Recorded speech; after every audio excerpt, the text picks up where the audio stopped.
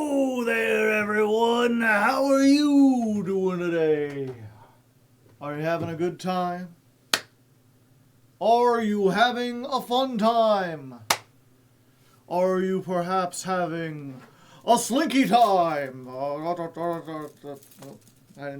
didn't do that. Okay. The slinky time. Slinky, slinky, slinky time.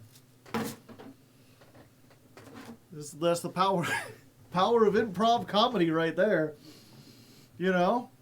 I made that all up off the top of my head. I know it seems like it would have been written by like a team of writers, but no, I'm just making stuff up. I am not having a slinky time. Well, you could. They're not that expensive. Do you prefer Mr. Hard or Mr. Leg? I guess Mr. Leg. Hard is my first name.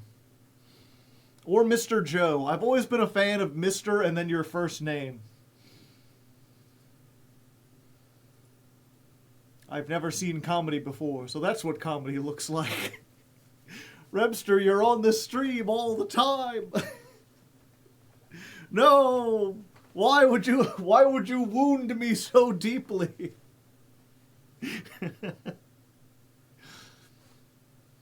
Reminds me, I saw a funny meme. I forget where. Someone posted. It's like some other people talking on Discord, and they're like, "I want to kill every unfunny person," and then everyone in chat just like posting the suicide prevention line. They're like, "Shut up! Why would you say that to me?"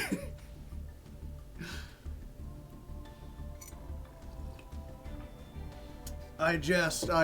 No, it's all good. But yeah, as always, or not as always, I've been pretty good about it lately, but I have ill-timed my dinner. It is cooking in the other room now. I thought it'd be done. I thought I would spend the opening eating it, but no. There's still like 4 more minutes, and then we go.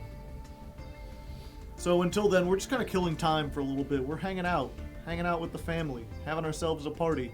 Oh yeah, today's weather, for those people watching on YouTube, we did Diamonds, the steam-powered giraffe cover.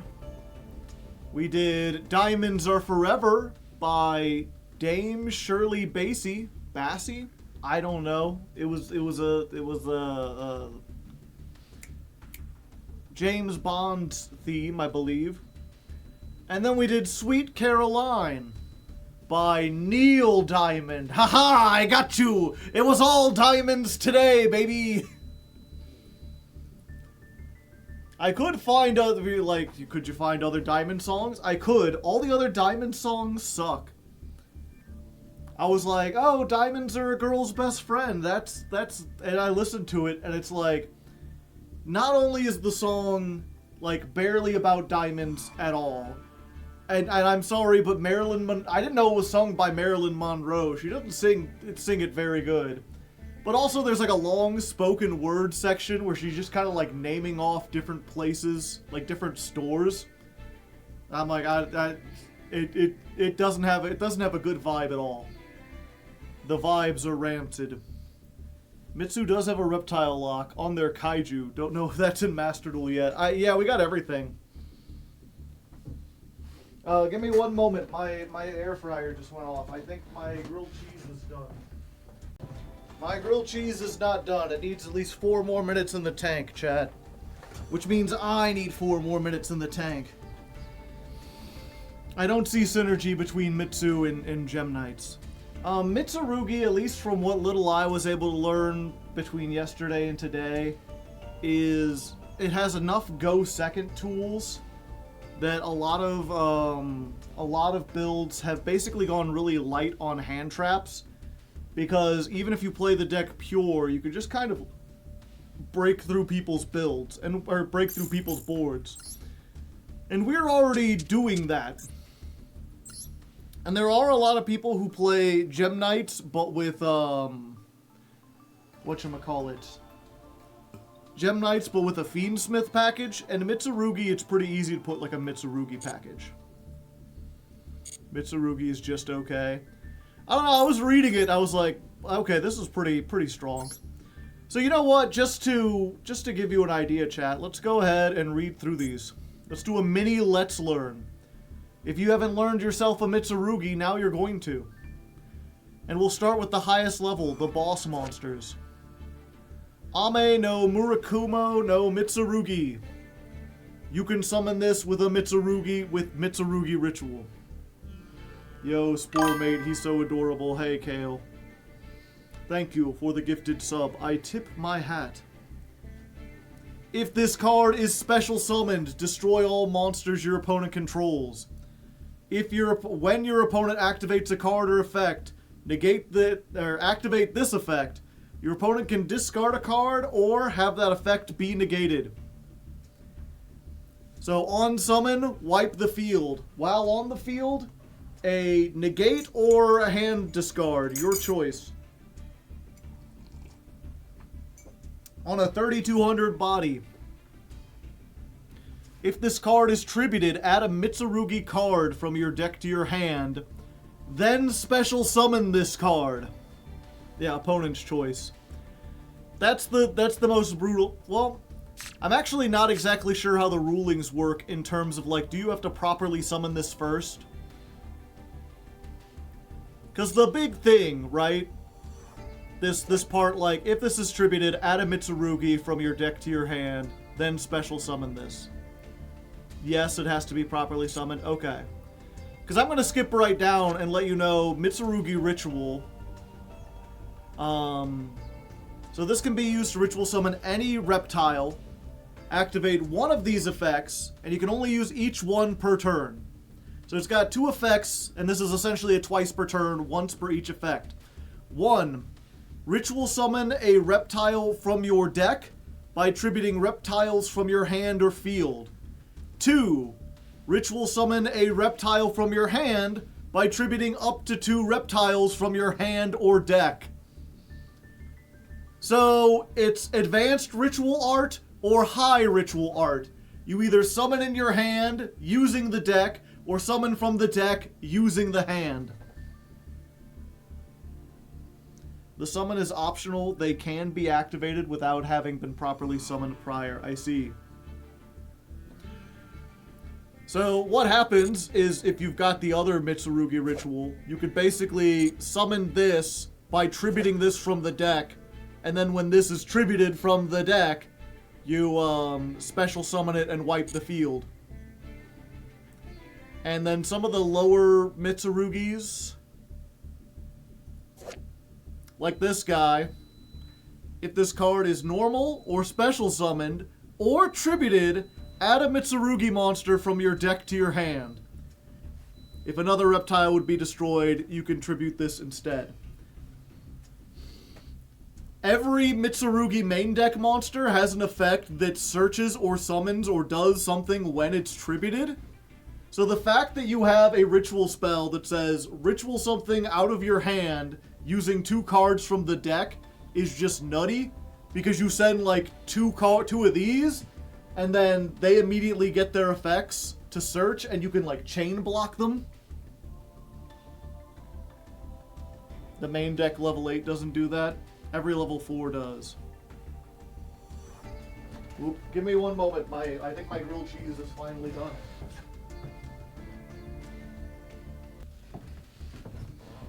Good enough.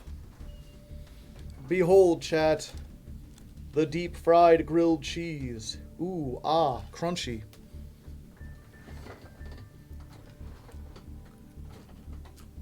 When the grilled is cheese. It's a bit hot. Okay. So we already know the basics, like, you know, this thing wipes the field, has a negate. The smaller monsters do stuff when tributed.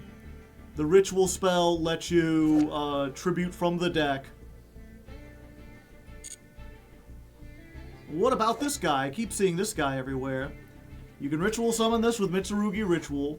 Monsters your opponent control lose 800 attack. You can reveal this in your hand, summon a Mitsurugi from the deck, then tribute 1 monster you control. You can only use this once per duel. If this card is tributed, add a Mitsurugi from your deck to your hand.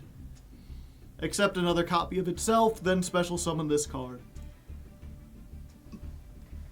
So that's why this is a 3 of. This is reveal this, summon this guy from the deck, immediately tribute it, add a Mitsurugi monster from your deck to your hand. Habakiri, yeah. Wait, who's Habakiri?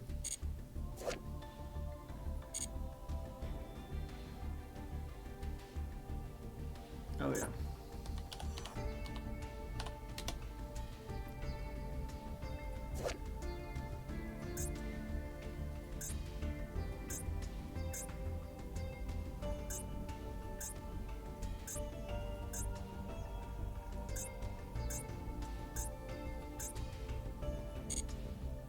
Habakiri is the blue one. Oh, Ame no Habakiri. Gotcha. Snake Rain doesn't work well with these guys. No, doesn't do anything. So let's see. This one, you summon it, and then you get a Mitsu monster. If this card is tributed, add a Mitsurugi spell trap. So that's what, okay, so you reveal this in your hand, you summon this guy, immediately tribute him, that gets you a Mitsurugi spell trap. That means you get, I guess you could get prayers, but you get Mitsurugi ritual, and that lets you then summon the Murakumo from the deck by tributing the Habakiri in hand.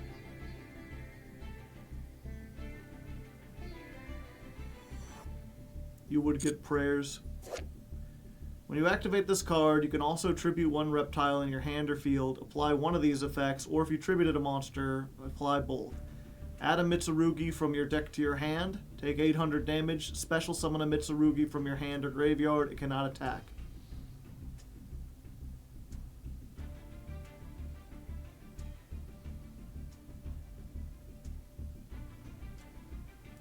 Prayers get you the red Mitsurugi. You talking this guy?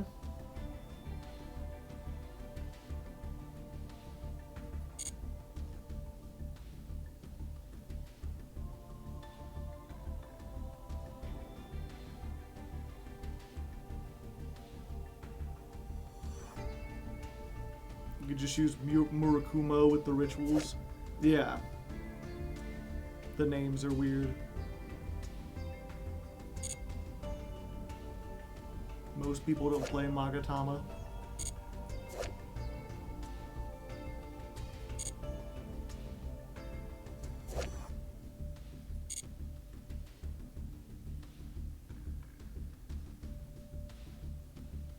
They forget prayers, you can't attack directly.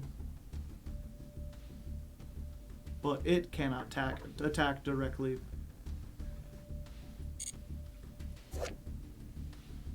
Yeah. During the main phase, tribute a reptile and then target a face-up card your opponent controls, destroy it. Ritual summon a Mitsurugi ritual from your hand by tributing monsters you control. Activate one of these effects. Yeah, if you're playing pure, that would be really good. Here, not so much. But yeah, so let's say you get Habakiri, or you open with this, which when it's summoned will search you Habakiri. You Habakiri, get the Saji.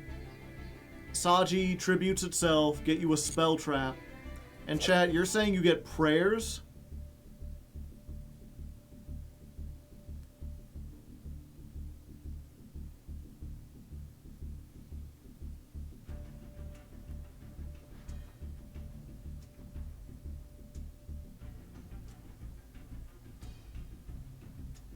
Prayers just reborns the big Raigeki man, but you don't have the big Raigeki man yet. I'm trying to find the one card combo. Like if all you open is this guy, It's Mitsurugi, yeah. Saying if all you do is open with this guy, it's this guy, get Saji, Saji Tribute, get you Mitsurugi Ritual, activate Ritual, tribute this guy to summon Murakumo. Murakumo blows up the field, and then this gets you a Mitsurugi card from your deck to your hand. And then doesn't summon itself because it wasn't properly ritual summoned.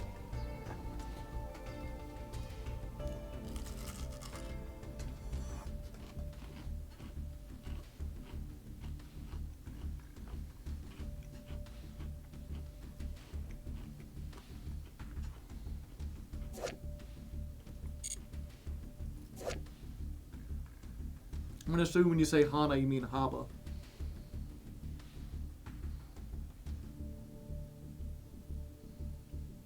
Ritual summon Haba by using the purple main deck. If this card is distributed, you could target one Mitsurugi card in your graveyard of banishment, add it to your hand.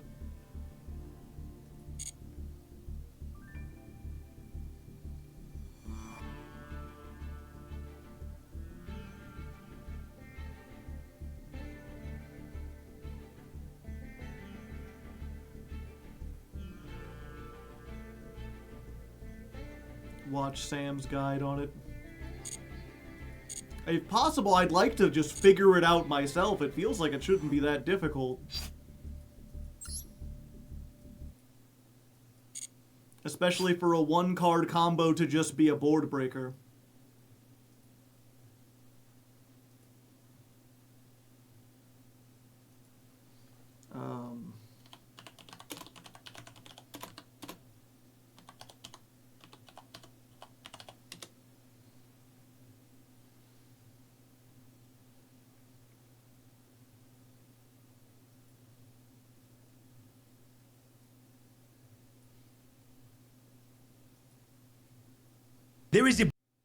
I think I get the idea.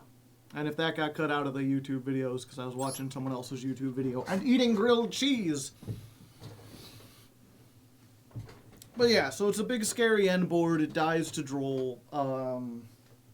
But I'm you know, it's funny, all these people telling me that I got it wrong as I was explaining the combo, and I figured it out myself, so I don't know what the hell they were talking about.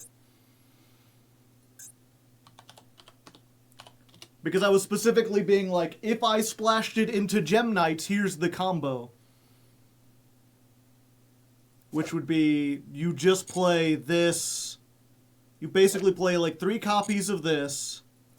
I guess 1 Saji, 1 Ritual, 1 Murakumo. Pardon me. And then if you open this, it's just like, reveal, summon, get, activate. 3 prayers is a good. Yeah, I guess prayers does also just get me to this. You need Kusanagi too.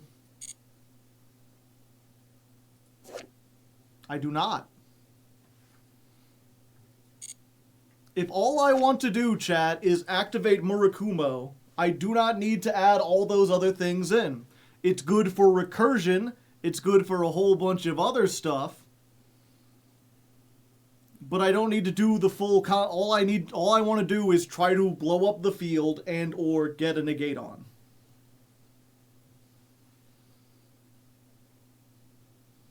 Mainly, we're going to be using the Mitsurugis to make Gallant Granite, and then the Gem Knights can make King of the Feral Imps. Yeah. Although, again, I don't think I want to be playing, like, a pure, like... I don't think I want to drop all the board breakers to play a deck of, like, 12 Mitsurugi cards and 12 Gem Knight cards, you know?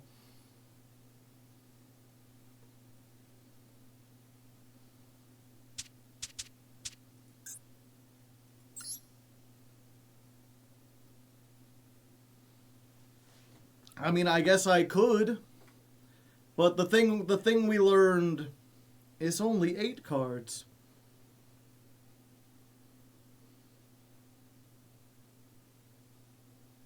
I think it's like 7 Mitsurugis. Yeah, I don't want to play a whole bunch of like Garnet-ish cards, chat.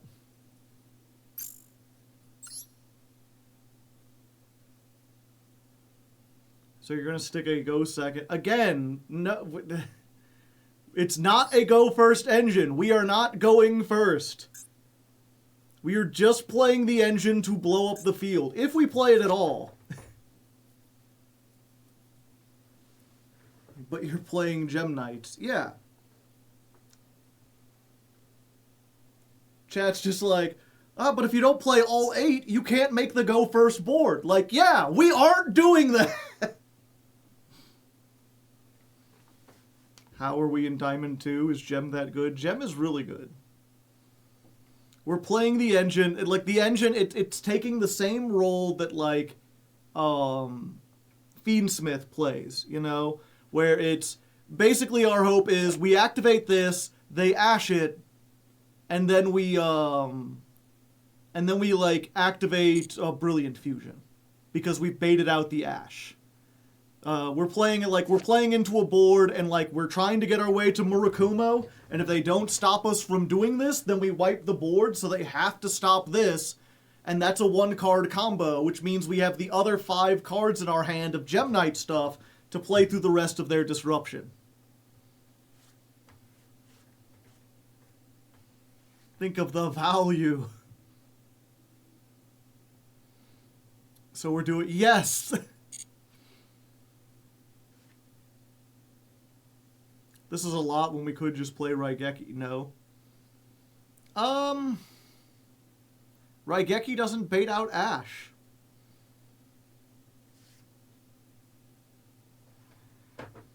Mitsurugi Ritual says tribute from deck. They cannot ash it because tributing is a game mechanic. Yeah, but this summons from the deck. So they can ash this.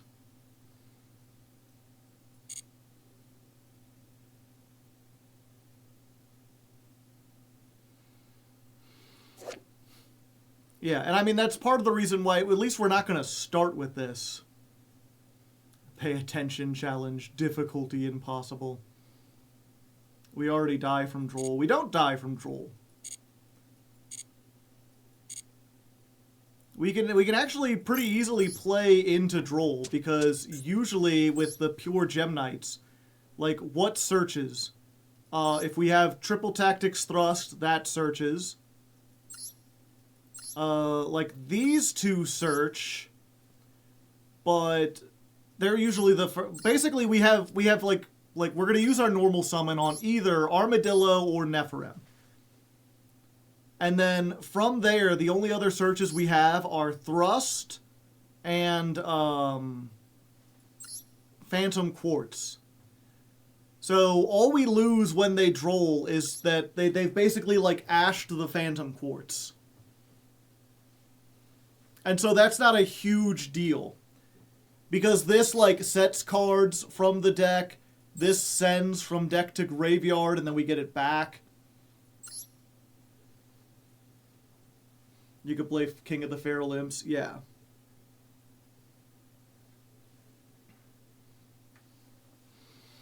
Yeah, it's Armadillo, Nephirim, and that. I guess this does also search. But, like, usually if we activate this, it's to get, like, Quartz.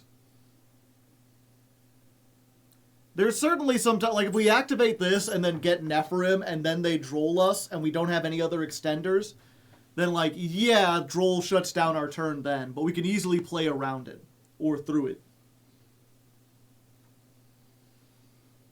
And yeah, I'm just thinking we could just play Raigeki.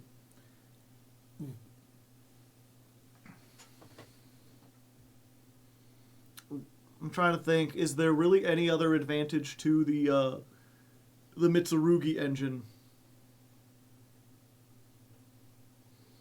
Other than being more complicated causes people to use varied interactions. Raigeki and Duster are very cute cards. They're adorable. Getting drolled before your search cards because you played Mitsu, yeah.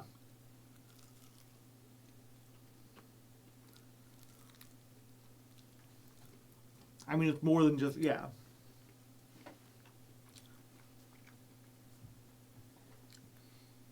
That is true. It is Raigeki on legs. Like it's a Raigeki that's also a 3200 beater.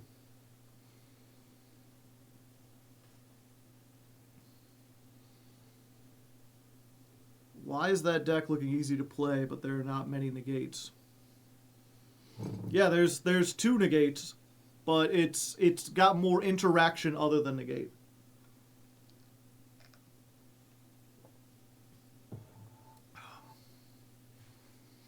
I've seen Mitsu Orchist Fiendsmith with Malice.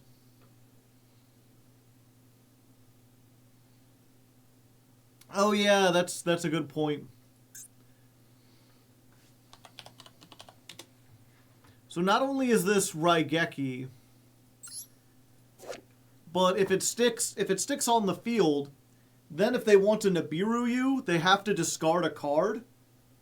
So if the only card left in hand is Nibiru, they can't Nibiru. They can just discard the nib. Can they? Oh, they can discard the nib and then it just tributes everything. It clears the field and you get no token. Okay, so it's worse.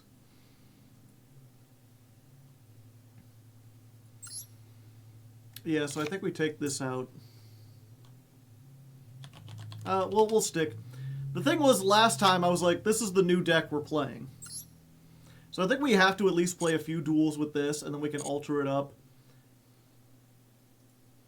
But my plan, at least for the moment, I wanted to look over that so we had an idea of what they were trying to do and what's going to happen. And it looks like Droll and Nibiru are going to be really big things, which we could play around. We could play around both if we're tricky.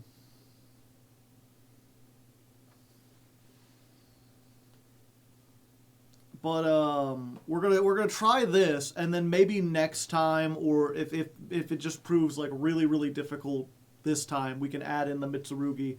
But I'm not planning to add the Mitsurugi this time.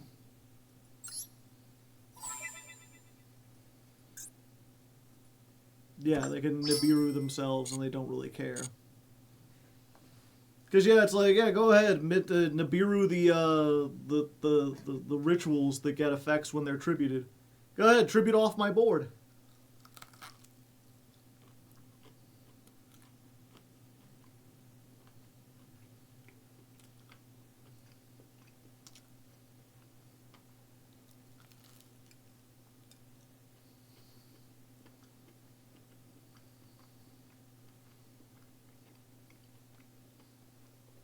Making it virtually worthless. I mean, it is searchable.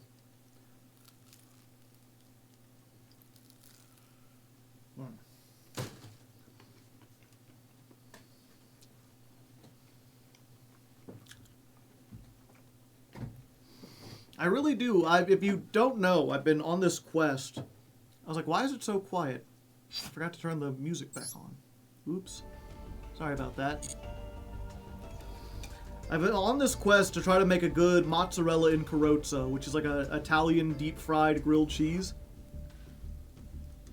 And almost every recipe I've seen is like, cut the crust off the bread. And I thought that was people just being like childish. I always liked the crust on bread. It never bothered me. So I've just been doing it with the crust on. But I realize now that if you keep the crust on and then you fry it, the crust gets like super like hard, like harder than the rest of the bread. And also it doesn't like take the breading as well as everything else. The crust is the best part of the bread. I'm not sure if it's the best part, but I do like it. But not on this, and I've tried like several different types of bread too. And this one's the worst so far. It's good bread for sandwiches, but trying to make this out of it just didn't work very well. What oil are you frying it in? Just vegetable oil.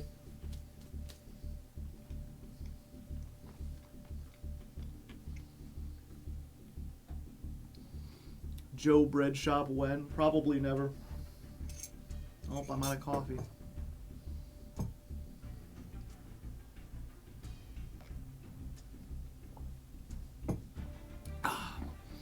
Okay. You ready to begin this chat? Also, I've had more than one person has been like, wow, you're in Diamond 2 already? It's like, I don't know, we're on the third stream. We're almost halfway there. I thought we'd be in Master by now.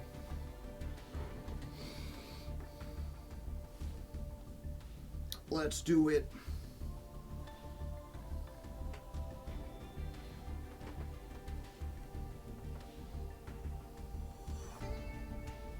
Let's put on our night helm, chat.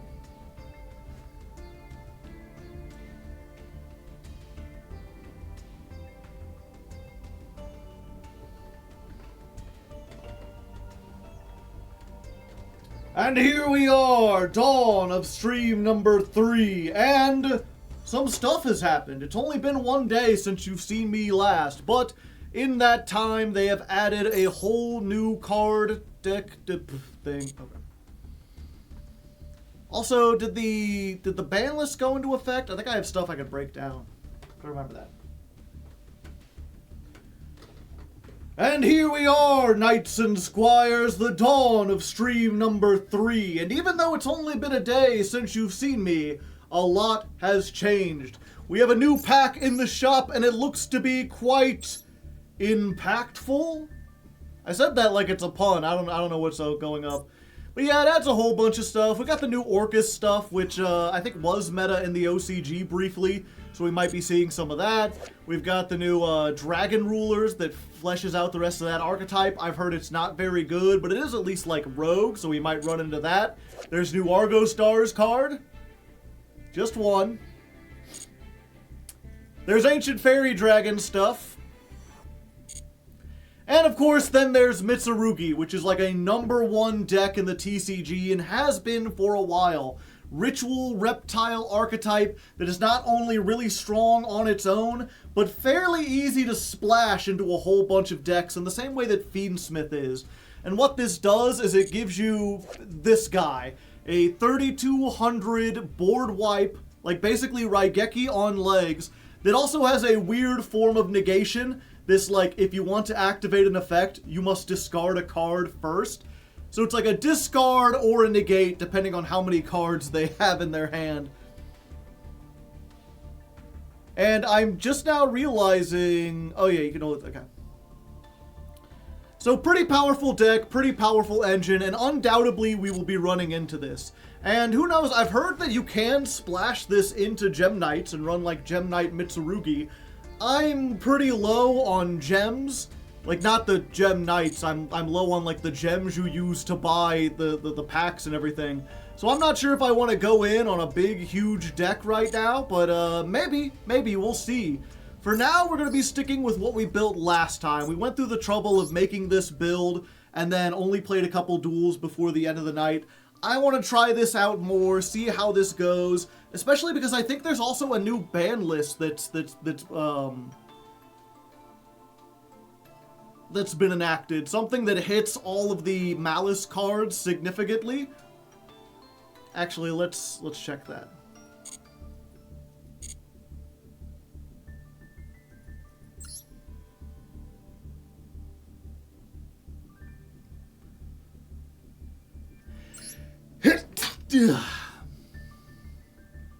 Okay, yeah.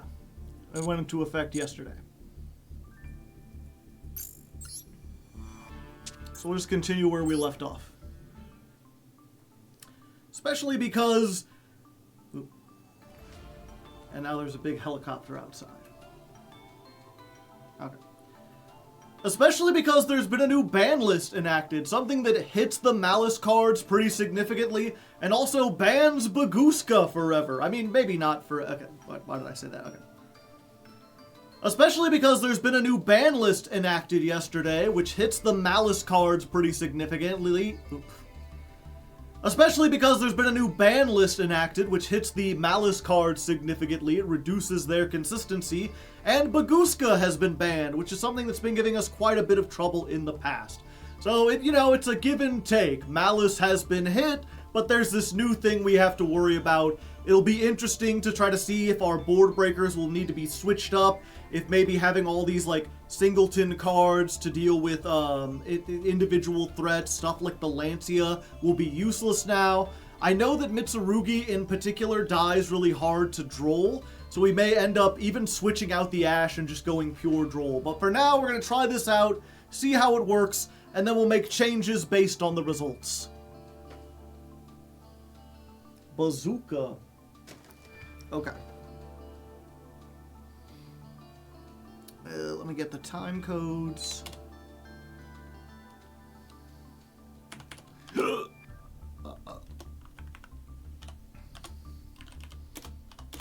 Dawn of Stream 3.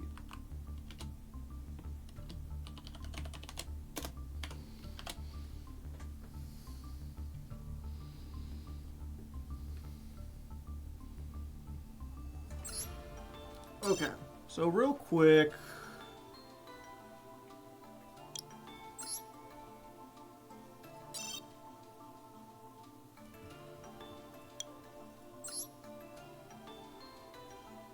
I got all these Exodia pieces.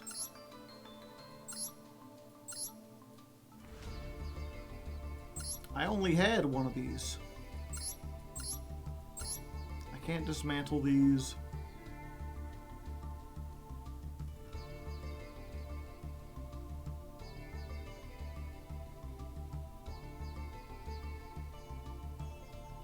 I'm just realizing sorting by... Okay, and I never got a Malice in Underground, right? No. Did I ever get a...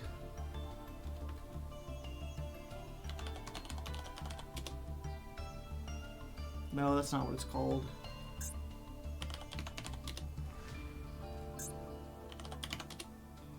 Gold Sark. I only ever had one. Okay.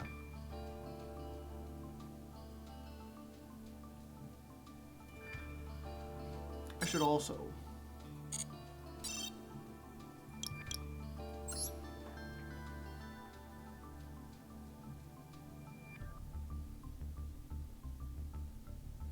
Yeah, and that's just Baguska, right?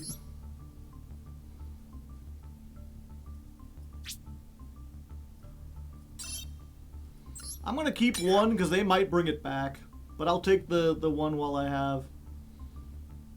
I have 2 Bonfire. Yeah, I know. I missed the opportunity to do it. Don't think Bonfire will ever be higher than 2. We'll remember that for next time. Because what if it comes back?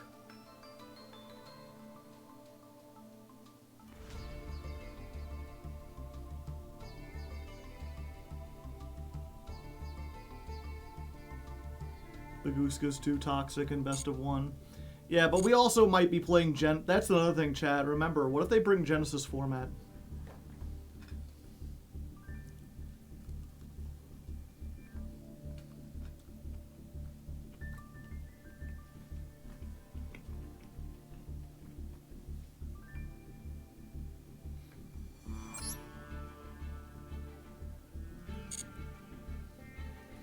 They won't.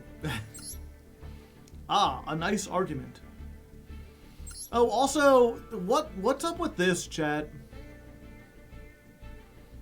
They have this new thing. They like the bundle, and the bundle comes with the collector's file.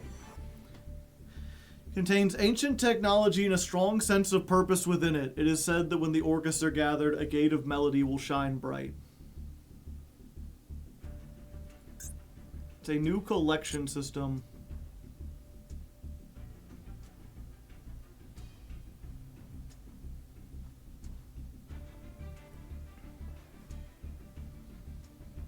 It's just a sparkly digital binder. I assume that's what it sounded like from the way they described it, was that like if you got one of every Orcust card, they would give you an alt art.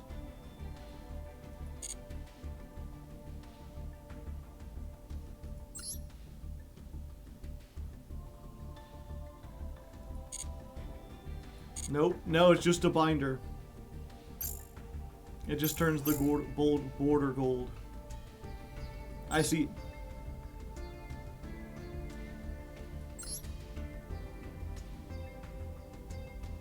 Yeah, the thing is, it's so oddly specific, like, unless I'm playing exactly Orcust, I can't imagine getting this. And maybe they will play us Orcust next time. But it's not like I'd play another deck and, like, use the Orcust mate or the sleeves or whatever. One free pull. One free pull. One free pull. One free pull. One free pull. One free pull.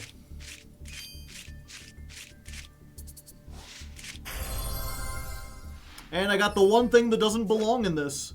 Odd Eyes Rebellion Dragon Overlord.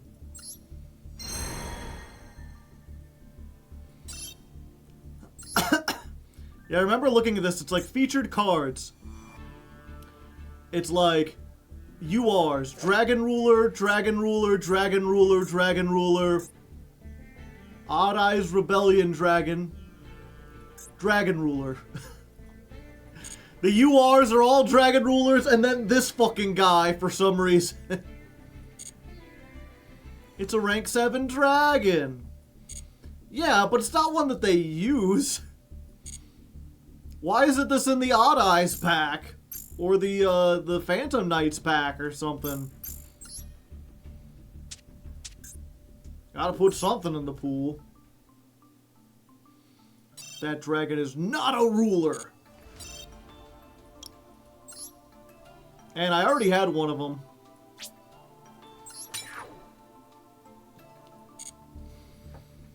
Bro thinks he's on the team.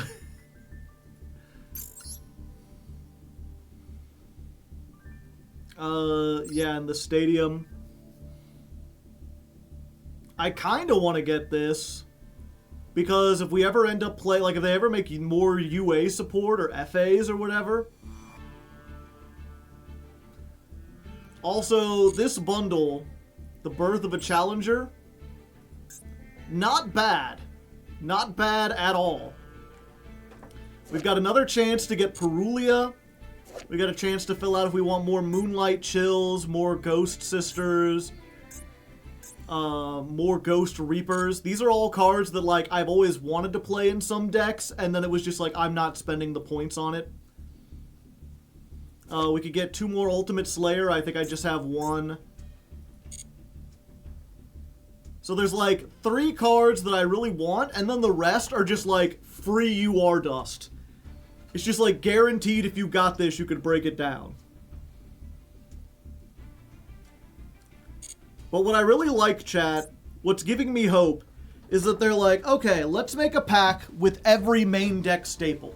Every card that's been over, like, 70% usage, every main deck card. I mean, obviously, like, Zeus and Typhon aren't in here, SP's not in here, like, the extra deck cards, but every main deck card of the last, like, 2 years is in here, except Max C.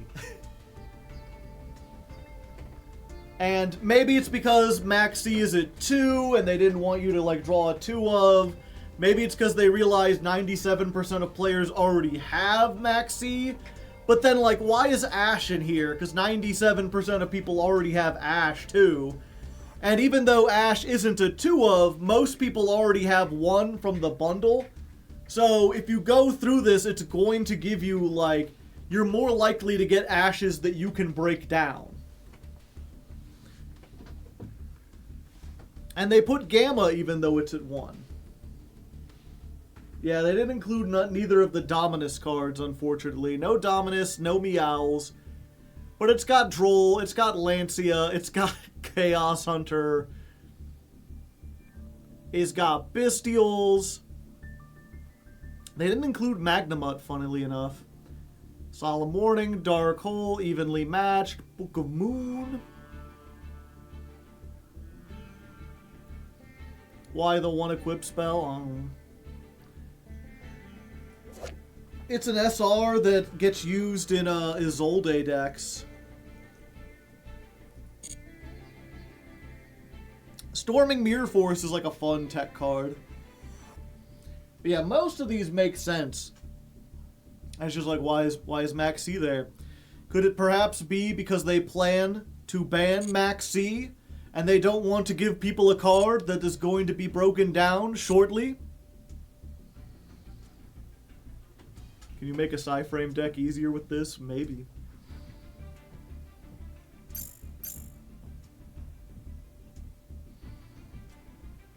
Cope. Yep. I can't hope. I can only cope. Are we at the gem turtle yet?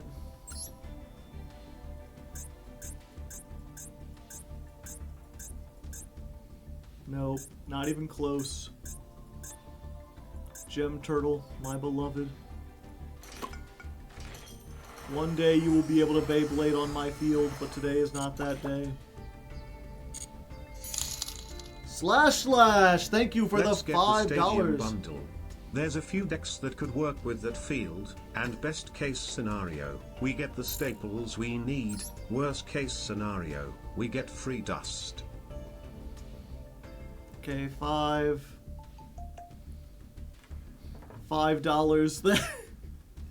That's 300 gems. Can we listen to Gem again? Gem is excitement, do Gem.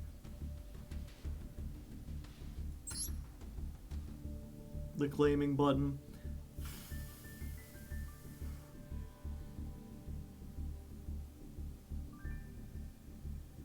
See, if we get this, then we're less likely to get the Mitsurugi stuff, chat. Get the stadium for the Argo. If we did the Argo Stars run back, it would be on the other account. It's a fun stadium. Spend more money.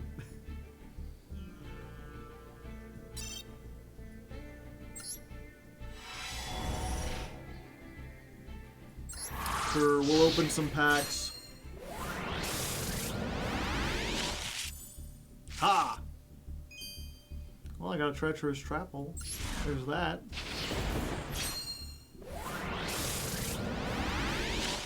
Ha! Well, I got a fiendish chain. There's that. This would be really good to get on the masochist account. All of these cards would see play in the masochist account. I'd be like, oh, another bottomless, another moon mirror, holy shit. Ghost Mourner and Ghost Reaper. Those are the two that I was like, oh, we need other copies of these.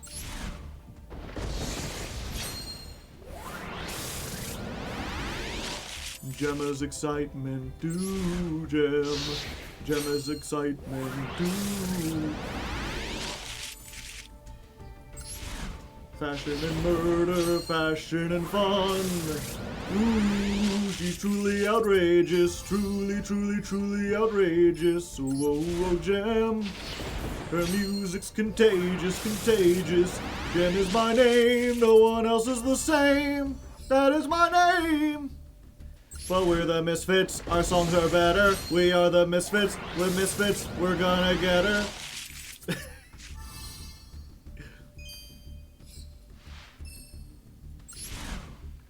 I got spoofed by Typhoon in Genesis, yeah.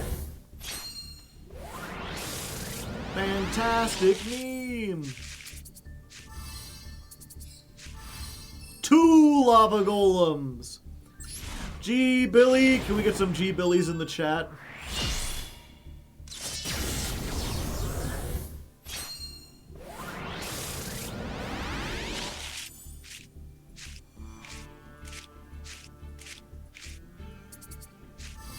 Forbidden Lance. Well, it is forbidden. Alright, not too terrible. And we got the football stadium. No, we're not applying this time. We got the gem thing already. Me and my friends are gem girls. Gem, that is my name. That's from the season 3. They changed up the whatchamacallit.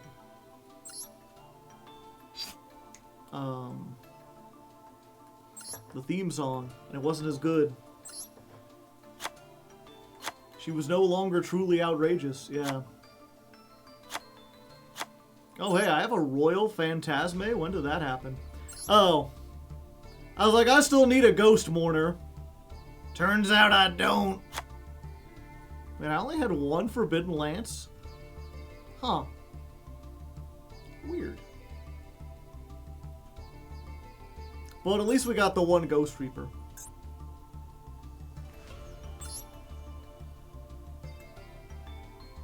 You got it for Nouvelles. Monster is dust now. Oh, yeah, I do have other ones. They're just not as glossy. Oh, and I can't dismantle these because I got them somewhere.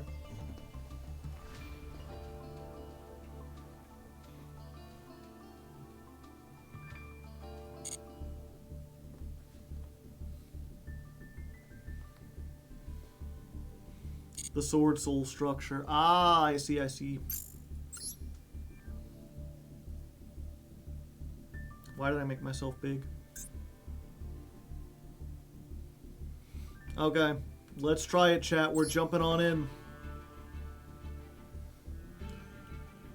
Dun dun dun dun dun dun dun dun dun dun dun. Ba da da da bum. Ba da da da. Jump in the line, rock your body in time. Okay, I believe you. Jump in the line, and we're dueling in time. Duel, duel, duel, Sonora, duel your body right. Duel, duel, duel, Sonora, duel it all the time. My opponent's name, that is Salmon. I don't know why it has @ sign. I want to ban Maxi. And then we go with tour guide from undersea. Sure. Go ahead. Huh. Oh, this is Genesis.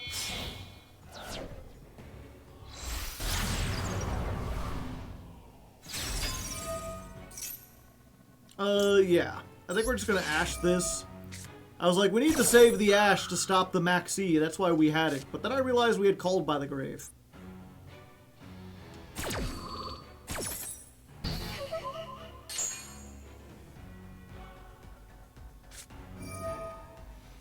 Yeah, because it's a level 8 Fiend, so you can search Lava Golem, and then Lava Golem has 2,500 attack, so you can summon all the Genesis. Unfortunately, they already had a 2,500 attack. But they didn't need it, so I don't know what's going on. Scatter! Alright, so this needs to go off, but fortunately we can use the Forbidden Droplet to, like, do shit. Is Regenesis Archfiend a fiend? I got halfway through saying that. I mean, it's Yu-Gi-Oh! So, you never know.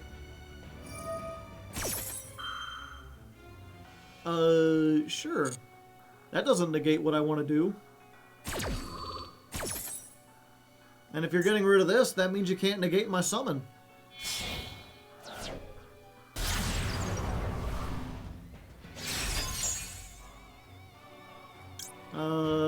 Yeah, we just go for Quartz, right?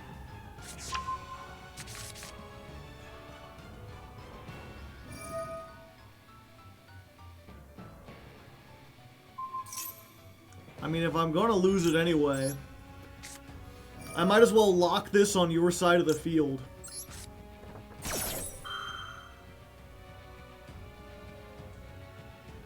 Also, Triple Tack is live now.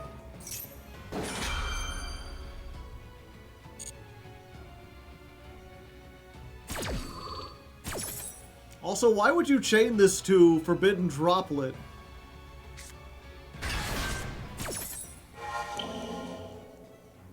Is this the negate? You could target one monster your opponent controls, return it to the hand.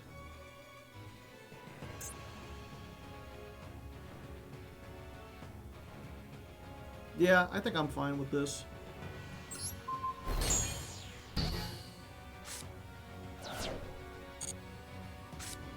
Okay. Let's use this. Ash. I mean, might as well. You could thrust for triple tactics talents. I could, but I'd rather just get rid of the back row.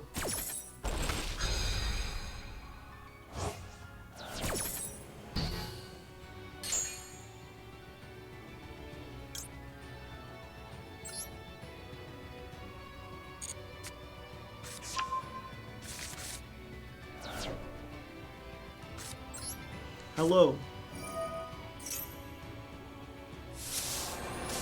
Goodbye. Okay, I'm glad. Okay, let's scatter.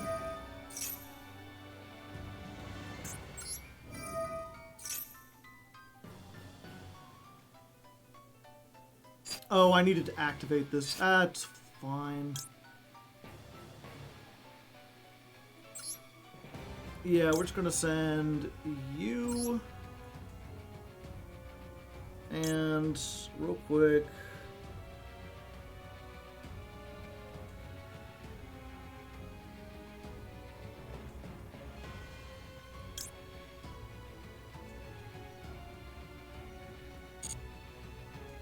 Okay, let's try this again. I want to send you and you. So we summon this. Almost certainly they'll bounce it because they don't know what's going on. Yeah. And because we need them to have a monster to activate Quartz, we're just going to let them do that.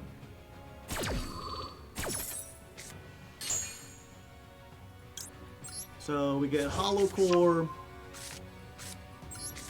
Summon the Hollow Core.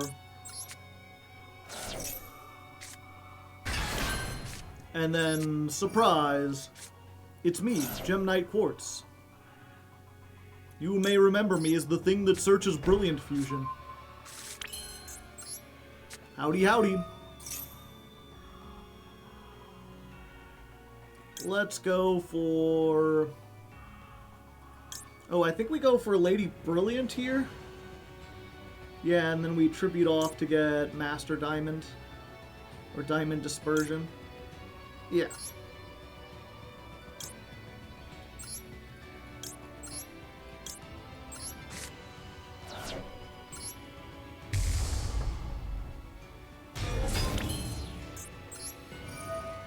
So, Lady Diamond tributes off this. We get Dispersion. Dispersion to get 3 whole dudes. And they surrender. As you do.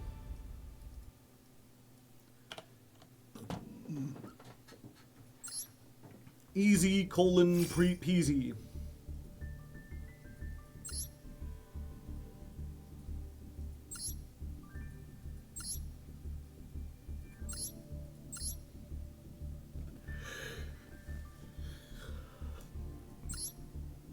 Okay, yeah. It does just search this or this.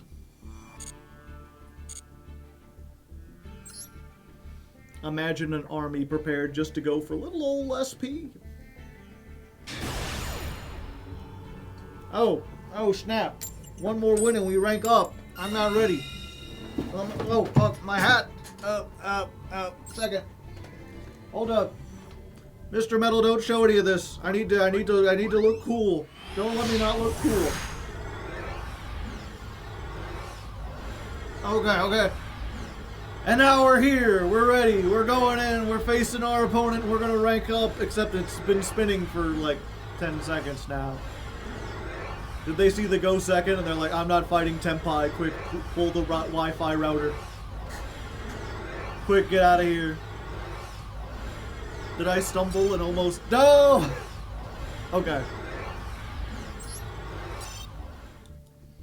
It's fine. Now we're prepared.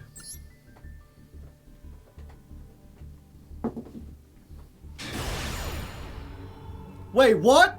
What do you mean? Why am I not ranking up? Did I lost that somehow? Why did I lose that? That's bullshit. I guess do include that, Mr. Metal, because that was bullshit. What the damn? What the fuck?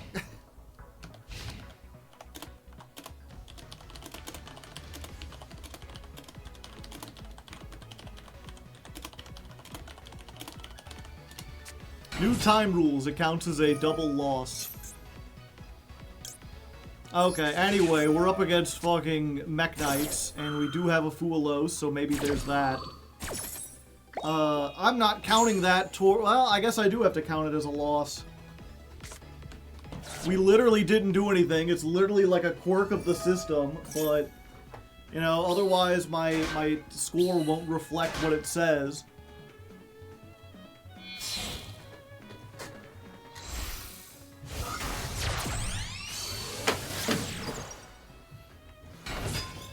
One draw.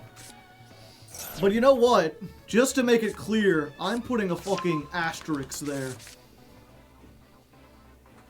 Now people will know.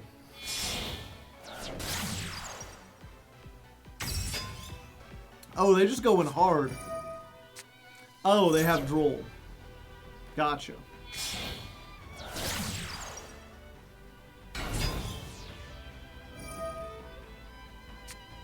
Welcome back, Nightmare Mermaid. We hardly missed you. To be fair, we have a pretty darn good hand. We have Red Reboot for the back row. We have Forbidden Droplet for the front row. We have Triple Tack to get us any other thing we might need. We have Cross Out for the potential Max C. Plus 2 starters, and whatever we draw. I'm not sure exactly what kind of board they build, but I'm feeling pretty confident.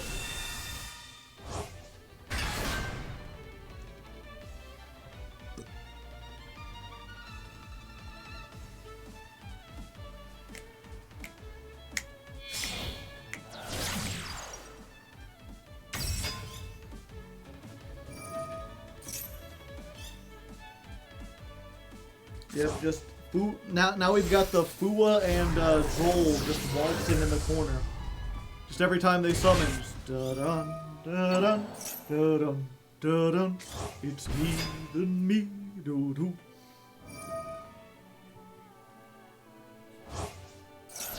Little music theory chat. Waltz, at least as far as I know, is one of the few musical genres or musical styles that's defined almost exclusively by, like, the drum beat, the time that it's in. You can have a rock song in a whole bunch of different time signatures or whatever, including waltz time. But in order to be a waltz, it has to be specifically in 3/4 time. And if you don't know what that means, most rock songs are, most like pop songs, most of the songs you hear are in what we call 4/4 time. Which means there's 4 beats to a measure. And songs are usually made of like measures that repeat over and over again. Like, what's a good example almost anyone knows? Blink-182? All the small things, true care. And the guitar on that is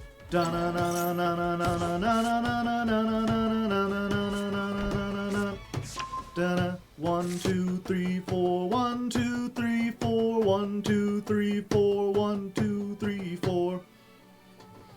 You can 1, 2, 3, 4, and at every like one, not every one, but usually if something is going to change, if they're going to go to a different note or start a different section of the song, it's always going to be on a 1.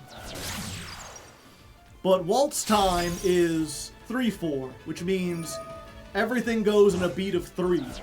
So it's like boom bum bum bum bum bum bum bum bum da na na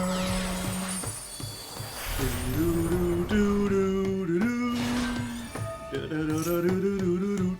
do do do do do do.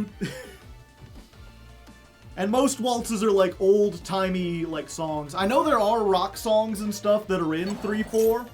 I can't think of any off the top of my head. There are a lot of rock songs, especially like punk rock, that is in a 2-4 time. Where you're just like 1, 2, 1, 2, 1, 2, 1, 2, 1. You're just going fast.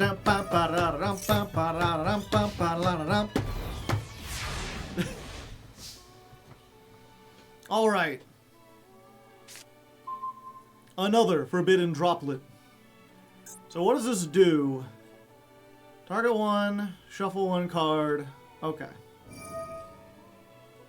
So now Triple Tactics Thrust is on.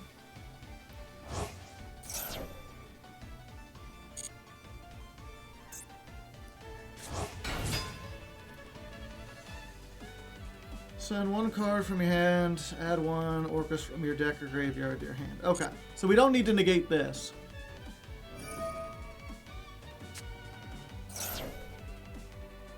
Ah, yeah, we don't need to make this. Interesting. So they've got like 3 negates. Let's go ahead and start with the Triple Tactics Thrust. Let's up thrust the value.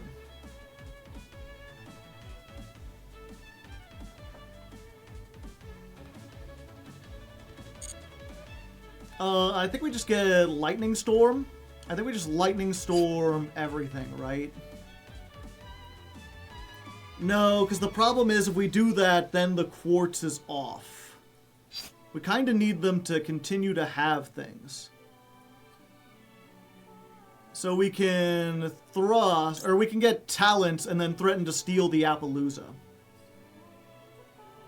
Yeah. Yeah, we do have one of the fusions in hand, but we have 2 starters. I'd rather have both of them online. Oh, they haven't done one during the main phase. Mistakes were made. Okay. Quartz time.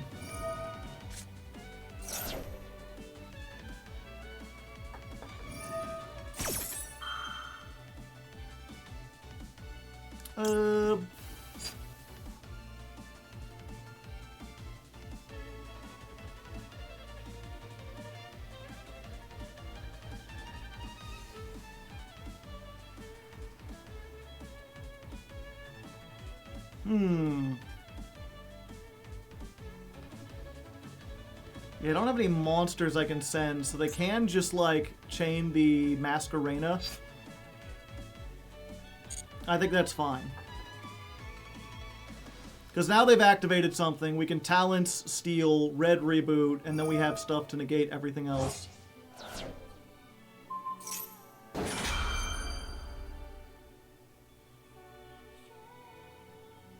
Okay. They gave it extra attack, so it has more negates.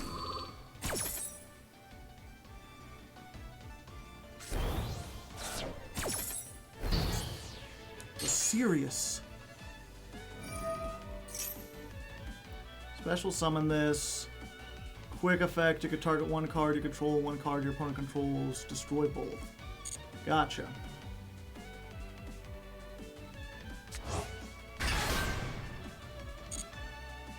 Okay, so now we do this. We're going to take a monster. They're going to Crescendo. We're going to Red Reboot. Half my life points. Beedly boop.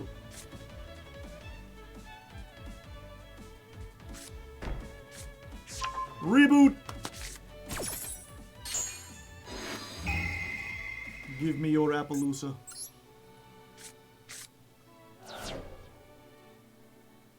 And now we have 3 monster negates? 4 monster negates.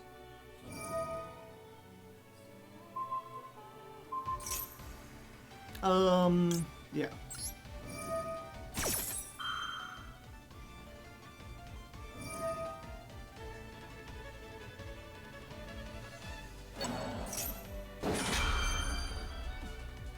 Use droplet here. Yeah. We know what's in their hand, so I think we send 2. It's possible that they droplet and leave with 1, but in that case, they probably can't stop the Brilliant Fusion.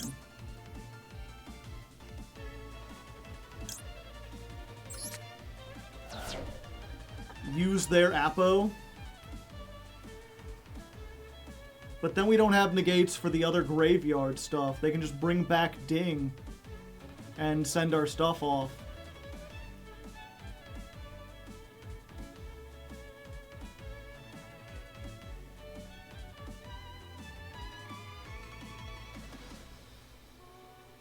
It will get destroyed. They can't respond.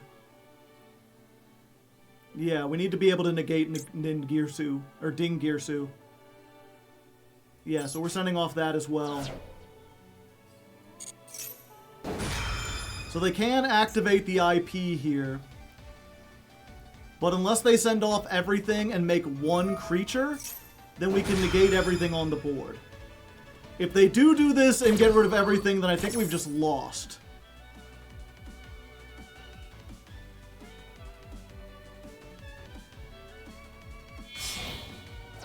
No, they're leaving at least 2.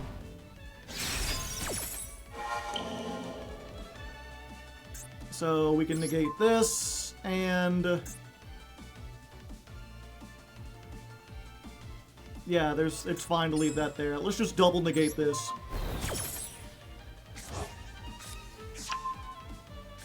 Oh, they get to get rid of it anyway.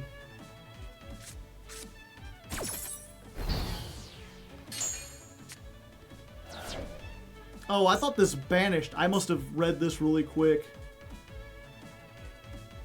I thought it shuffled a monster.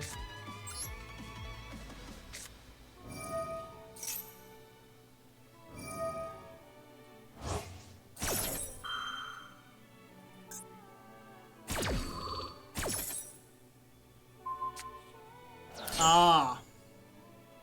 Yep. Ripperoni.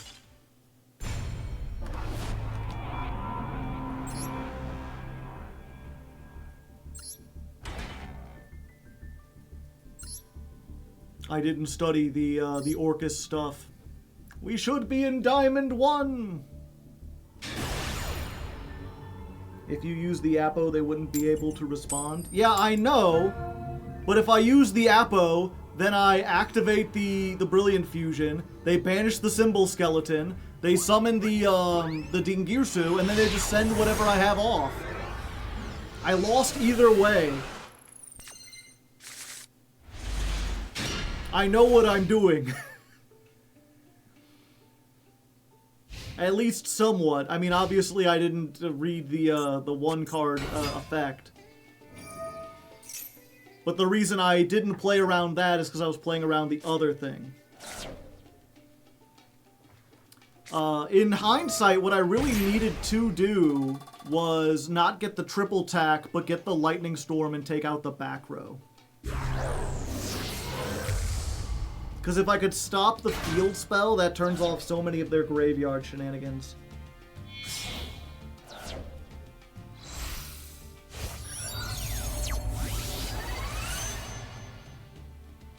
Oh, it's Goaty. I was too busy thinking about the previous duel, I didn't even realize this one. Yeah, we need to focus on the field spell.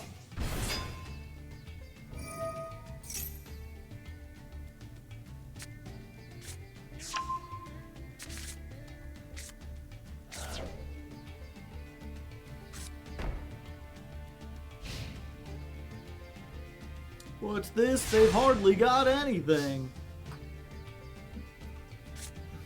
We know how to counter it? Yeah. That's just the Forbidden Droplet just deals with everything, right?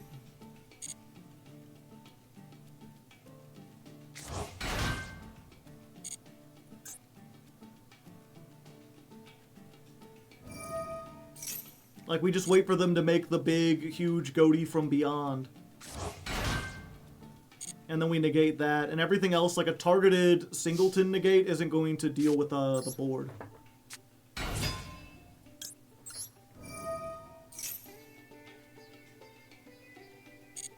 How did Goaty get this far? By being pretty darn good.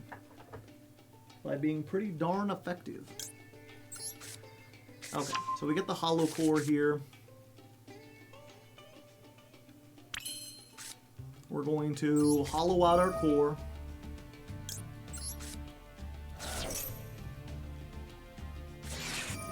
Max C.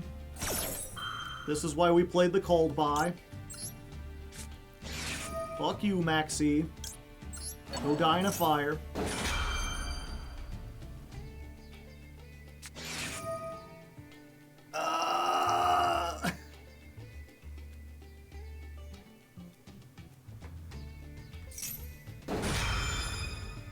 Okay, well, if that's the case, we're doing this. We're going to send off the called by, and we're going to send off the hollow core.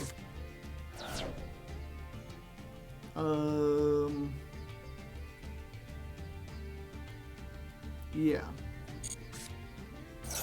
And we're just going to negate both the tuners. Negate both of the tuners and stop the summon.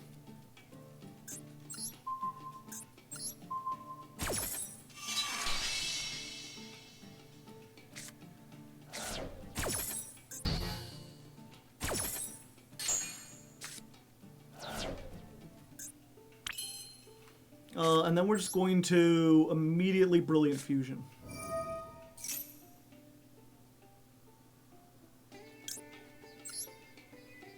And we're going to send you, and another one of you, and one of you.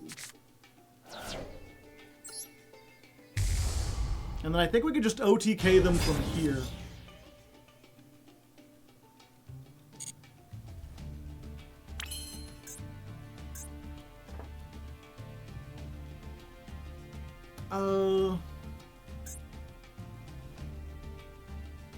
Yeah.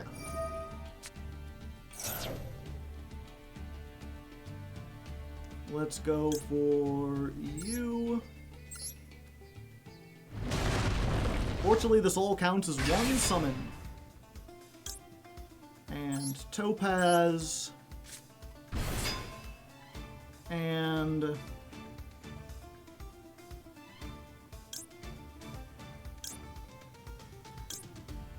yeah, I think we go Prismora here.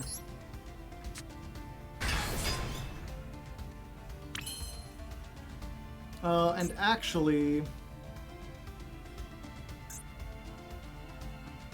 okay. Let's go ahead and use this. We're going to banish one of these.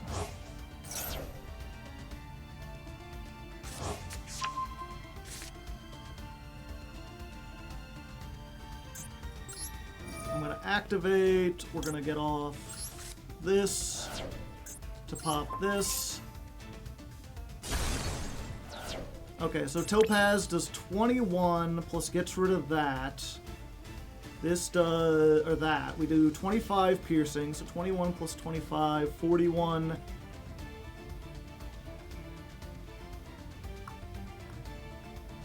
$25, 21, 24. That's 70. Get the normal summon.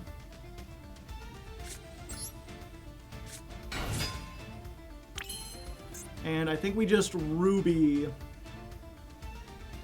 Oh, they are at 7k too, yeah. Just to be safe, we do that. Tribute off. Go to battle phase. Okay, so 21.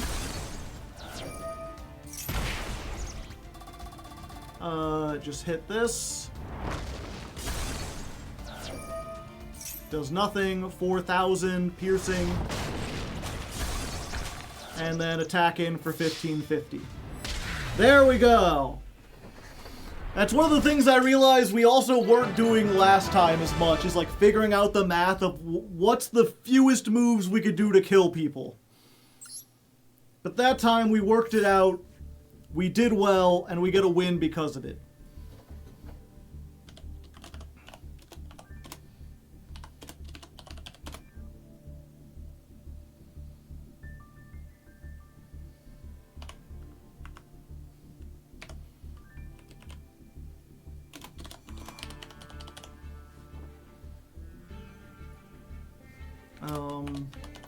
Put in a meme when I'm doing math, numbers and such flying on screen.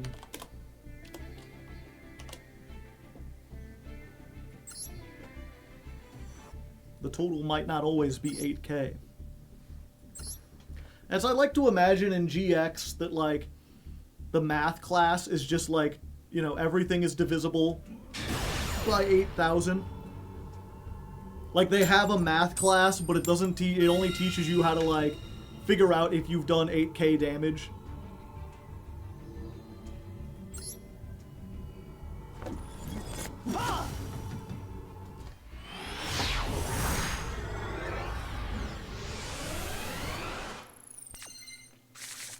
Why 8K? Oh yeah, good point. Theirs would be 4K. Oh, we've got every starter. Let's do this. We're playing around triple tack. Well, I have a PhD in dual calculations.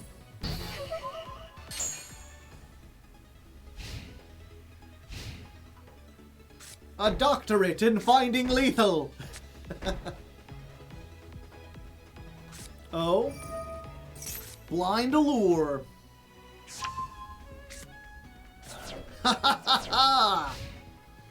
Alright. Alright. Real lightning hours.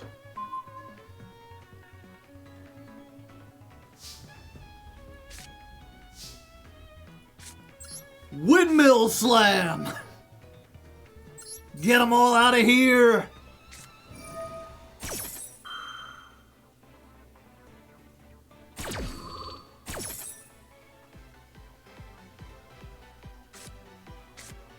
I'll get a dormouse for next turn. Oh, you think there will be a next turn? Dispersion.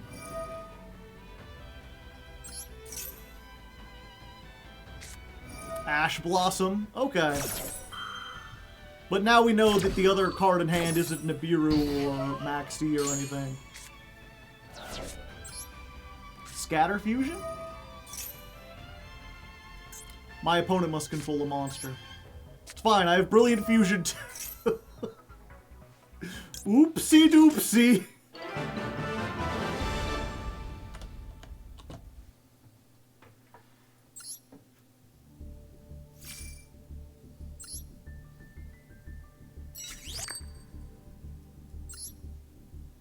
Okay.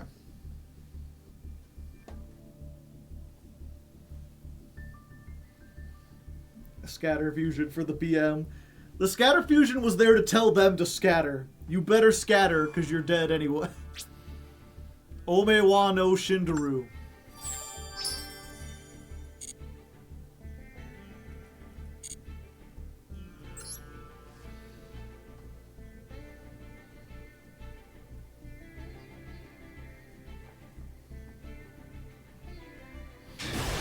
Alright, here's our real rank up into Diamond 1. Hopefully. We'll have to see. Unfortunately, we won the coin toss. And again, I'm strategically waiting. Just to make them think like, oh, you know, maybe they didn't mean to hit go second. Maybe they aren't Tempai. Or Gem Knights. Or Gempai. Could you imagine if you combine them? Okay, we drew our one of Lancia. We really gotta hope that we're playing against Malice.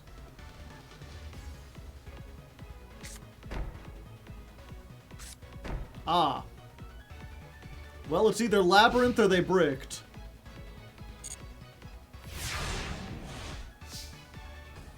We do have a 1-card starter and a Garnet. Unfortunately, this does nothing unless your opponent has a monster.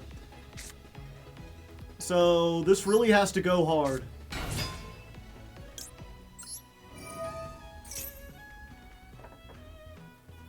Come on, don't be in perm. Oh, it's not in perm. Okay. Droll question mark? Why did I grab this? I already have the Gem Knight fusion.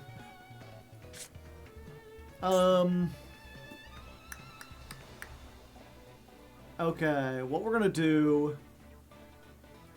We're gonna activate this, and we're gonna normal summon the Quartz.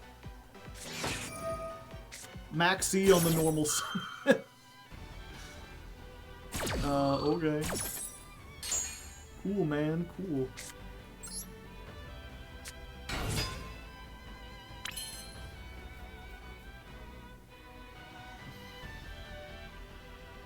Okay, if that's the case, then I think we just Gem Knight fusion here.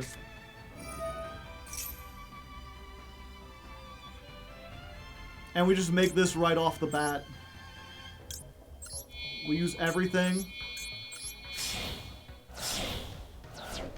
And then even if they have exactly called by, we have the Lancia for the called by. Do we want to add back? No. No, we don't.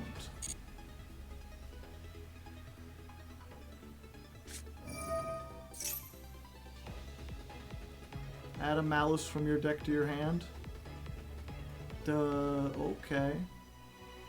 Oh, I can't Lancia on my own turn. Gotcha. Yeah, let's do this now and hope.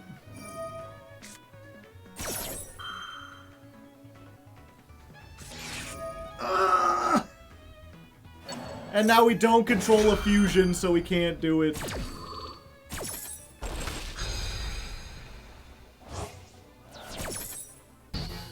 We can't use the negate.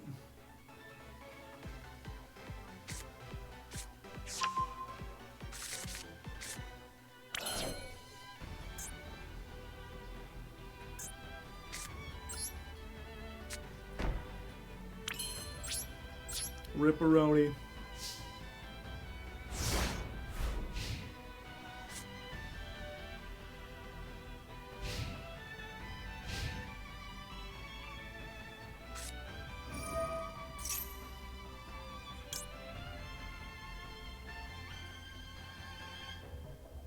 If we do it now, then they just draw 2 cards and don't have to discard.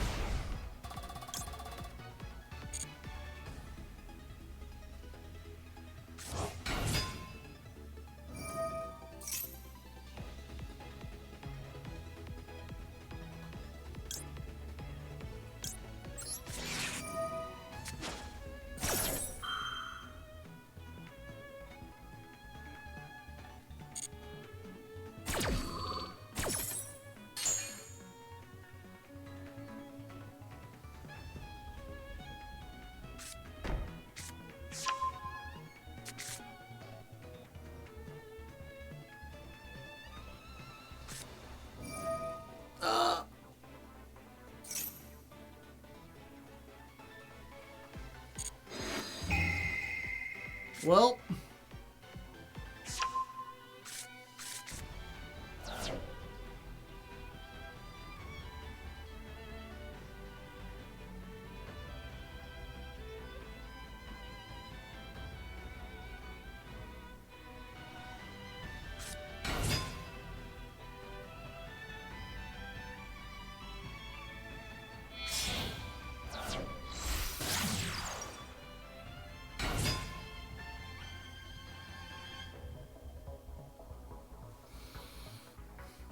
Yeah, so they can make this. They make Splash Mage.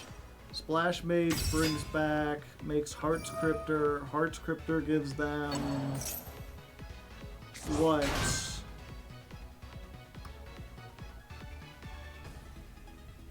Two equals 5. I guess they could make transcode and then bring... Oh, link decoder. Link decode into transcode. Transcode bring back Splash Mage plus link decoder. He can't transcode? Huh. I wonder what's happening then. Strange. Strange indeed.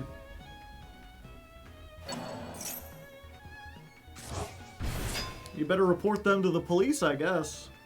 They're breaking all the rules.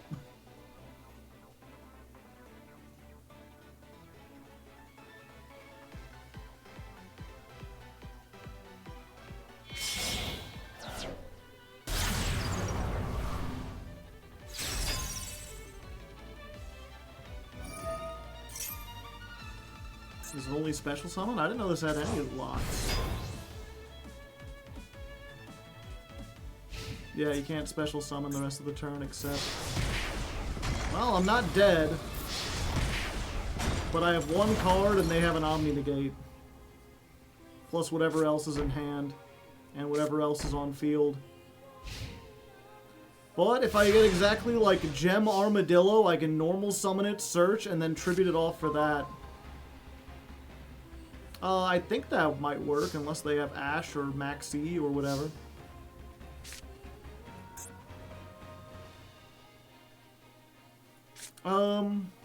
Yeah. Let's try this. We're going to Fusion Summon.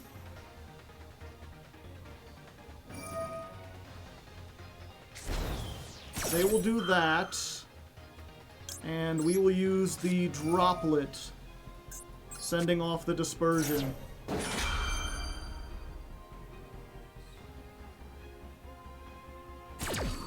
Alright! We may still be in this.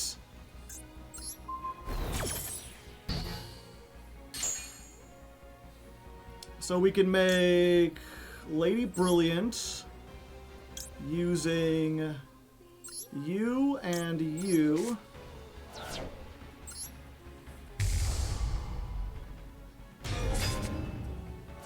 And then you activate. Unless you've got another called by. No? Okay. Brings me back the Nephirim.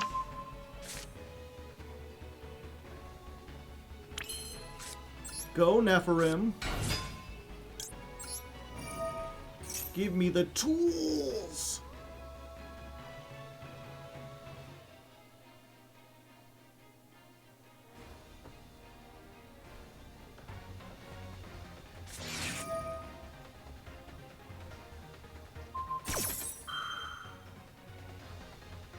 Do we negate this?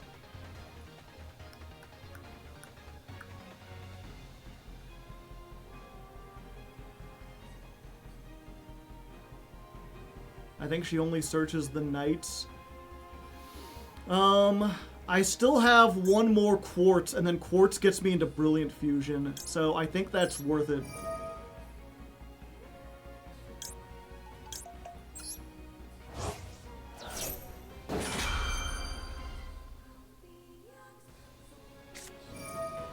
I'm talking about the malice in the mirror.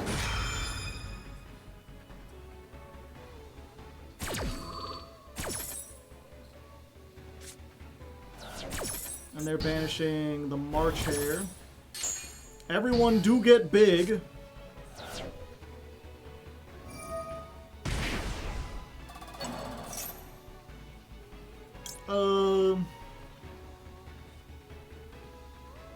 Yeah.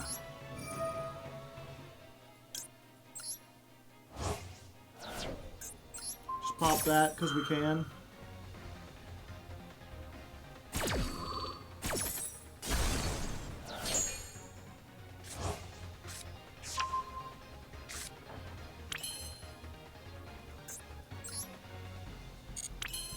It's not quite game, unfortunately. We gotta hope that last card isn't exactly Imperm. If they had a second Imperm, this really sucks.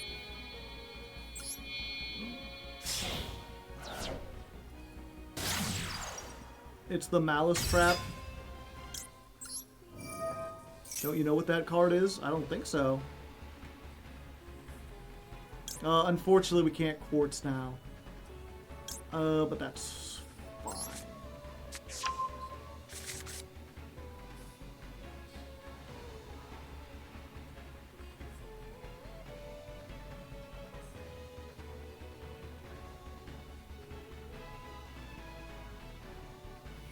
Why can't we quartz? They don't control a monster.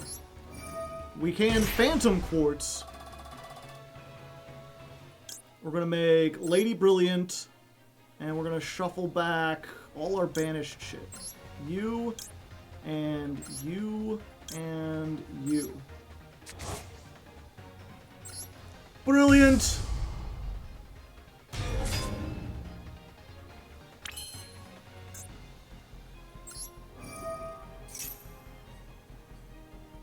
And then we tribute off this for Dispersion. But he came back. Dispersion effect. Let's go for you. Second called by. If they had it, I feel like they would have used it earlier. And yeah, I think we just go for this one.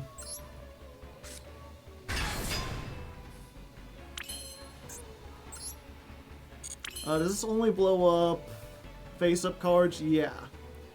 Okay. I think we go to battle. They might be able to block us out of this. Oh, they're just doing it here. Special summon one Malice, or you could summon a Link monster. Gotcha. They're doing it in the main phase, though, for some reason.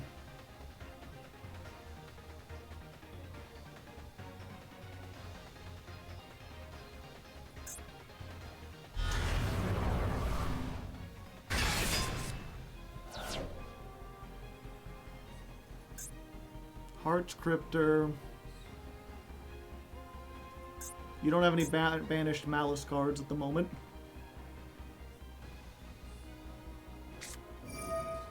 Now they do! Oh, her effects are negated.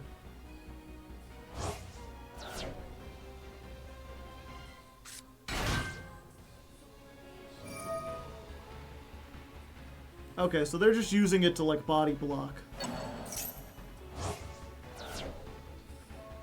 Although now they will have a trap they can activate.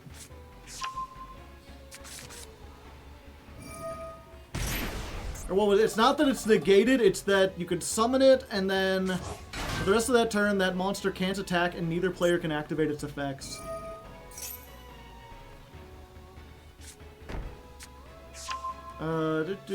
Special summon one of your Malice monsters that's banished or in the graveyard. Okay, continue your main phase, yeah. I'm going to Gem Knight Fusion. We're going to banish a quartz.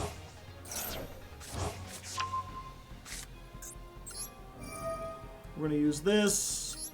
Discard the quartz. I can't target this for some reason. That's unfortunate.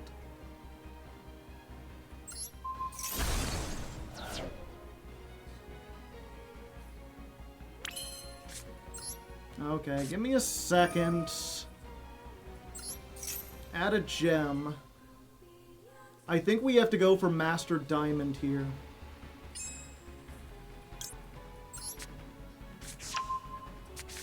Hair's effect says you can't target.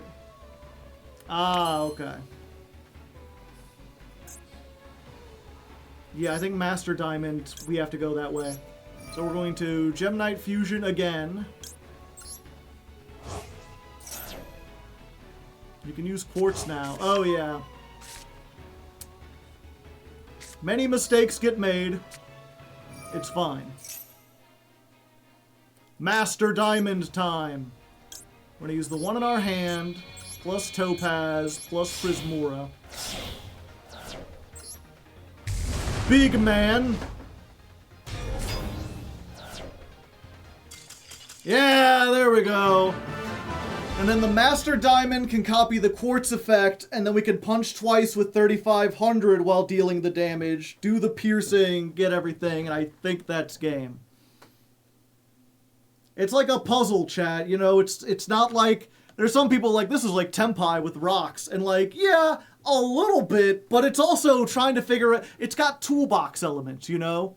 In Tenpai, there's just like the 2 dragons, and all they do are put big number on board. This time you've got all sorts of different gems that do different things. That was a wild game to win. Yeah, I forgot how that started. I was like, oh yeah, we got called by and then came back in part 2.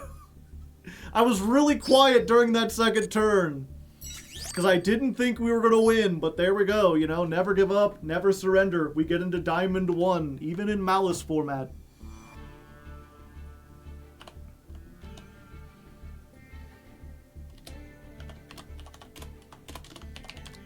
Duel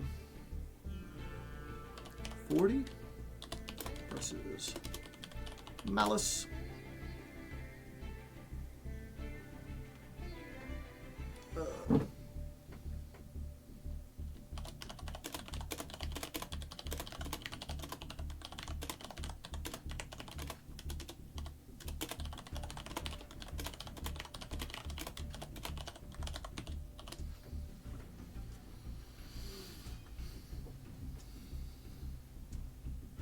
Yeah, surviving the called by and then using Quartz to shuffle back the dispersion to come back again.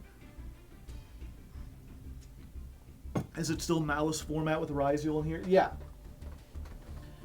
Because, right, like, even though Ryziel can fight against Malice, I still feel like Malice, especially if it goes first, has, like, the 60 to 7... I mean, that was the thing. In the World Tournament, where Malice and Ryziel were both played, there was the going first win rate was 70%, and that's for, you know, Malice or basically, if Malice goes first, it has like a 70% chance to win against those two. It doesn't matter what you do. And the thing is, the main thing that Ryziel did to combat Malice was Baguska, because that turns off a lot of their other plays, even though they're links. Pardon me. What's with everyone playing Lancia? It shuts down Malice. Is it still Malice format with Mitsurugi Ryziel? I don't know. I haven't run into that yet.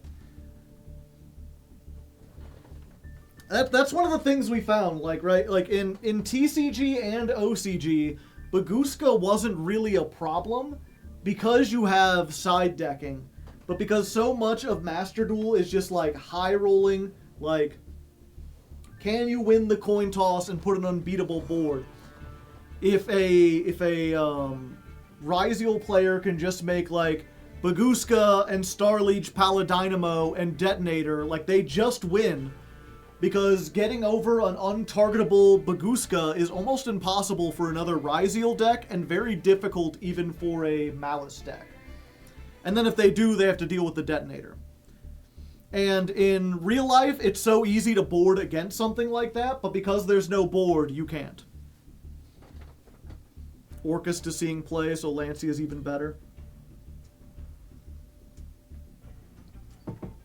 Malice's go first win rate was 80% at Worlds.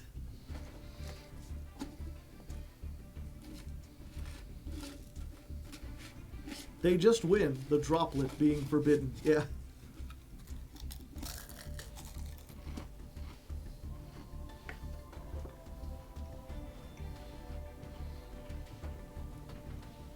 That's why the ban should be Starliege. I've again, in a best of one format, you can't have floodgates. In general, floodgates are just bad for the game, and you can see that with like Genesis format, basically just banning anything that could be remotely considered a floodgate. Or not banning it, but like, you know, Angel 07 is a 100-point card. Has that ever been summoned in a meta context? No. But as soon as someone finds a way to do it, it's going to be a problem. And it's the same thing with, like, and the band played on, and deck lockdown, and there's just so many, like, there's so many awful dog shit floodgates that are only not played because they're either unsearchable or they're not the best floodgates you can play. Genesis is so good, man.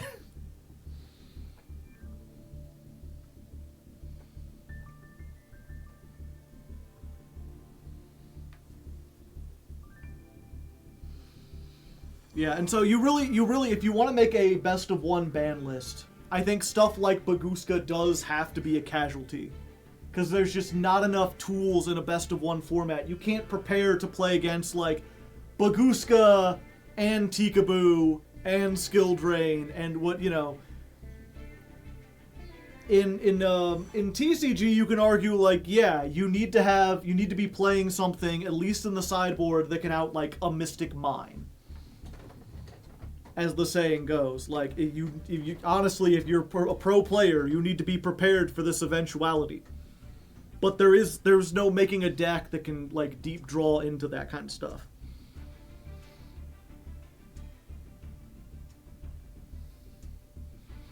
Okay, guys, with all due respect, how are you not prepared for Mystic Mine?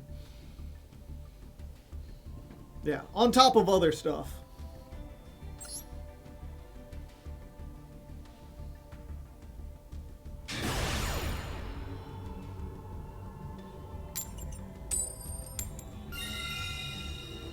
Winning the coin toss makes me feel alive. I go second, my opponents die.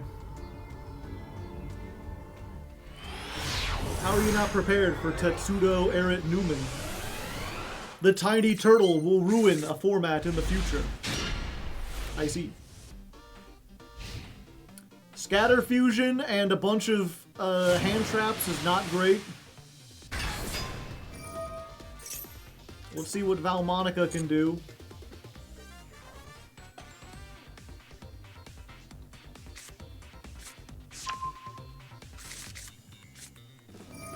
Yeah, we're just saving the Ash for our turn. This is gonna be slop. I don't know. They have, like, royal everything. I think this person just really likes Valmonica.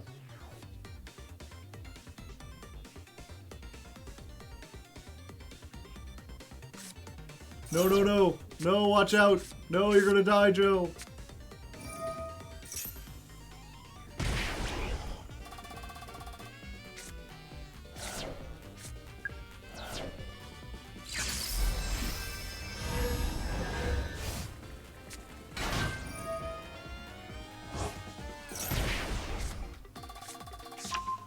You can't ash the scales. The ash is for Maxi, and that's it.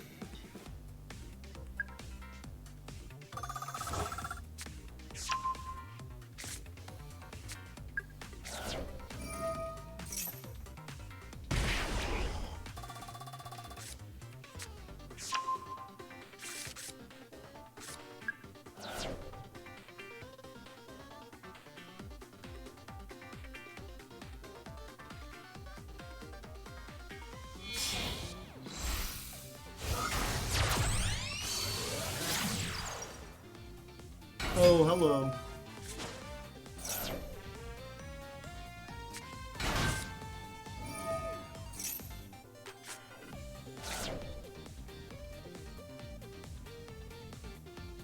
So shiny. Everything's shiny. You got a one-trick, chat. They don't want to play other decks. They just want to play this deck. Why would they spend their SR points on anything else? Reminds me of that old 4chan meme where it's like, go to my friend's house, look at their iTunes library, just one song, Linkin Park's In the End, 29,000 plays. The Duke of Demise, you say?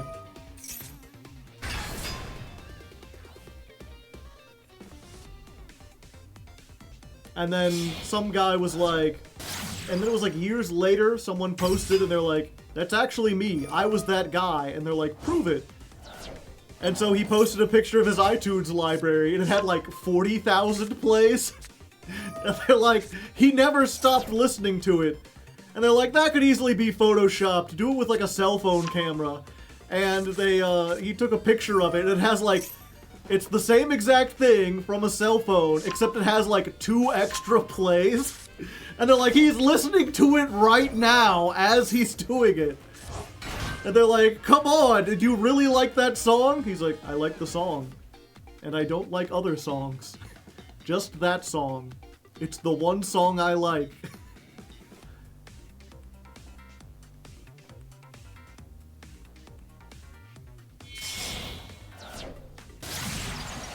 Appaloo!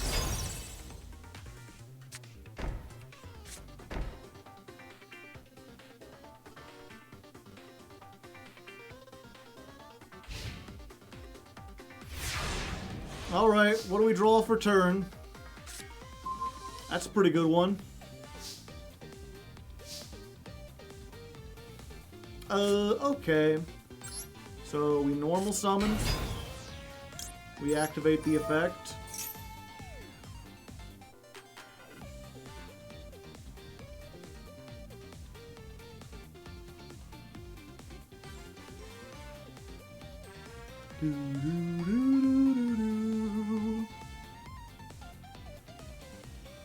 Oh, they let it go through. Okay.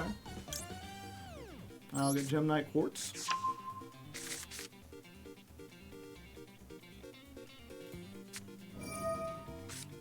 Golden Lock.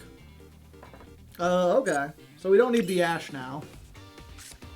Fortunately, this doesn't, add, it sets to the field. And this is what I was saying, like, can we play around Droll? Like, yeah, we just need the one search. Once we get the one search, we're fine.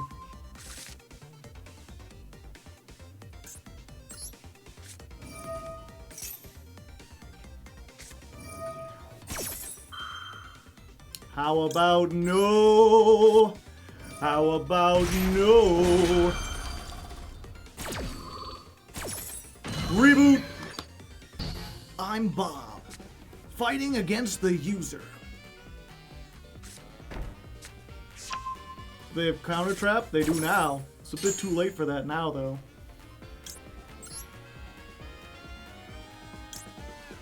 Let's go you and you and you.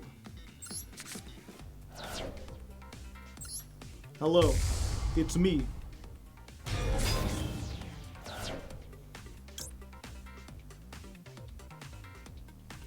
Let's see.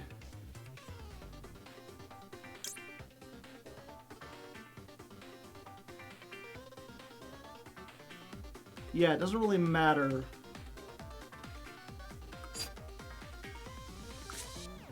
Yeah. We'll use this, and we'll use this.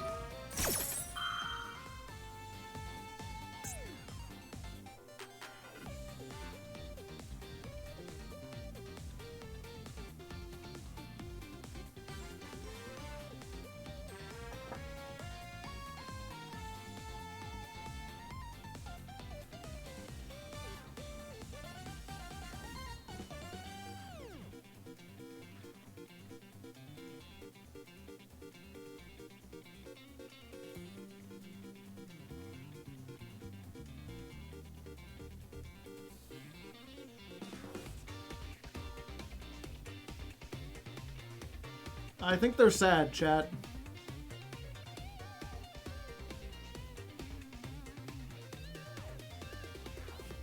Also, anyone speak Japanese? Know what their name is? I can't read it, but it looks symmetrical. Which makes me think maybe it's supposed to be more of like a, like an emoji than an actual thing. But I'm not sure what it's supposed to be a picture of. That is unfortunate. Although we can just stop that now, right? Yeah.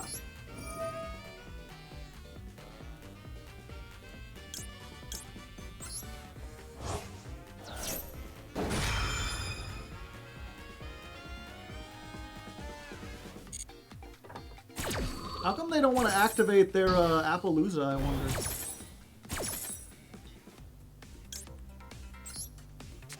Oh, interesting.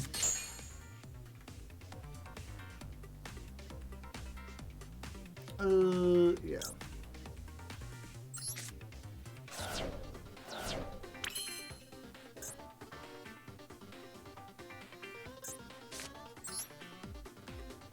Scatter.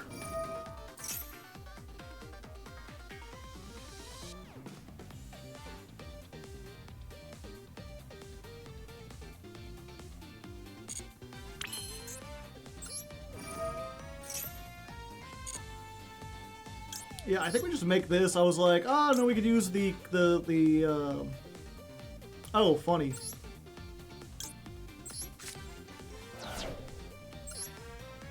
I was like, we could just use the forbidden droplet to get rid of this, but we actually don't have to.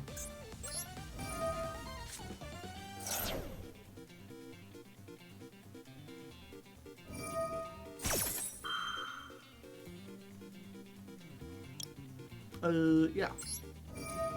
Because if it can't lower its amount of attack, it can't do anything. So popping it is as good as negating it.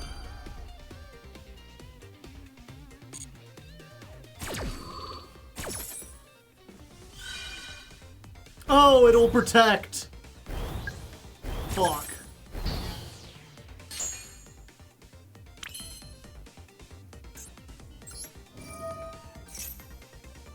I didn't know this could protect.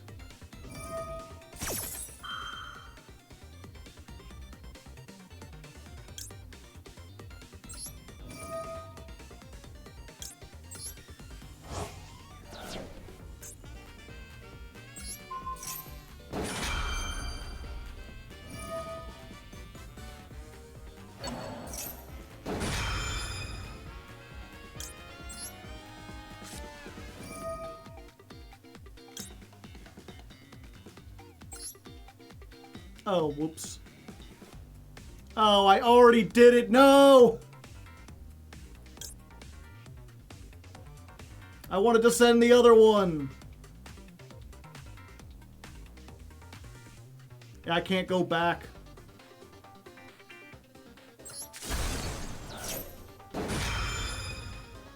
So many mistakes made. I had this so easily.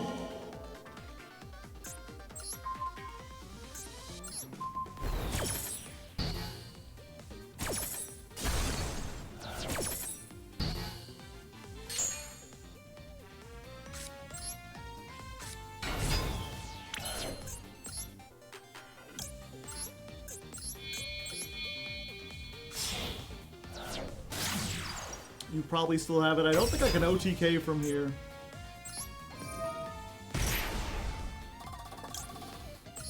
I could do a lot of damage.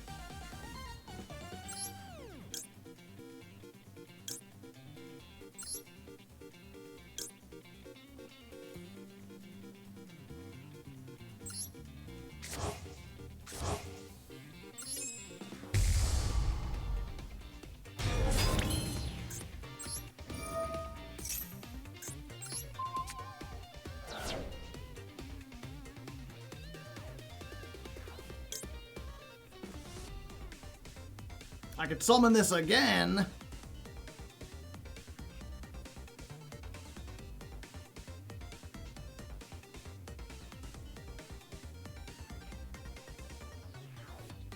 Dispersion.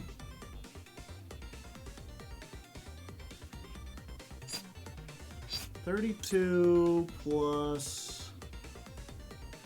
We could summon 3 on the opponent's turn. Yeah, but we don't have anything that does anything on the opponent's turn. And they have the counter trap.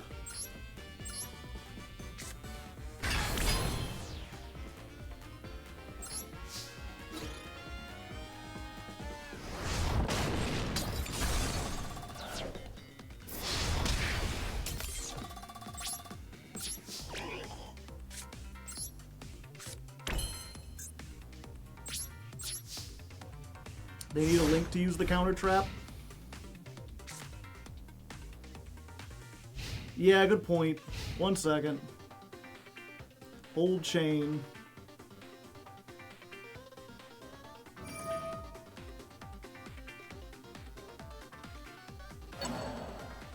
So they're going to do that, and we can chain the dispersion here.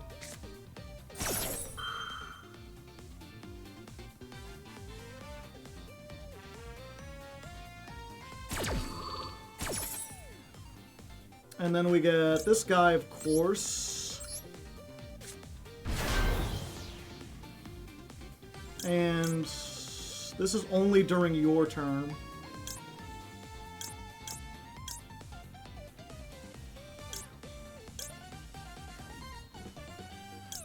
It still has 2,700 though. I think we just get Seraphinite to block. No, their monsters have 2,400. Or 2,500, so getting a 25. 25!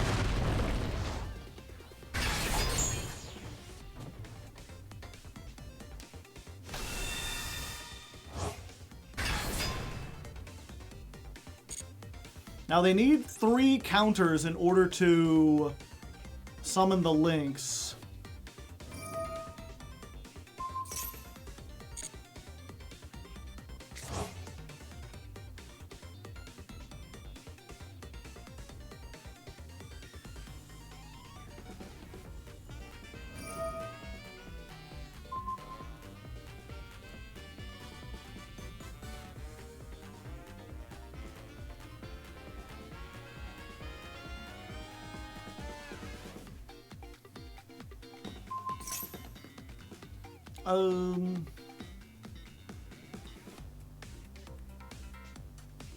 Yeah, that's fine.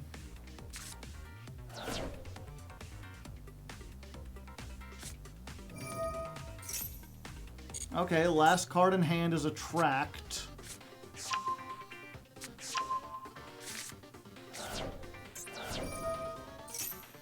But they already have Sequence Engrave.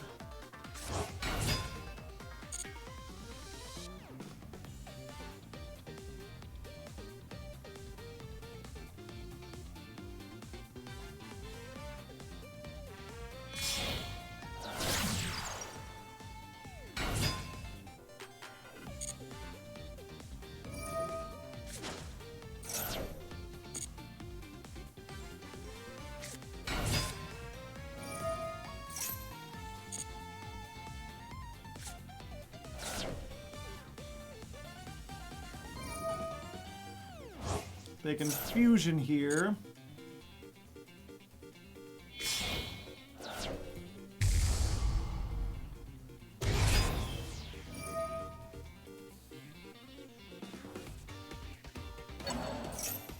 Ah, they try to get the link back. Okay, I think we use the droplet here. We droplet, we send the Aquamarine.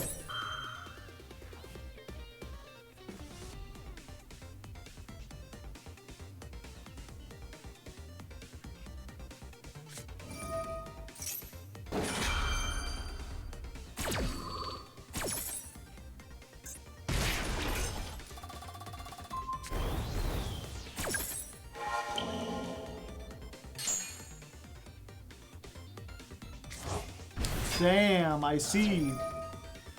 And then they do this, but now they have the counter trap.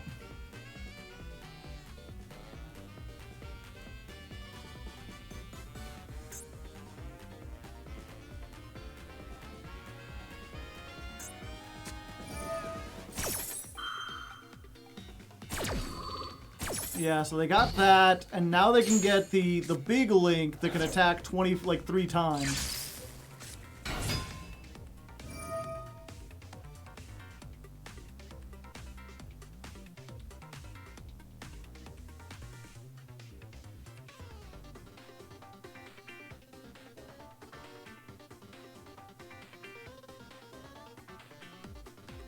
Yeah, now I'm just dead. No one really plays that link. It's how you win. It's the win condition.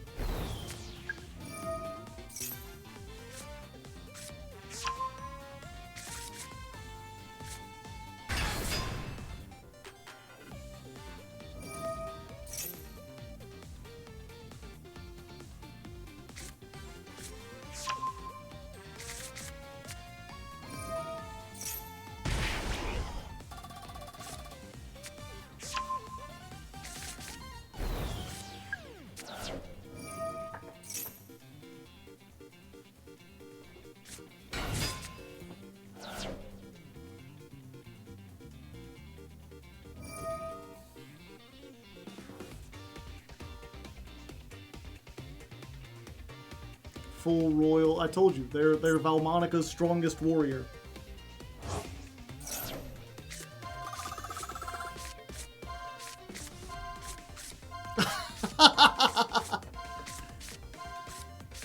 Oh, they finally found one.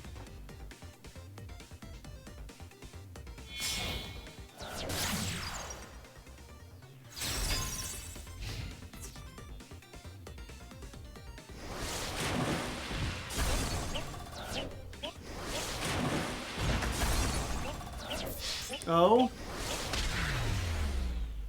They have something that says I can't activate effects in the battle phase. Yep, I had that. I just fucked up there. I forgot that they're linked. I was like, yeah, I know the Valmonica links. I did a Let's Learn on that. The dark one can banish a trap to gain its effects, and that's its only effect. And I forgot it could protect something.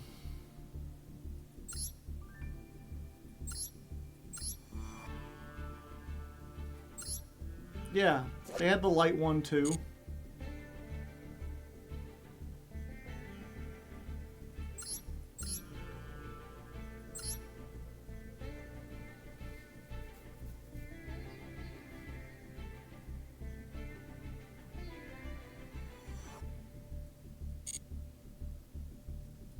It was summoned off of Lady Diamond. Ah, I see.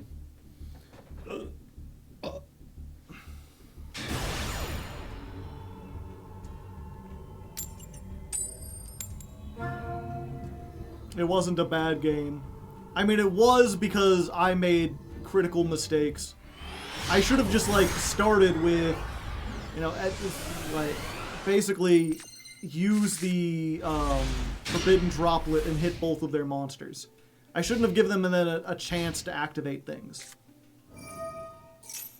I don't know why I get into this, like, headspace where it's like, no, I've got to use it in response to something they do. And I don't know why I feel like that, like, that's a habit I've gotten into. I think it's because oftentimes when people activate effects, they're, like, hard once per turns, or they have some kind of cost associated with them. So I'm used to, like, yeah, wait for them to do the thing, and then activate the negate. That way, if they get another one, they can't do it. Which I guess is pretty good when you're, like, going first or whatever. Or if you're playing, like, if you're going first and it's your opponent's turn, and there's a chance they can make, like, a second copy of a card, then you want them to waste the effect. But going second when I know all they have on is Appaloosa and the Link, I should have just, like, hit both and then stopped them from doing anything.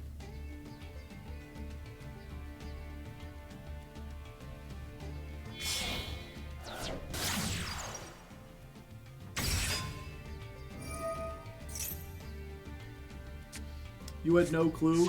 No one can blame you for that? Sure they can. I made a video about learning Valmonica.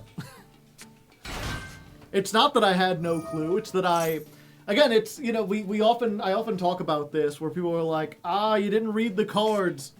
It's like, it's not that I'm too lazy to read or that I didn't read. It's that I read them a month ago and I thought I had committed them to memory, but there was a gap in my memory. So I'm like, oh, I don't need to read the Link 1, because I know it's like, okay, you can make it with any monster as long as you have 3 counters on the field. It can banish a Valmonica trap in order to use that trap's effect as a monster effect. And I forgot that the third effect was, if any card you control would be destroyed, you can remove a counter to stop it from being destroyed. Like, I remembered the first 2 effects and not the third one. But it's like, realistically, with the time limit, I can't afford to, like, you know, every time Appaloosa comes down, I can't afford to reread Appaloosa to make sure I understand it exactly. Who fully memorizes? Yeah. And that's the thing, is like, you don't have to memorize them, you could just read them. You have to memorize some of them.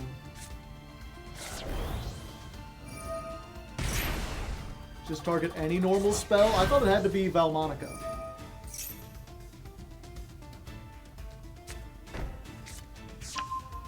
Chat expecting Joe to have a PhD in reading. I mean, I don't have a PhD in reading, but my reading comprehension is, like, off the charts. It is the one thing that, like, I can say I'm genuinely good at compared to most of the population. Every time I ever took a test in school, like, whether it's, like, the SAT or, like, an IQ test or whatever, it was always, like, average to high scores in most things, and then, like, 100% in reading comprehension. I remember specifically, like, taking a test in 9th grade to figure out placement for stuff, and them just being like, or not them, but getting the test back and being like, you know, what score, like, if you get this score, you have a 9th grade reading level, or you have a 10th grade reading level, and just being like, yeah, I'm at it's like the college level and above reading comprehension. Which is one of those, for the longest time, I'm like, well, that's a not useful skill to have. It's like, what can I do? But I was always thinking of it in terms of, like, how can I make money with this skill? What can I do practically with this? And the answer to that is almost nothing. Like, it's not a good skill under capitalism if you want to try to, like, make a profit. But in terms of navigating the world and understanding misinformation, and understanding, like, how people can lie and mislead, reading comprehension has been, like, the biggest boon. Just dropped into the stream. Is this a going second deck? Yes.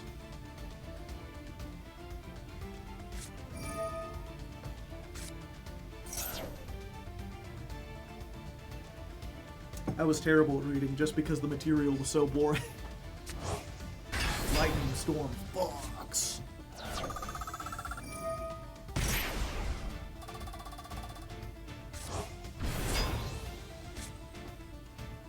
Yeah, unfortunately, as I often say, they also drew about 12 cards. Not 12. They drew 6 cards over the course of their combo. If I just had to deal with this board, it would be almost trivial, but I don't. I have to deal with the board plus a hand that contains, almost undoubtedly, Maxi, Ash Blossom, and Dominus.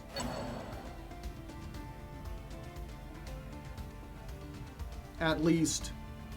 And I mean, they probably drew like an imperm too that they'll set.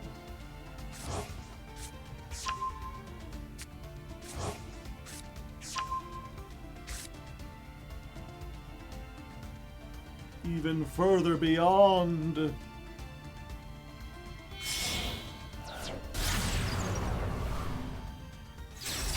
Bump, bump, bump, bump, bump. It's okay, chat. Malice is less consistent now.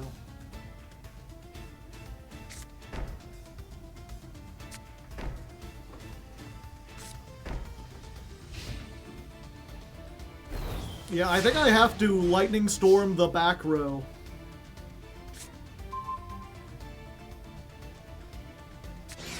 Yep, and there's the Maxi.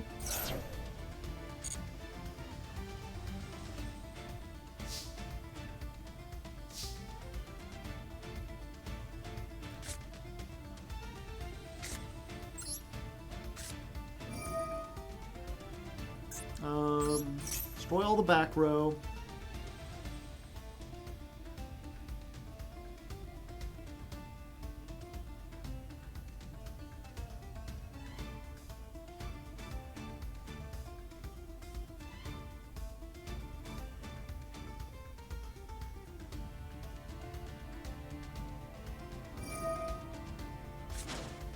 Tribute off that. Then we Forbidden Droplet. I think I'm going to send off the Thrust. Send off the Lightning Storm and...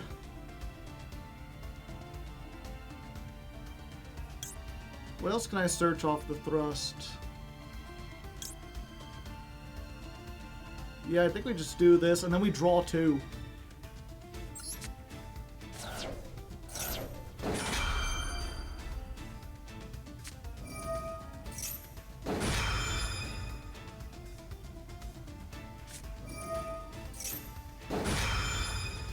Or depending on what happens here. Oh, jeez. Do they have a lightning storm or a forbidden droplet in their deck?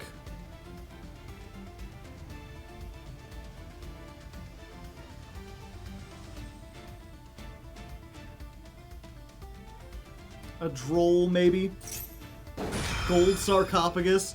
Okay, they're just deck thinning.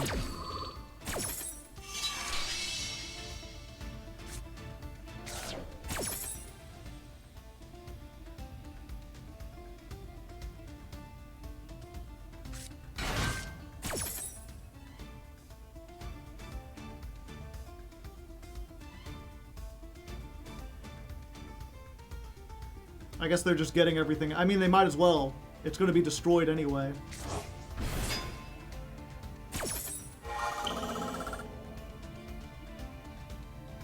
Okay, so... You and...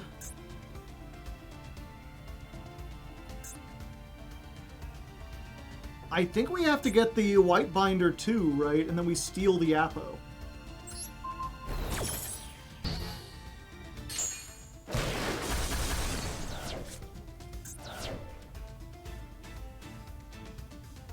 Okay, they don't have one to set.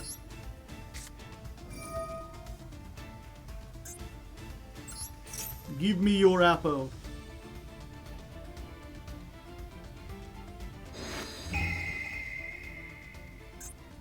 Thank you. The unfortunate thing, chat, if they have Ash here, we're just fucking dead.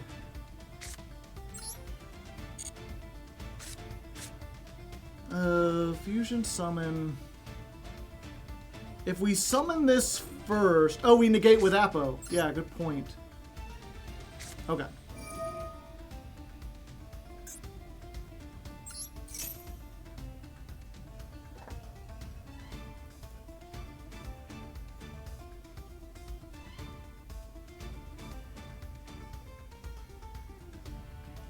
So we add...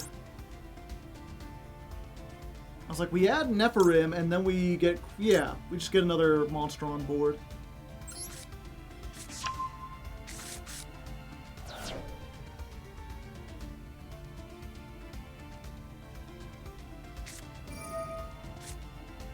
Roll and lock. Yeah, we negate that.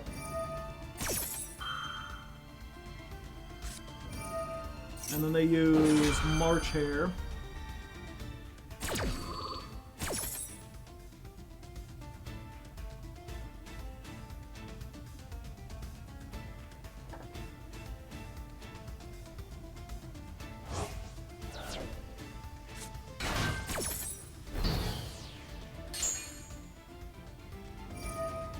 And yeah, then we use that there.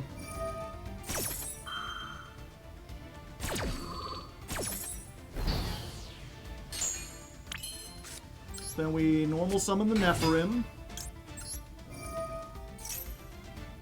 Grab Quartz. Quartz effect. Get Brilliant Fusion.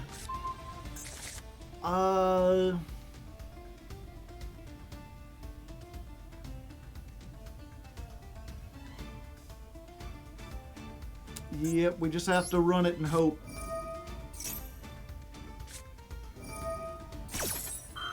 Dominus Purge. I was really hoping they wouldn't have it by now. We do still have Hollow Core. Yeah, they can't activate Nib now.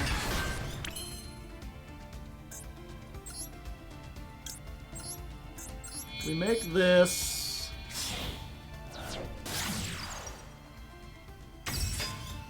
We get the other Dispersion.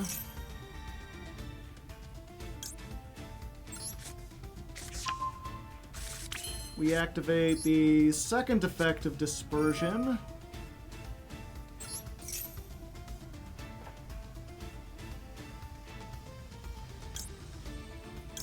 Let me think about this. Yeah, we get this, and then we make that with this, and I think that might be enough.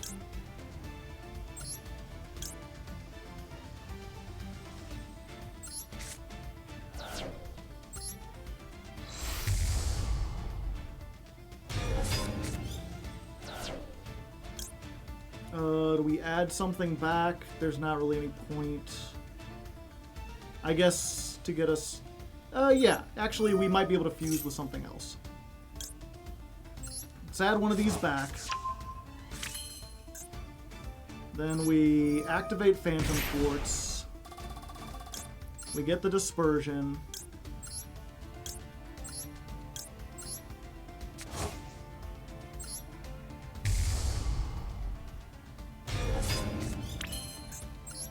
We get dispersion effect.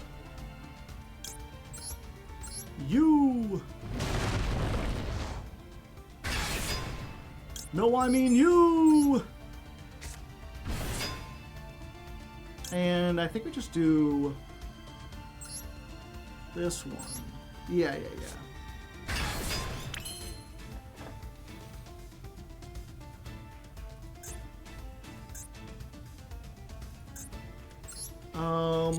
I think this might be enough.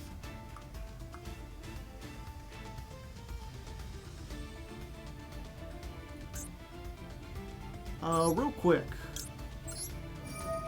Topaz solos, yeah, just about.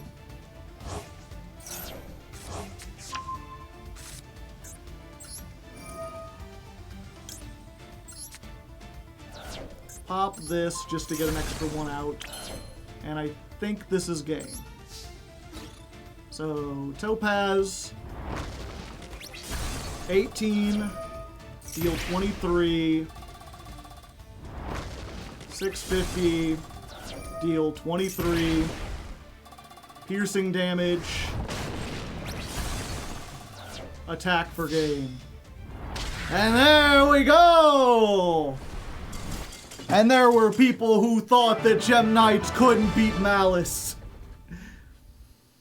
There's no way a going second deck can survive in this format. Did they have Nib? It didn't matter. They couldn't have activated it because they activated the one thing from their hand, the Dominus.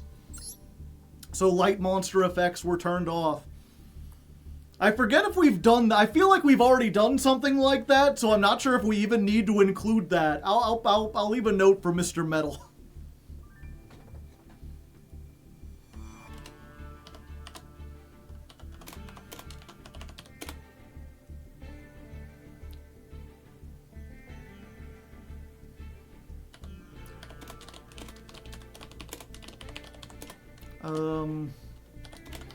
I forget if we've beaten such an overwhelming board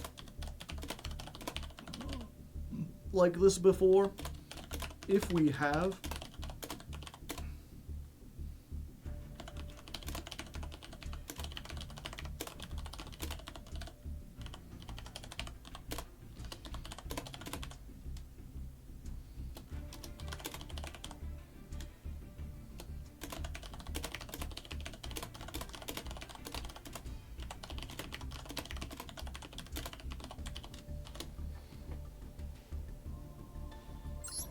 we should have one for this post-ban list. Yeah, I guess so. Hit it with the montage. They're not even playing the Biru chat.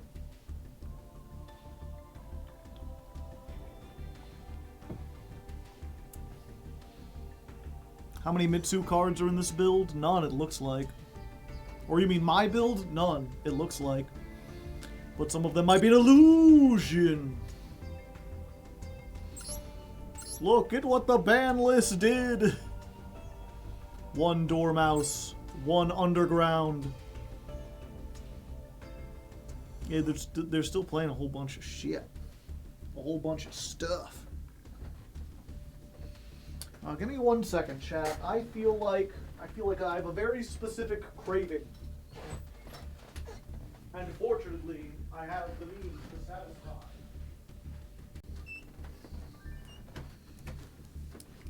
Behold, a delicious Twix candy bar.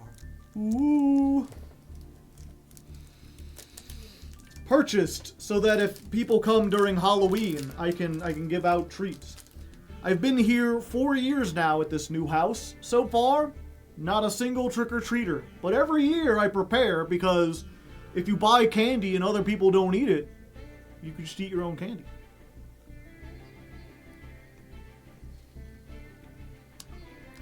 Left or right Twix, I refuse to give in to such designations. They are identical.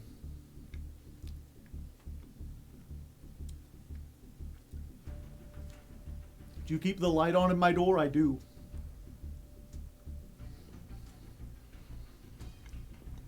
This reminds me to brush my teeth.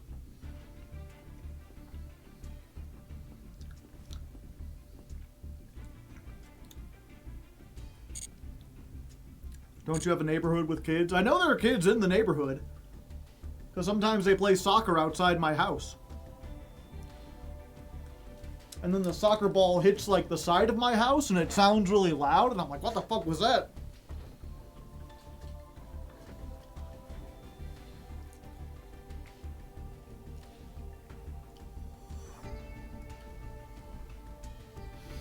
Also, what was it? While I'm taking a short little snack break, chat, I found out an interesting thing. My father's been searching the genealogy of my family.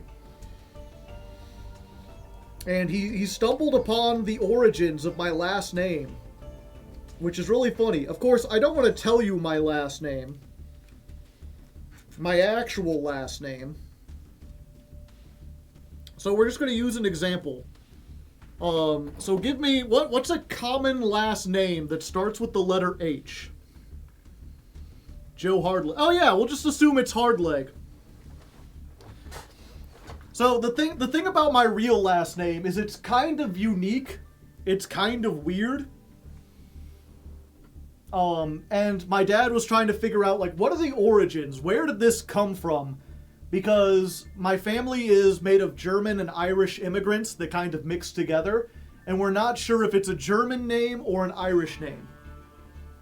And we eventually... And we eventually figured out it comes from Ireland. And basically what happened is that, like, there is a more common name that sounds like, kind of like ours. So let's say if the common name, like if there were lots of people who had the name Hardleg. Like, our name is essentially Ardleg.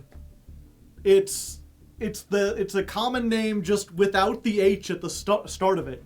And almost every time I tell people, they're like, oh, did you say Hardleg? No, Ardleg. And we're like, when did that happen? And it turns out, he traced our family back to Irish immigrants who came over, and those immigrants had the equivalent name of Hardleg. They were from the Hardleg clan.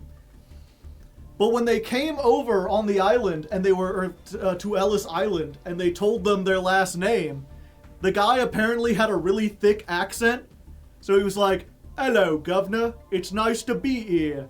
How are you today? My name's Hardleg. And so they just wrote Hardleg without the H, because his accent didn't have it. What was it? Apparently they're like, how do you spell that? And they were illiterate. So when they wrote down and said, that's your name, they're like, okay, sounds good to me. No way, yeah. Yeah, so if like Heisenberg is a name, we would be the Eisenbergs. I was like, that's a funny name. Last name is Hello. Hello there, governor. I'm the Eisenbergs.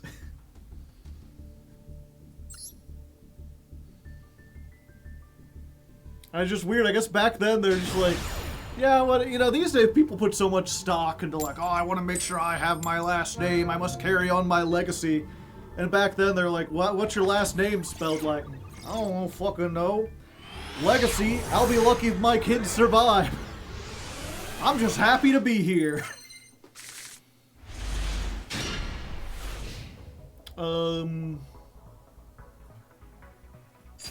Okay, so we have quartz.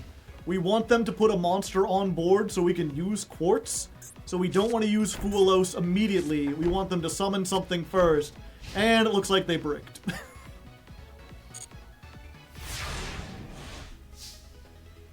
Gotcha. Okay. So I guess we use this here in case it's Labyrinth. Alright. And then we use this. Add a gem from my deck to my hand. I'll of course take the good one.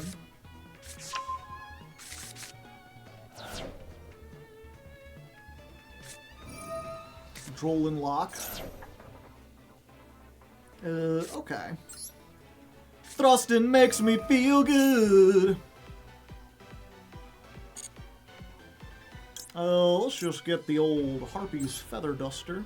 Oh. Oh, I'm dumb. Oops. How did I forget? Is there anything else I can do? Okay. We're gonna normal summon.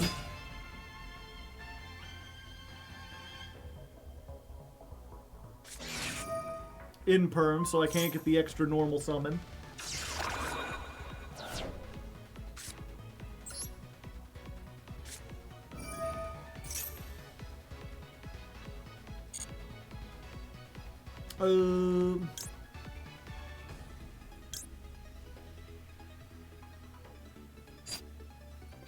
Yeah, you know what? Let's make this.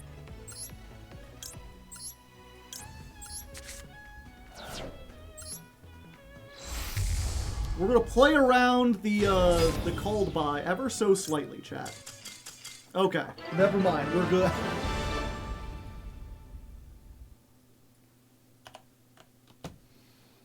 I was like, we make that, and then we tribute off the card on the field to get the dispersion. And that way, if they called by the dispersion, we at least keep the lady.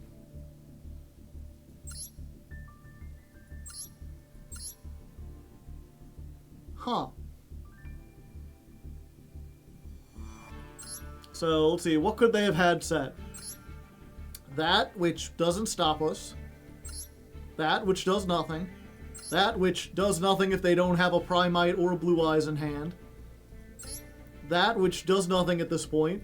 That, which does nothing if they don't have a Blue Eyes in hand. When your opponent would summon a monster, well, you control a normal, or okay, so that does nothing. That, which does nothing. That does something. That, not so much. Drew the one of Droll. Skill Drain does nothing.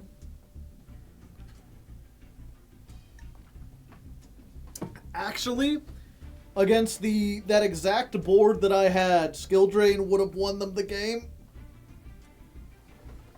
Because then I can't use the Lady Brilliant. Give me a second, chat. I've got to get a Tums. My heartburn is acting up again.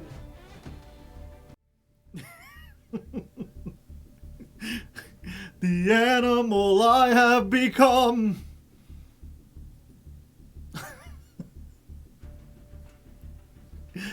I forgot I still had these open. Drinking speed. I'm sure it was sped up or something. While we're here, chat, we're gonna watch. It's October, time for spooky videos. Gorp walked down the dark hallway, but it was too difficult to see anything. And so he turned on the hallway lamp. Yeah, sure, that'll scare the ghosts away. Cool. Yeah, sure. That'll scare the ghost away. Cool. Well, how are they going to stand up to a hallway lamp?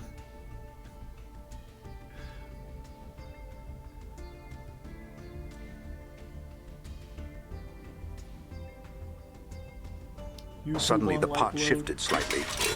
There was definitely a goddamn ghost in that room. A smarter person would be bolting for the door right now. But this dum-dum just stays there. What the heck?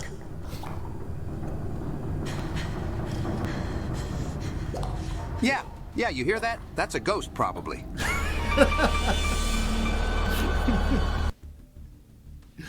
Every one of those fucking haunted shows might as well be... Yeah, you hear that? That's probably a ghost.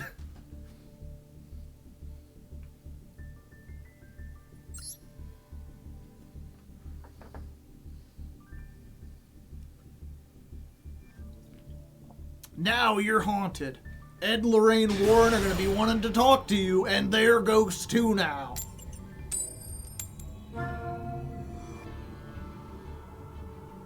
Are those real movies? They're real episodes of Haunting, which is a show in America about ghosts on like cable TV. Okay. We've got no starters, chat. We've got all bricks and shit.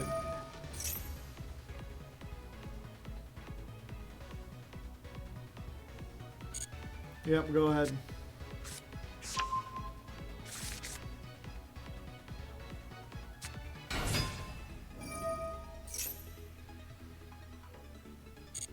We need to get more cards. So I'm going to make them commit to stuff. If we did it right there, they might not have made Spirit with Eyes of Blue. But from here, they can get the Thing. They can try to make Blue Eyes, and that's when we hit them with the Maxi. Bingo machine go. Okay.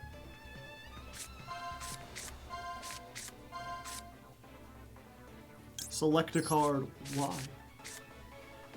It's random. Select for me. I mean, I'll ash that. The 2-for-1? Don't mind if I do for one.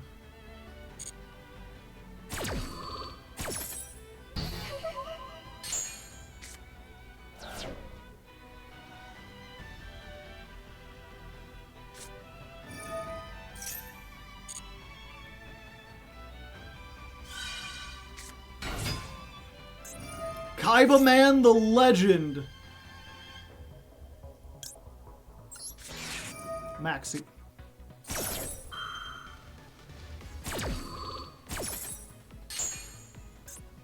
So, show 3 Blue Eyes from your hand, deck, field, or graveyard, then special summon a Blue Eyes from your hand, deck, or graveyard. You special summon the Blue Eyes while this is in the graveyard, banish this card, add a Blue Eyes monster from your deck to your hand. He is Legend. There's a starter. And now they're just turning off monster effects. 2 of them things. 2 of them things. Lancia does not help me in this situation.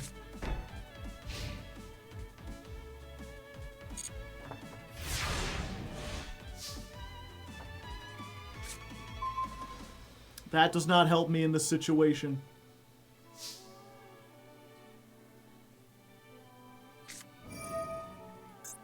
Tyrant's Throws.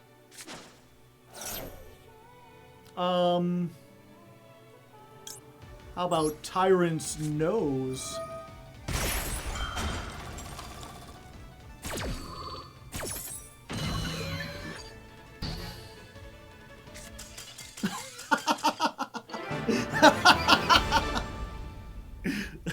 Good thing they didn't know the rest of my hand was just my expired driver's license.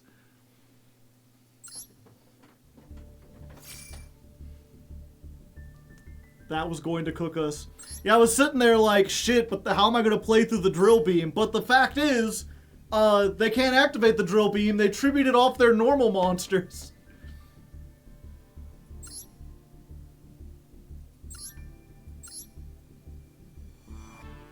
They're playing three Tyrant's Throws and a Tyrant's Tirade.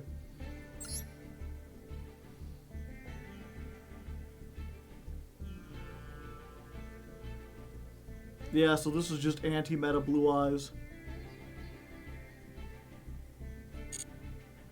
Is Kaiba Man good?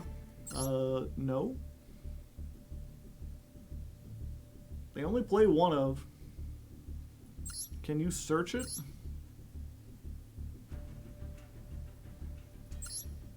Yes, because it's a light level 1 tuner. Is new Kaiba Man out? Yeah, he's in the new pack.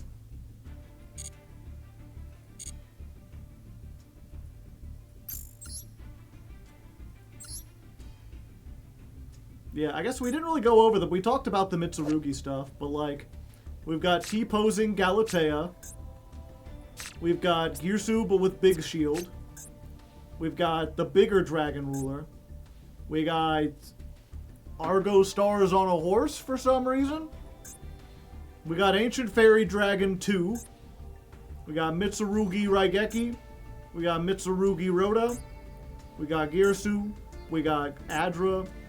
We've got, this is a support for Shining Sarcophagus. A special summon this by discarding a card. You can special summon once this way. If it's summoned, add a Shining Sarcophagus. So it's just extra support for that. Unfortunately, Shining Sarcophagus is poo, so... We got Mitsurugi Rhoda again. We got Mitsurugi Rhoda again. We got the worst you are in the pack. I pulled a Royal Glorious Adra. Talk me out of... Argo Stars is fun as hell.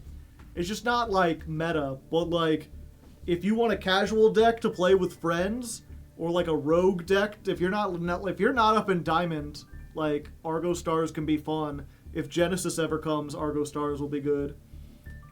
7 stars / Army Annihilator Hagoon. So, first of all, chat, who is this? This feels like it's someone in the lore. He's got, like, the Fist of the North Star. He could be like anyone. It's me. He is a guy. As target 1 face-up monster you control, equip it with a level 7 monster with the same type but a different name from your hand or deck as an equip spell that gives it 700 attack, but return it to the hand during the end phase. When your opponent's level / rank 8 or higher monster is destroyed by battle while this is in the graveyard, add it to your hand. I have no idea what this, like... I guess there's probably some way to, like, get a level set, like... I guess you could use this on on, like, any Dragon Ruler. It equips another Dragon Ruler, and then if you Ixie or Link, that one's in the graveyard. He has the Sacred Sword of 7 stars.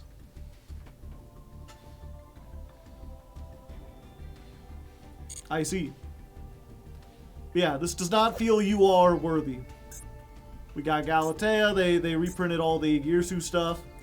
We have this, which is apparently a Mitsurugi card, but I feel like I don't know, when you look up the Mitsurugis, it's like in this, but no, it's because I typed in Mitsu, and it has that in the name, but it's not a Mitsurugi. It's a yummy card. 2 light monsters, including a beast. Your opponent cannot target cards in the field zone. You can use each effect once per turn. If this is Link summoned, target a quick play in your graveyard and set it. If this card is destroyed, for each card in a field zone, apply one of these effects. Destroy 1 card your opponent controls, inflict 1500 damage. Yeah, so I guess it's good for yummies. King of the Feral Imps.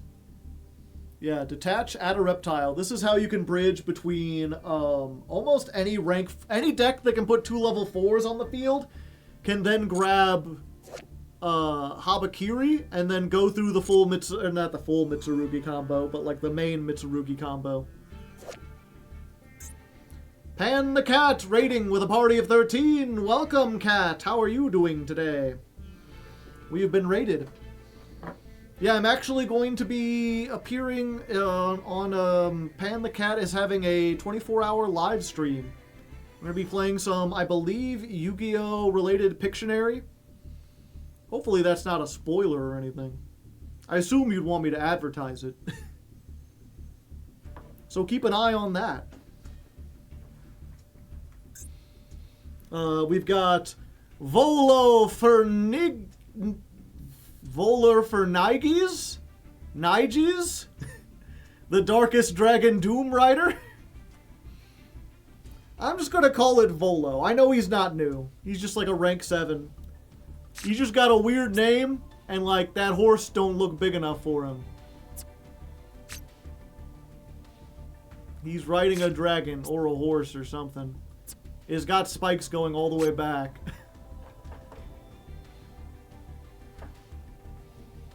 Detach 2, target a card, destroy it if you destroyed a monster, make a monster you control gain attack.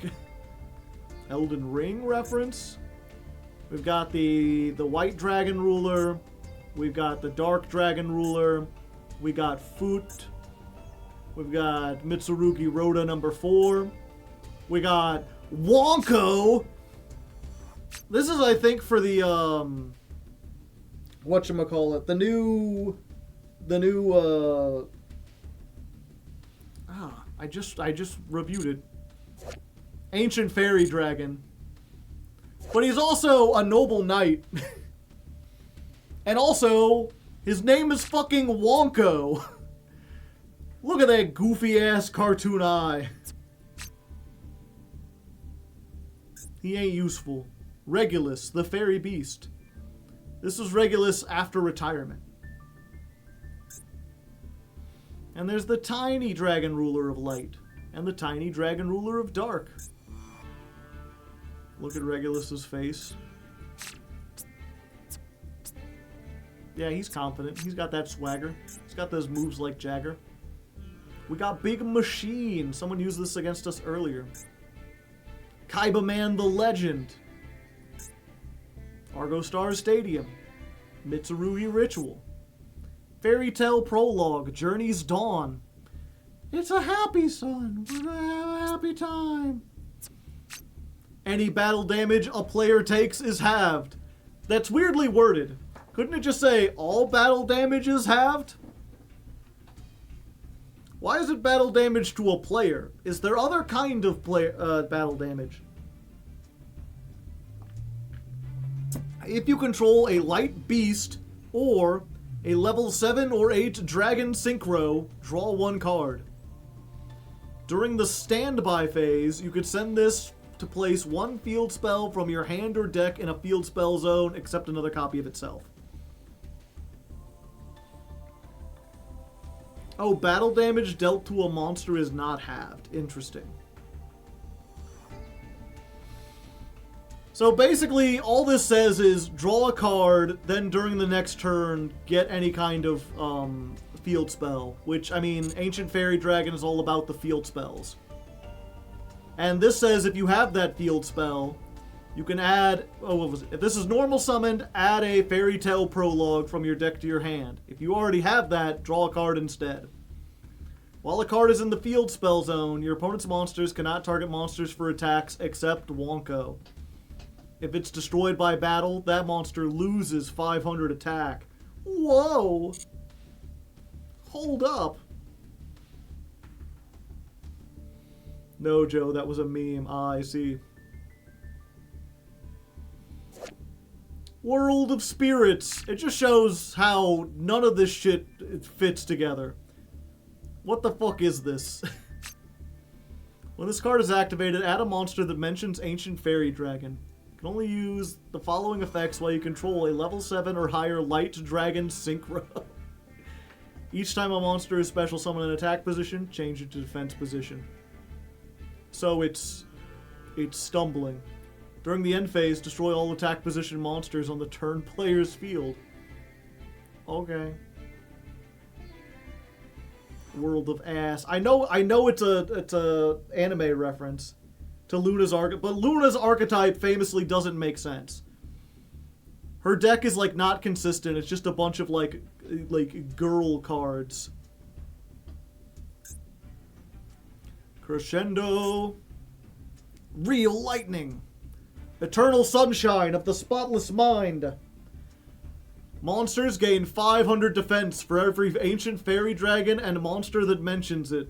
Once per chain, target a face-up monster your opponent controls until the end of this turn. Its attack and defense are halved and its effects are negated. You can use this a number of times per turn, up to the number of ancient fairy dragon and monsters that mention it. It's like Cranium Burst, only Cranium Burst, I think, is activated effects, and this is just like target a thing, negate it.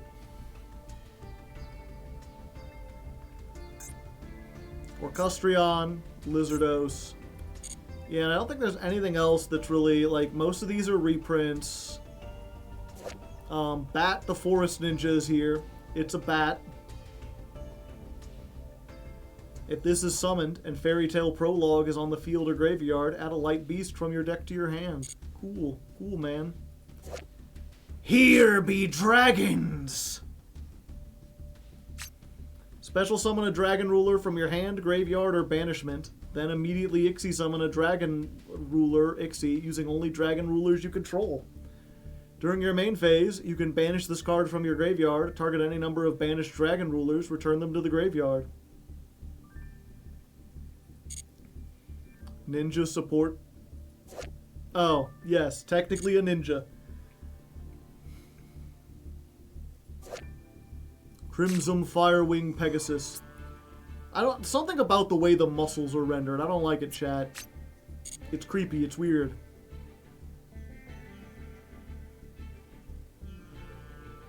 Reprints. There's like a new Spore. There's like a new Karibon. There's a Serpent Night Dragon for some reason.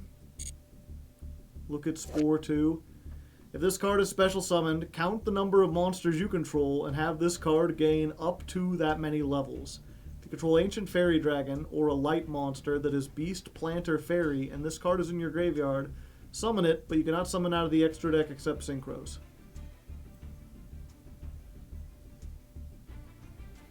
Which Spore are you? I mean, these two are just like identical. This is just like the original Spore. And this one's like Frowny Spore. And the other two are just like happy. It's the Uwu face. Yeah. Yeah, of course.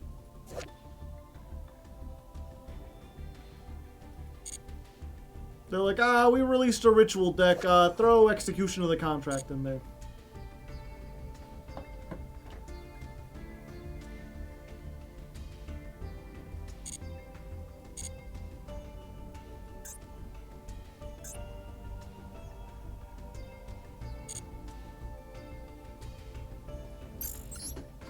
Okay. I don't know why I took a break there. I should have kept the stees going.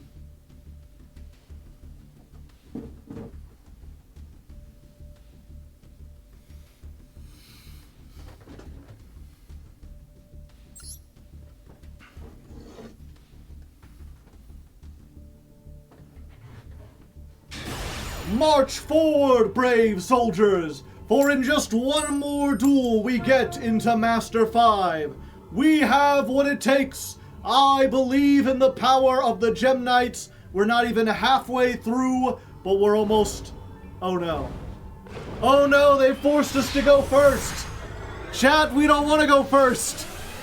This is only the second time this has happened. Fuck. Fuck, shit, fuck. What do? We don't have any of our good hand traps. Can we make Appaloosa? Can we find a way to make Appaloosa, maybe? I don't think anything locks us to read.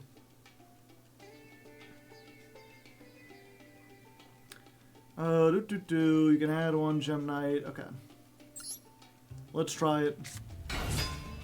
This is an emergency.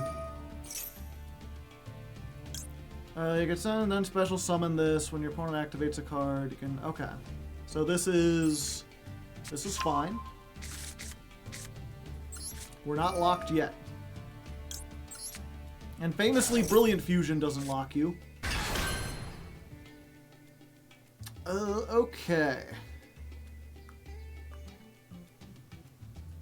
Then we can do this.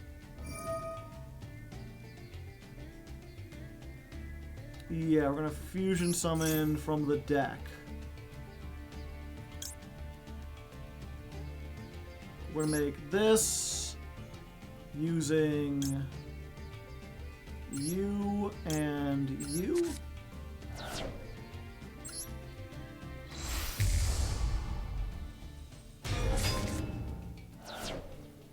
Can't add anything. Yeah, I think we use this. We don't activate that. We add this back to hand. We immediately normal summon another gem monster. Truly outrageous.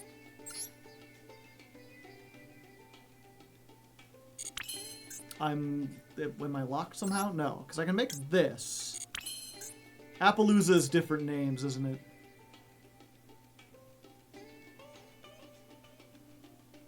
Okay. Yeah. Okay, so we're gonna make a 3-mat Appaloosa.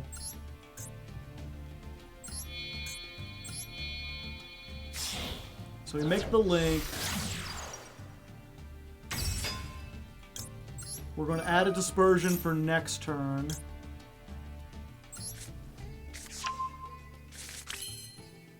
We want to keep these 3 in there. So we make the 3-mat Appaloosa.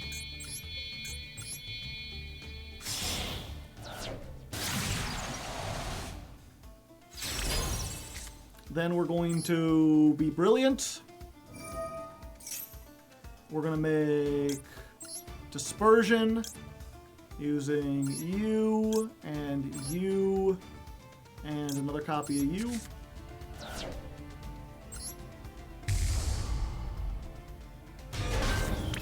We're going to activate the dispersion and we're going to summon you and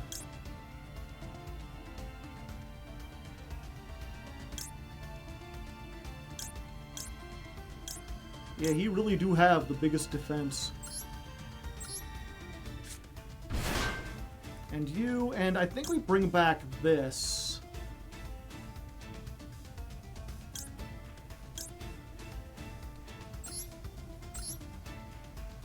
Just play everything in defense. And I think that's it.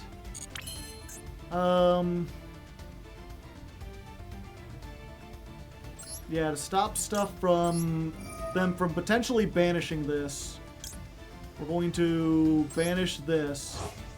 Yeah, just get the fusion back. Okay. We're probably playing against another Gem Knight deck. They could probably screw us over, but we did the best. This is the best turn board we can build. We've got 3 monster negates. We've got an Omni negate with Hollow Core in the graveyard. If they get rid of this, then it bounces something. At least if they destroy it. And then we can summon back the Master Diamond. Yeah.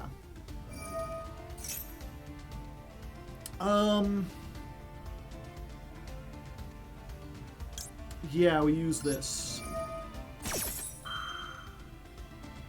It is the mirror. Of course it's the mirror.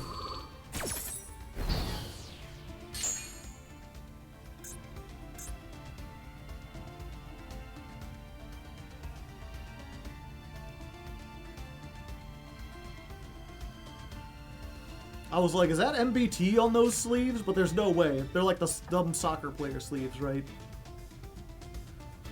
You can't Hollow Core after Lancia? Yeah.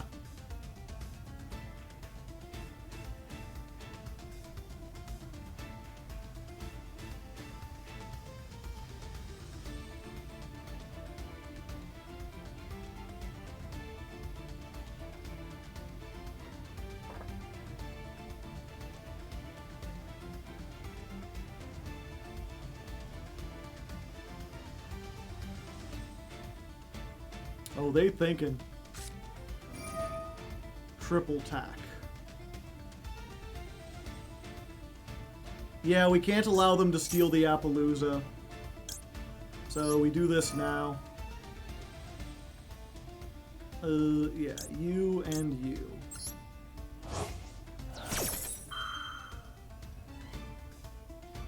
And then we chain Lancia.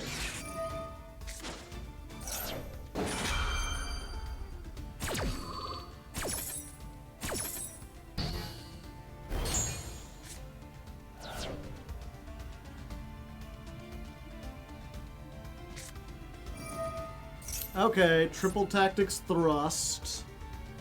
Do they play the Raigeki? If they play the Raigeki, I might be dead. They play the Shadal fusion. Fuck.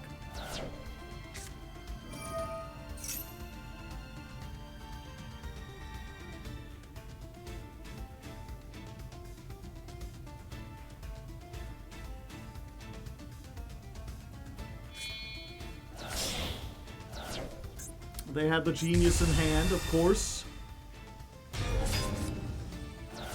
Rose protects. Oh yeah, it does.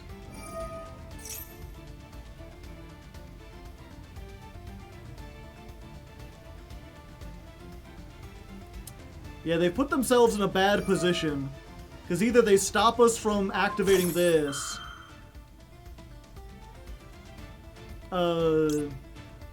Yeah. I thought they were going to activate the Nephirim, but they didn't. Yeah, I mean, I'll retain the one extra negation.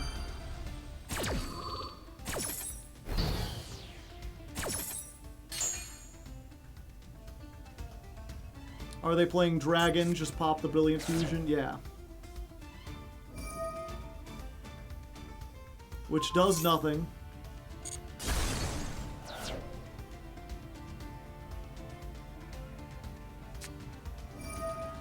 Dispersion.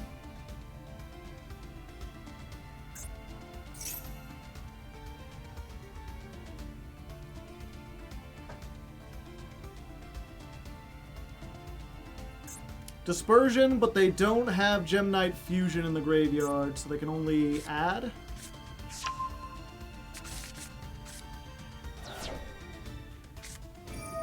Yeah, and we stop that because otherwise they get into Phantom Quartz. They've already used their normal summon. So unless that's exactly Quartz...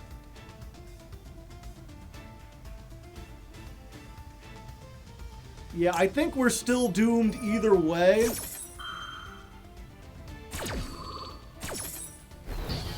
But we want to stop that. Because if they get into Quartz, like, we can negate the search or we can negate the fusion, but either way, they're getting a whole bunch of shit. And they had the Brilliant Fusion. So now it's just a matter of, can they assemble lethal through this?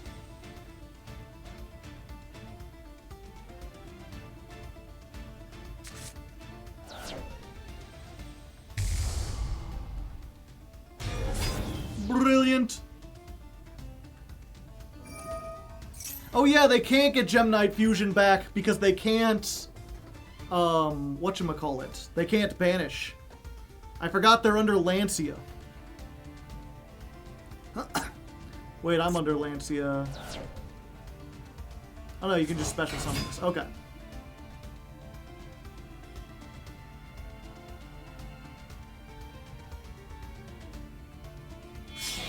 They can Phantom Quartz Diffuse, but they can't make use of Master Diamond.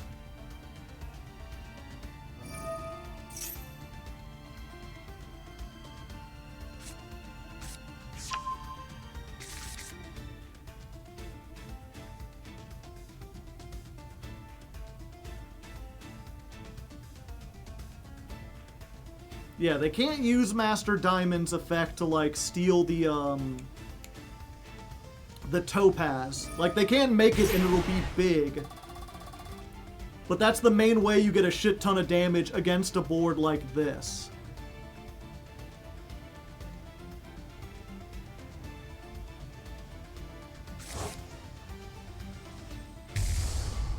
So they make Dispersion. And they also, the fact that they can't get the Gemnite Fusion back means, like, they can't discard it with Brilliant Fusion to give this its attack back. They can't discard it with Prisma to pop a card. I mean, we'd be protected anyway.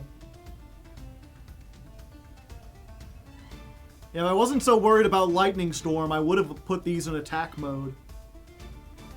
Rose only protects, I think, against card effect. Yeah. It doesn't protect against battle.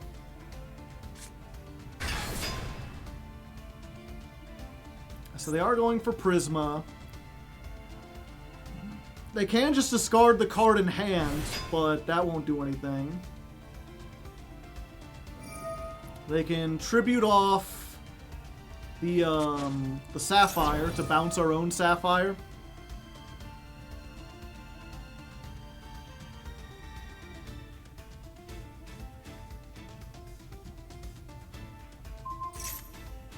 No, they're bouncing that, so now they can use the Prismura.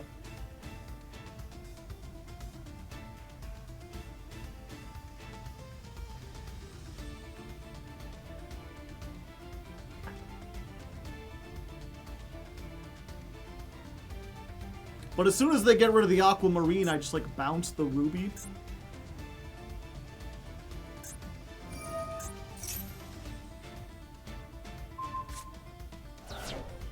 Tribute off that. Unless they play fucking... No, even if they play Citrine or whatever its name is, it can't get over enough of these. Master Diamond is big. He's a very big man.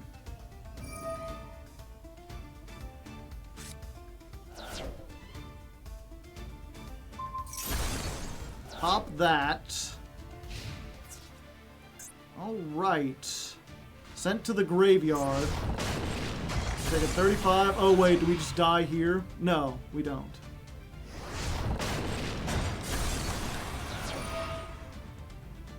So we send back the construct. And we summon the dispersion.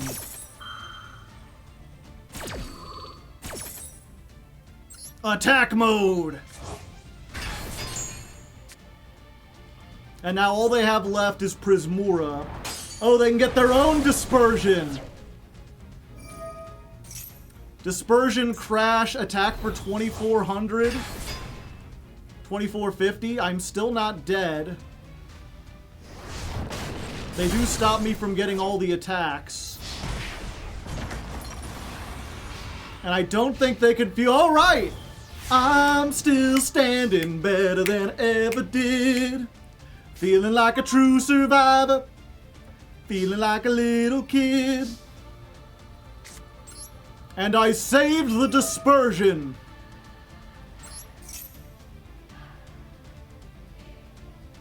Oh wait, do they have a hollow core in their deck? Fuck. Shit, fuck. Yeah, they absolutely... They could... I forgot they could disperse. Whew.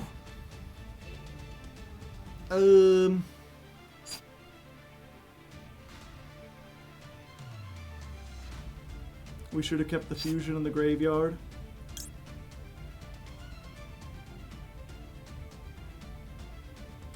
Quartz. If we activate Quartz, they absolutely use that.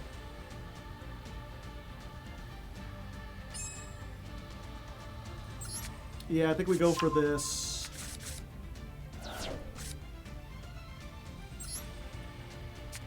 Damn, I think we actually lose this one because we didn't keep the Gem Knight fusion in the graveyard. Oh, never mind.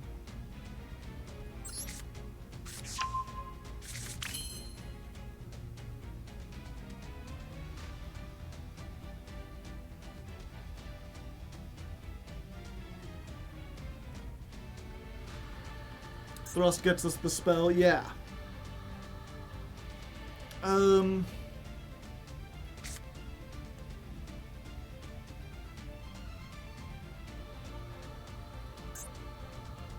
Thrust for talents. Ah, I see.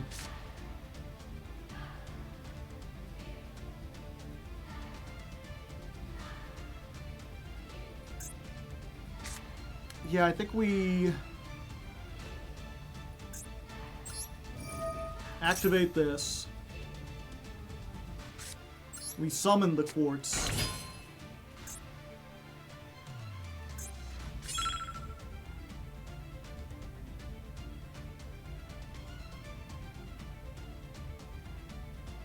Yeah, we need this in the fuck.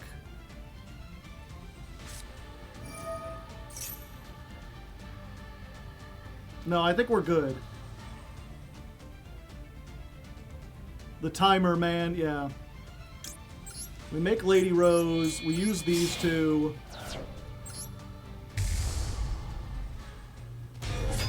And then that triggers both, triggers one of these.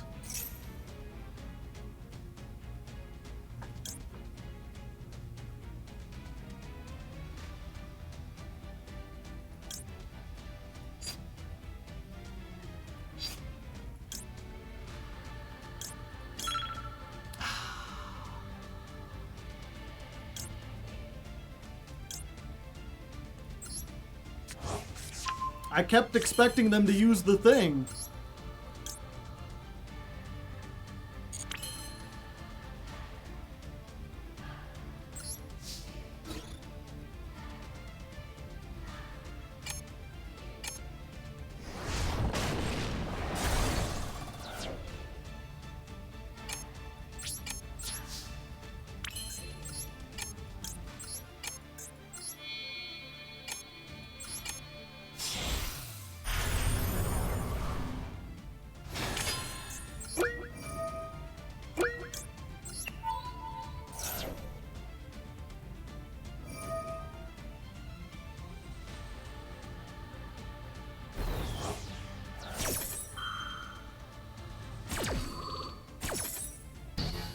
Yeah, I'm just dead.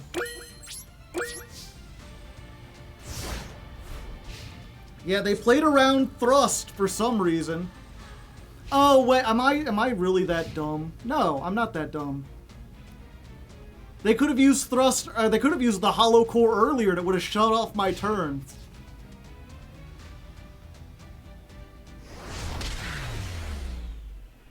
Damn.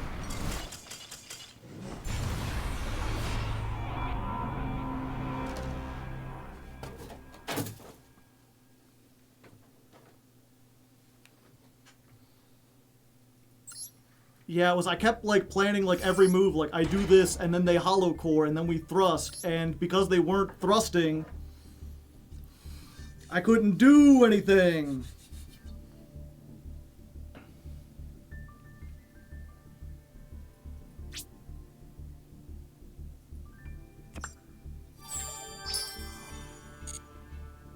And I didn't have enough life points to crash to get the thing back.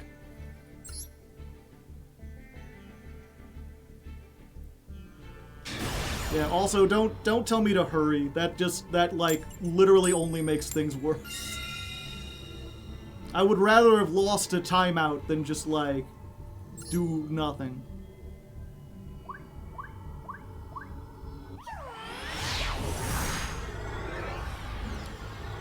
The thing was, I think if we had kept the fusion in the graveyard and we had activated it to fuse, they would have absolutely hollow cored back.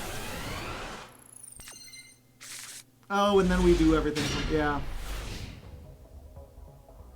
So there's just no reason to ever add that back unless we know we're playing against something like, Malice.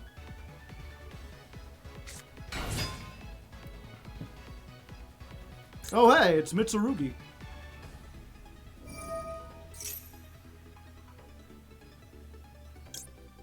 I guess we just do this now.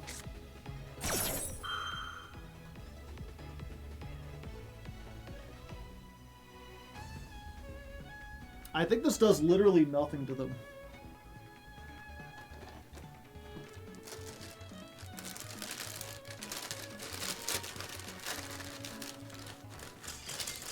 Or maybe it stops them completely.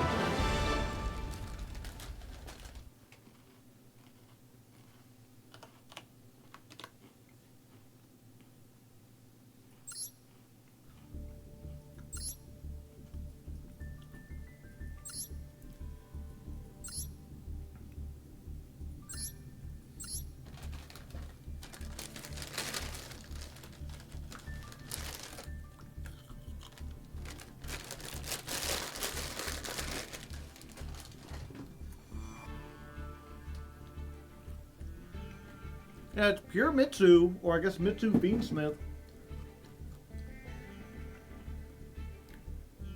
What could the hand have been? Oh, and they're playing Kali Yuga. Great.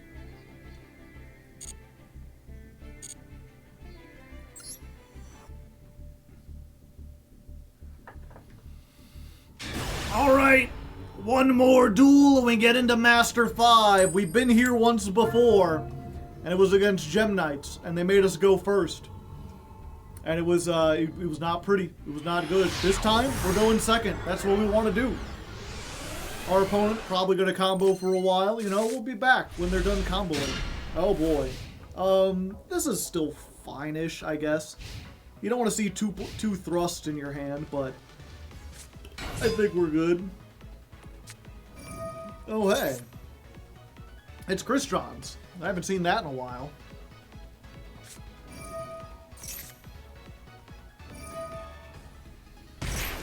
Crystron's of the Crystonian Empire.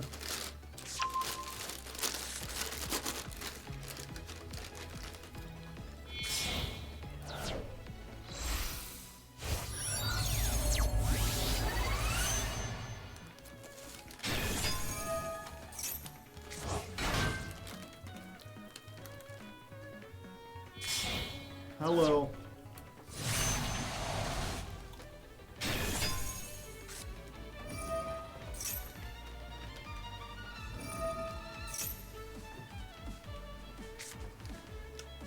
Look who it is, chat. It's...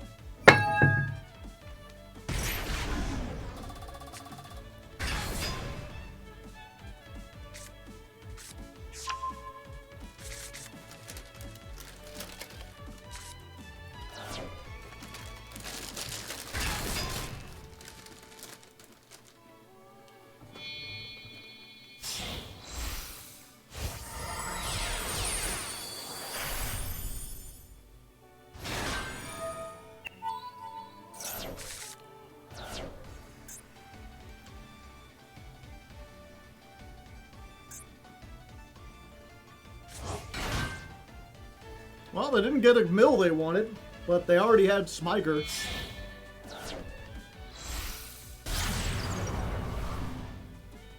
Ugh.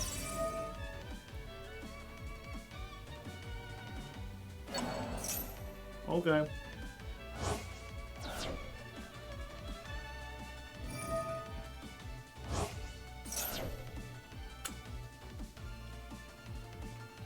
Why is it purple? Why is what purple?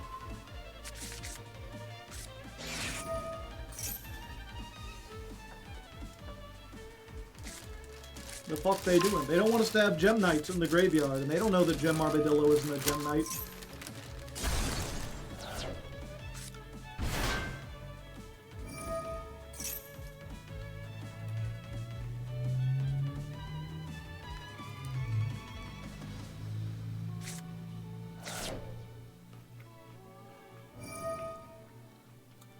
Okay. So we got red reboot for the trap. Gem Armadillo, they negate with something. We triple tactics thrust, they negate with something. And then I think we're just dead. If they make the race card. Unless we draw the third thrust or lightning storm.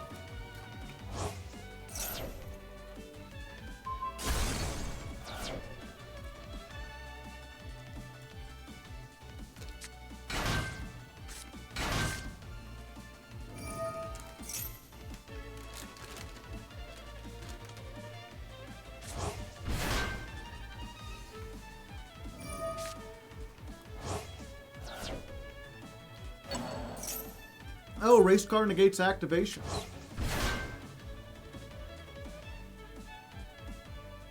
Okay, this negates activations too. Okay, so we can use both of these.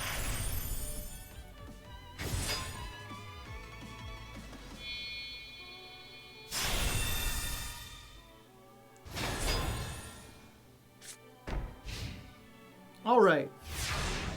This is going to be a difficult one, but I think we might be able to make it through. That helps.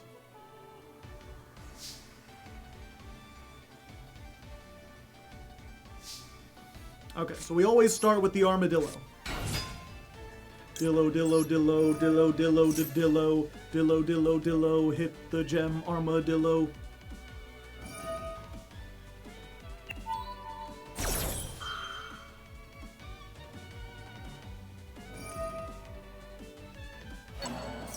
Yep, and then they're just making the car.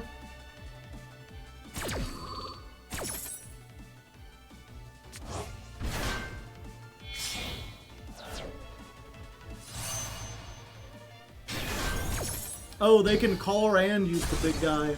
You might be in for some trouble, chat. Okay, so Thrustin makes us feel good. Good, they negated it.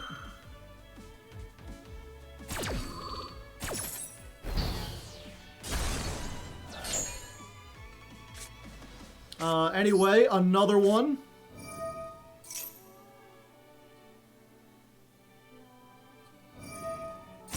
Huh. They're using Tristeros now?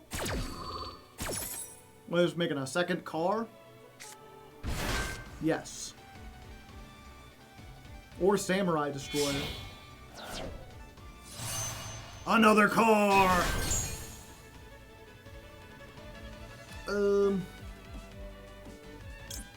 Yeah, we go for the Lightning Storm.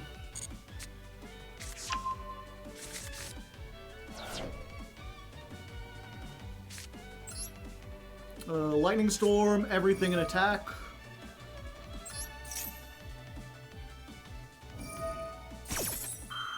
They negate.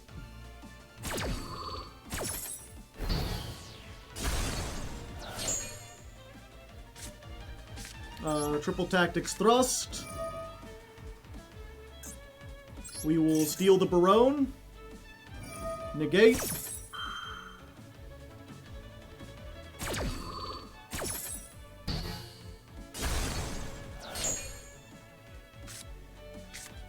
Brilliant Fusion! Unless that last card is Ash.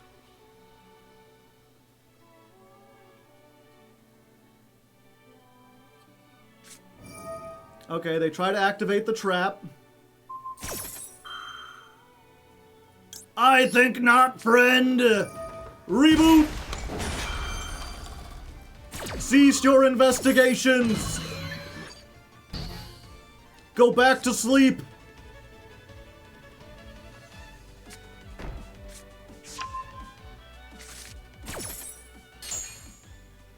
And we're getting big Chungus. A 1. A 2. A 3.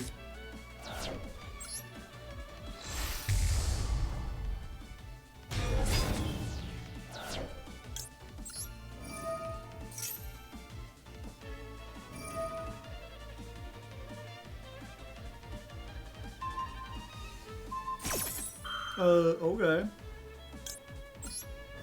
Chain Dispersion?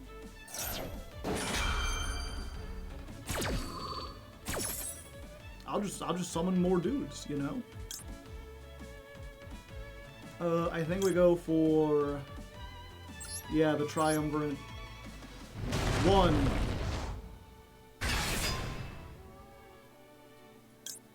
A Tahoo. A 3.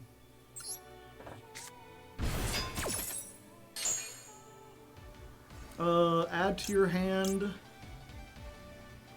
Yeah, we can Nephirim. We haven't normal summoned yet, right? No, we have. We normal summon the Gem Armadillo. Yeah, so we add this back to our hand.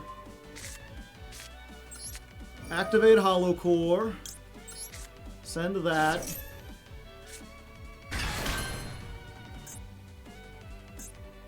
I cannot link. I wanted to link.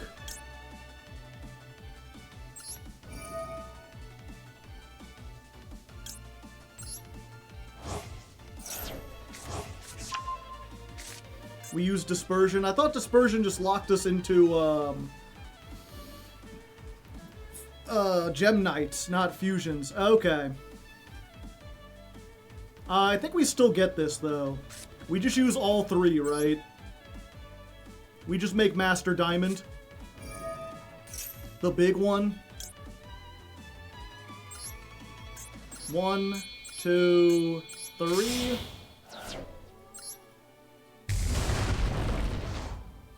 Master Diamond! What do we send back? One of the cars. And then we activate this. We get the topaz.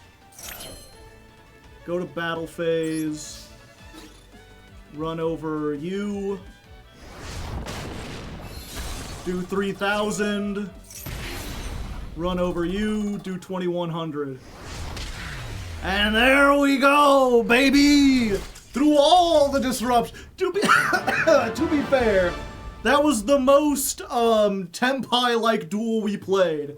Our hand was just nothing but generic board breakers and the one Brilliant Fusion, and we just managed to get through with the Brilliant Fusion. And with that, we got up into Master 5. We did it. In the first 3 duels, and we still have 20 minutes left, so who knows? Maybe we can get to Master 4 before the end of the night. I think Master 1 is seeming likely, unless people learn Mitsurugi really well, and then we might have some trouble. But we'll deal with that when we deal with it.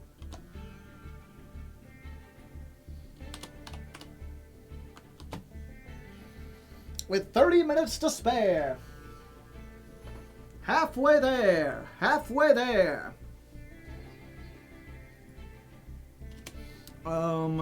348. That was dual Masterful is full of Mitsurugi Ryziel. I've only encountered one Mitsurugi deck so far, and it's pure. So maybe they're just not up in Master yet, or maybe they've already gotten far beyond, you know? Duel 47 versus Crystron.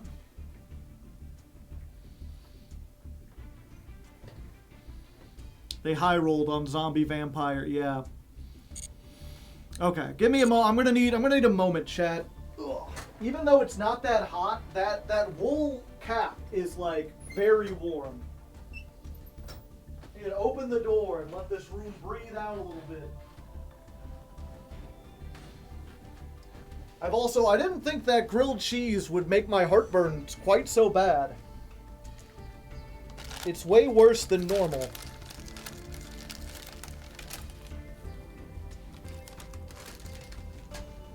I'm thinking, normally when I have really bad heartburn, I like to have some milk. Because heartburn is stomach acid and milk is like a base. But I don't like regular milk. I make hot chocolate usually. But of course, hot chocolate, it's hot. And I'm already hot. But I think it's still worth it. So give me a moment. I'm going to get some hot chocolate started. This should only take like a few seconds. In fact, I could shout from the other room. And then it's like I didn't leave at all. It's like you're still there, listening to Hardleg. He's just way off in like another room doing stuff, you know? It's a little harder to hear. But you've all had friends like that, right? Friends who just talk from like the other room as though you're still there. And they just carry on a conversation, yapping about whatever. Having themselves a good, fun time. As there wants to do. I mean, that's the joy when it comes to streaming. It's that illusion of like having a friendly relationship with someone, even though you really don't know them as well as you might think. But I mean, I guess that's just the nature of modern society. As Peter Kropotkin once said, anarchism. Joe, you were so far away. I am, but now I'm here again. Skiffy8, thank you for the prime hype. Brilliant Fusion at 3 is let me make the most cursed builds ever because it searches Orpus, Scorpio, and Aluber. Can't believe we could still hear him. Could you still hear me? Yeah. It's one of those things, chat. It's like... I forget if I've mentioned this before, but I felt like when I was in high school, I was part of like my clique was like the nerdy kids. And being a nerd, it was more socially acceptable than it was in like the 70s or the 50s or whatever. But the nerdy kids, it was still mostly like outcast. It was people who like kind of didn't fit in. It was kids who, a lot of them were just like very bad at social interactions. And I always felt like I was like the king of the nerds. Because I was like the one nerd that like could talk with people if need be. Because I also had like a couple, like basically I was friends with all the nerdy people, but also like there was a group, one of the social groups was like the skaters. And there was one skater who also read comic books. And so like I was friends with them. So I would sometimes hang out with that other group and I was like the designated nerd of their group because the nerdiest member there was someone I could get along with. And same thing, there were like the drama kids. Oh, I was never a theater kid, but I knew I was like social enough that I could get along with some of the nerdier theater kids. And in the same way, I feel like there's just kind of been this weird running theme of my life where it's like, yes, I am incredibly lucky in an age where a lot of people my age cannot afford houses and people younger than me definitely can't afford houses. I am incredibly fortunate to be able to have a house, to have a mortgage. Puts me at a huge advantage. That being said, this house is like 120 years old. It was built during like World War I. When the wind blows too hard, you can feel it through the walls. It is not very big. It is not very comfortable. And I'm constantly having to do repairs on it. But it is a house! So it's like, this idea of being like at the top of the bottom. Or the bottom of the top. However, like, rich enough to afford a house, not rich enough to afford a good house. Also, real quick chat, I don't know if I'm just slowpoking on this or what, but recently, they started releasing the 1 gallon, like, milks, and, like, these little versions of, like, the big milk. These used to come in, like, these long cylindrical ones that were, like, a little easier to carry. And I'm like, why and when did they start doing this? I feel like this takes up more space. Like, it's harder to stack.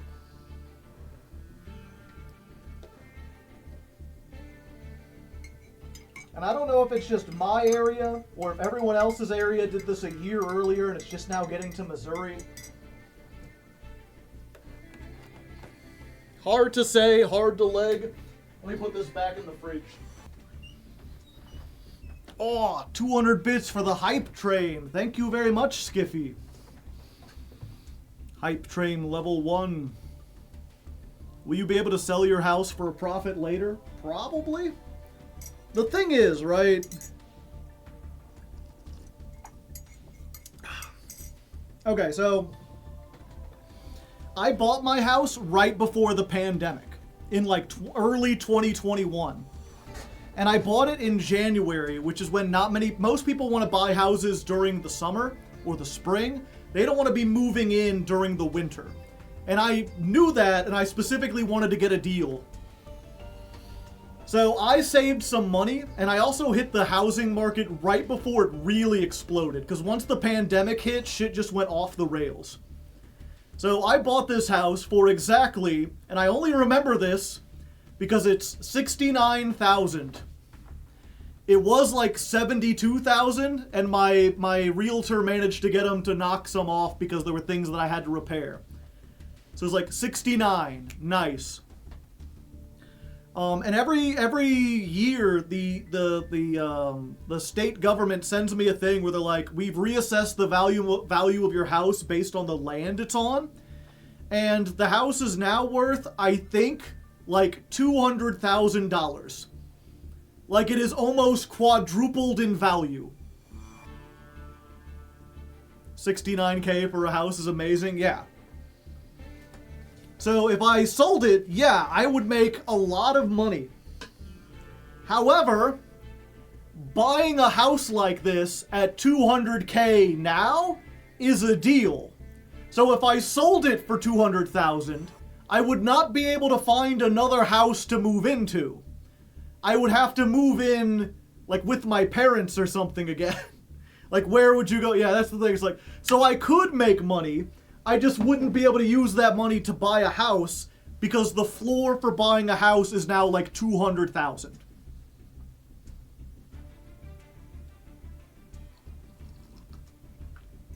Will there be a house tour in the future?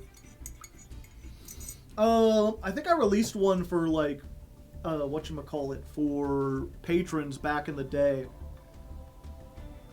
But I didn't really go in depth because, one, I kind of value my privacy.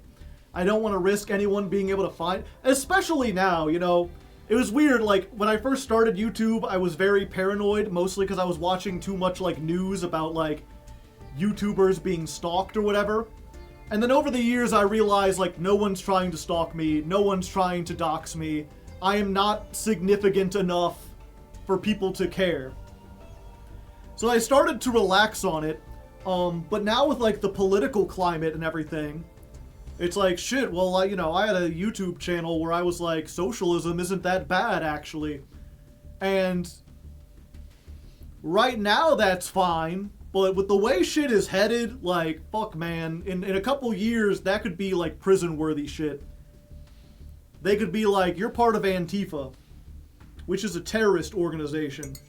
Like, they're already arresting people without trial. Like, they've set the precedent that you can just take people off the streets on the accusation that you're part of a criminal organization.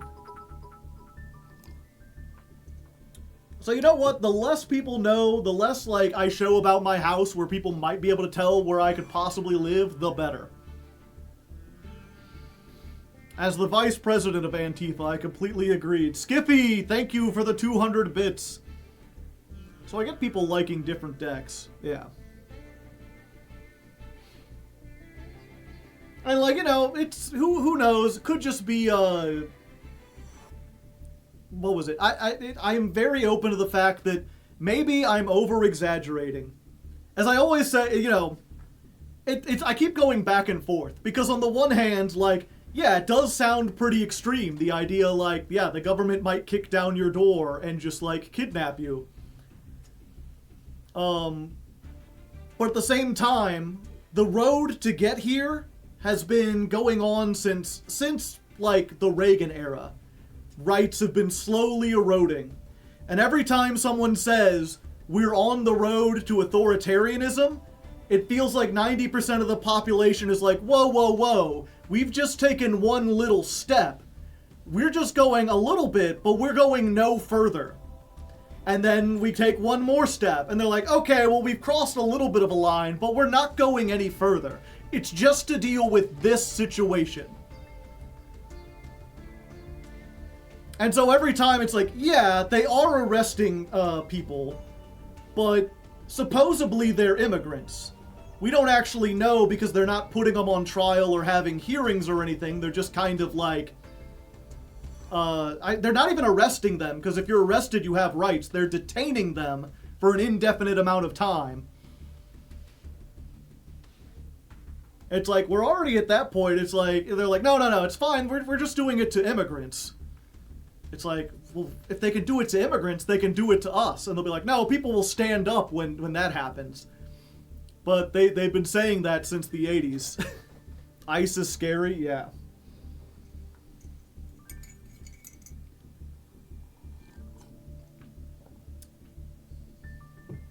It's so frustrating to see people just now realize this has been America since the 1950s Red Scare. To some extent, the thing about at least the first Red Scare, is that, like, yeah, we did have like congressional hearings, but even during that time, you know, there was a lot of criticism of it.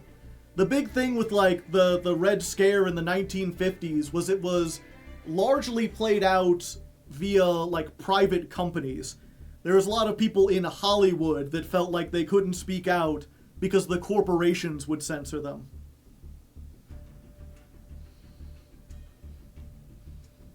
Whereas this is like, yeah, the government specifically saying, like, socialists and communists are enemies of the state. People who oppose fascism are the enemies of the state. We need to use the legal system to go at, like, it's the government going after people. I don't like Branded. Please ban Sanctifier. Yeah, Sanctifier probably should be banned, but they ain't doing much about it. As an immigrant, is it fair to say I love this country but not the government? Yeah, absolutely. Boo-hoo, thank you for the 300 bits. I tip my hat in your direction.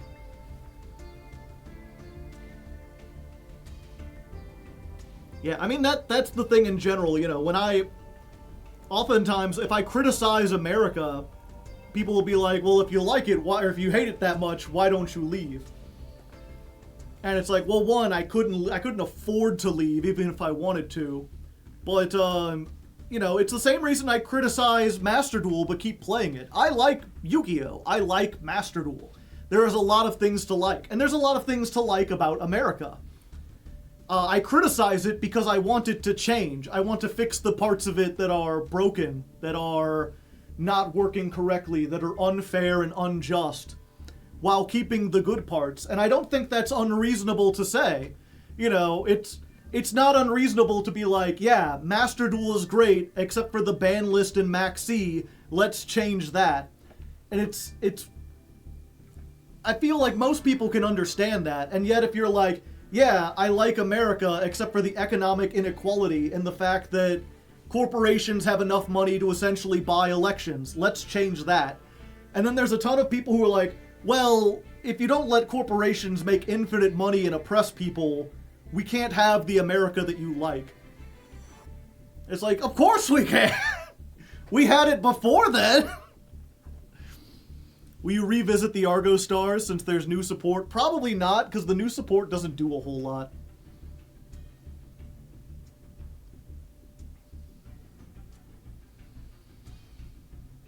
If we're being completely honest, they want to be fascist, but they're so unbelievably bad at actually doing fascism.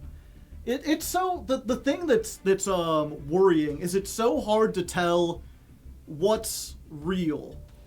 And I don't mean in sense of, like, what's actual science or what, like, the government is doing. That stuff is obvious. What's not obvious is how much support does Trump actually have. Because there are so many... Like, all of that is reliant on people on social media making posts supporting him. And so much of that is, like, bots. I think they said, like, at this point, the dead internet theory is almost provable that, like, on Twitter, it is like 50% bot posts. Facebook, it could be even higher. And then even on YouTube, you have like AI-generated videos that are just printed out like dozens of them a day. On TikTok, it's kind of the same way. I like politics, Joe. I'm glad some people. We lost like 30 people. I don't see America as a first world. Well, that's a misunderstanding. First world specifically means... It's weird how that phrase has changed, because the idea of first world, second world... Basically, the first world was like capitalist democracy. The second world was Russian communism, like authoritarian communism. And the idea was the world is split into two worlds. You have these two factions that are vying for support. And the third world is every country that isn't yet aligned. And the idea was that America and Russia were both vying for influence. And then because the countries not aligned were usually poorer and had less quality, less infrastructure, third world eventually came to mean like any country that isn't sufficiently developed. Any country that has the ability to be developed. And then first world came to mean like a country that is developed. A little bit of a history lesson for you. So yeah, it's like, I would still consider America a developed world, but also like America can never not be a first world country, because first world is like aligned with American values, essentially. There are two worlds, Spain and Portugal, so say the Pope.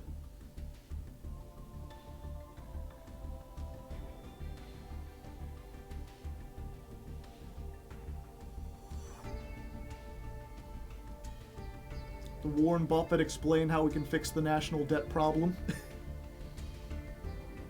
All you get on Facebook is rage bait. What's dead internet? Dead internet theory is the idea that, like, the internet will be mostly machines. That, like, you'll have a YouTube video made by an AI bot that is mostly being watched by AI bots. And that bot will have, like, advertisements, and they're only the advertisements aren't made by people, and they aren't watched by people. So money is exchanging hands, and companies are going, but they aren't actually providing a service to anyone but themselves. It's just this sort of Ouroboros of AI and bots that are all making content for each other, and then liking, sharing, and watching the content in order to try to boost their own views.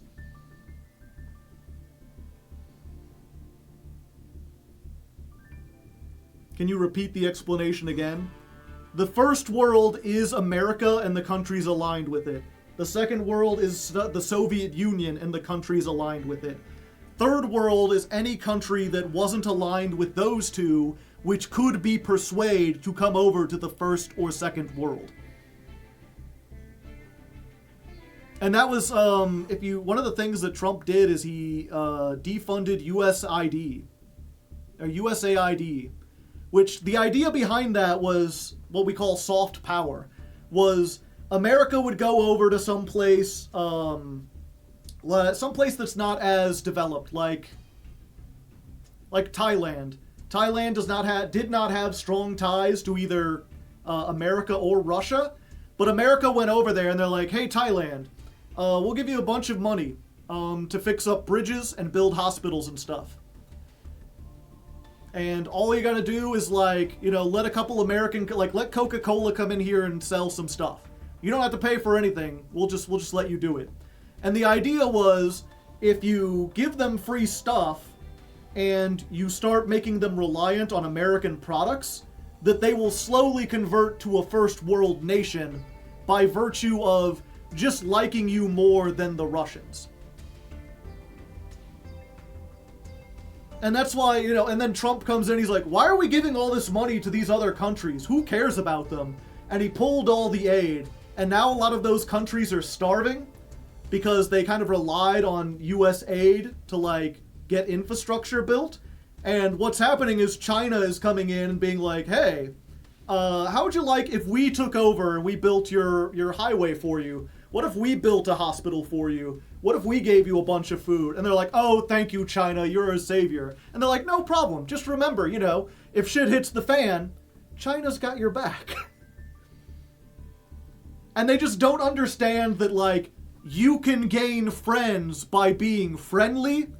They think that, like, the only way to have power is to basically project it through military force, to be tough, to threaten people into doing what you want to do. That was what we would call hard power. Hard power is projecting military force. It's going in and saying, you will build the Coca-Cola factory. Soft power is having a gentle touch, being friendly, and trying to ingratiate yourself to people. USAID was America's ability to do soft power. And Trump Trump and a lot of his allies are like, we have the strongest military in the world. We just rely on that. We'll just throw our weight around.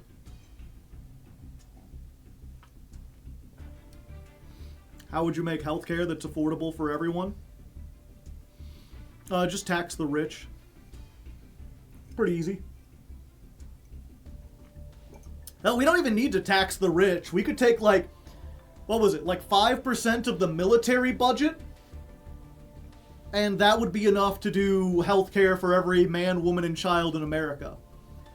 Or hell, we don't even need to do that because, if you really get down to economics, money is kind of a fake social construct, and the US can, kind of print as much as they want because they have, monetary sovereignty. And you know that because, the thing that just happened recently where Argentina's in trouble, and their president is, really, stroking Trump's ego and calling him a genius. And he's like, these Argentinians, they're in trouble. We'll send them a care package. And they sent them $20 billion. So, we have $20 billion to send to Argentina, but we don't have it for healthcare. It's like when we need like if we needed to have a military drive to make a bunch of stuff, we would get the money. We would find a way. But we don't do that.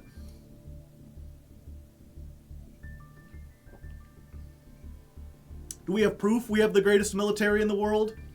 We have like the biggest military. Not the biggest. No, China has more soldiers.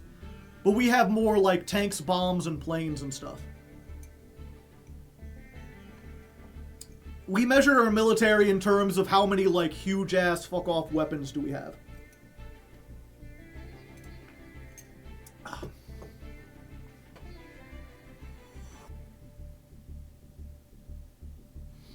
So how would we be able to tax the rich? Wouldn't we have to pass some law? Yeah. We would have to change how the laws work. Did you see the Argentinian president singing like Cookie Monster at a rock concert? No, I did not. Yeah, you would have to pass a law to tax the rich. We measure military in dollars we spend. Kind of.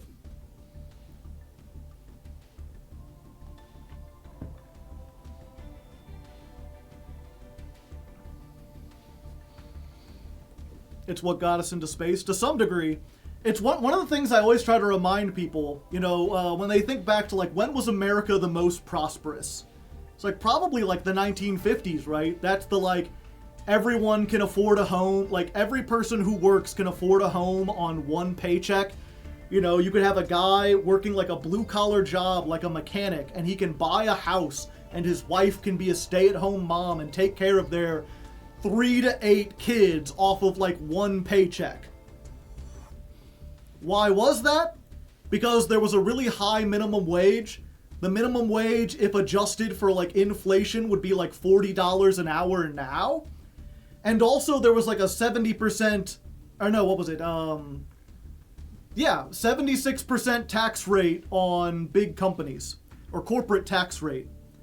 So companies could not pay their shareholders or their CEOs exorbitant amounts because the law says you have to pay this much tax and you have to pay your workers this much.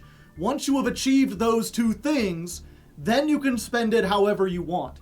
And companies still managed to make a hefty profit. There were still tons of rich people in the 1950s, but that's how we could afford to like build a highway system and public parks and public pools and just expand into like everything and also have everyone be affordable.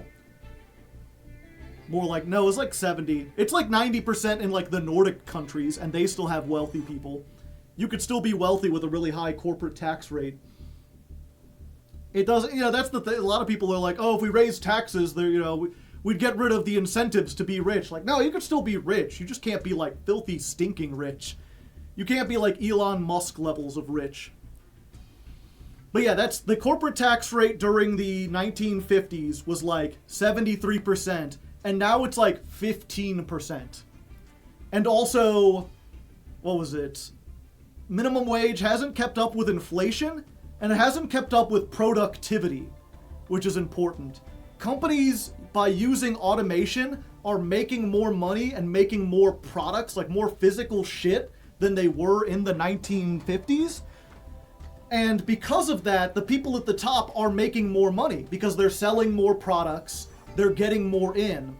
But because they haven't trickled down any of that to the workers, it only gets concentrated in the upper strata of society. So like, if minimum wage kept up with productivity, if it reflected our GDP, it would be something like $90 an hour. It would be huge. Like, we're the richest country on earth, easily. But all of that money is concentrated into the hands of very, very few people.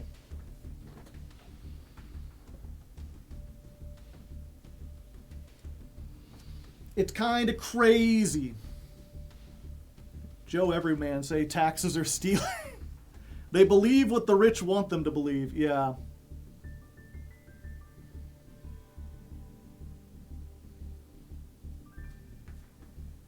And what was it? And the other thing too, I remember hearing this argument recently and I hadn't heard before, where they're like, even if you somehow believe that someone like Elon Musk deserves, like, to be a multi-billionaire, like, that he worked so hard, like, 10,000 times harder than the next richest person, and he is just a brain god genius who deserves to have that much money, he literally could not spend it if he wanted to. It is so much money that even if he was starting like a new company and breaking ground on new projects every day, he would not be able to get rid of it. So a lot of that money is just tied up in stuff that is doing nothing. It's wasting away. You know, if you gave $1 billion to 1 million Americans, they would go out and spend it, and it would stimulate the economy because they would buy, you know, all of them buy a pair of pants. And now the pants industry has to make 1 million more pairs of pants. And they need fabric, and they need sewing, and they need workers, and it does that. But Elon Musk is not going to buy 1 billion pairs of pants. He can't. You know, even if be like, oh, he could buy a yacht that's worth that much, but that doesn't... A yacht only grows the industry by like a tiny amount. Trickle down will surely work. Have you read about the tech... Yeah, some of the tech billionaires are, like, fucking crazy. They've got, like, these weird, like, religious conspiracy theories. Elon's family owned... His dad did.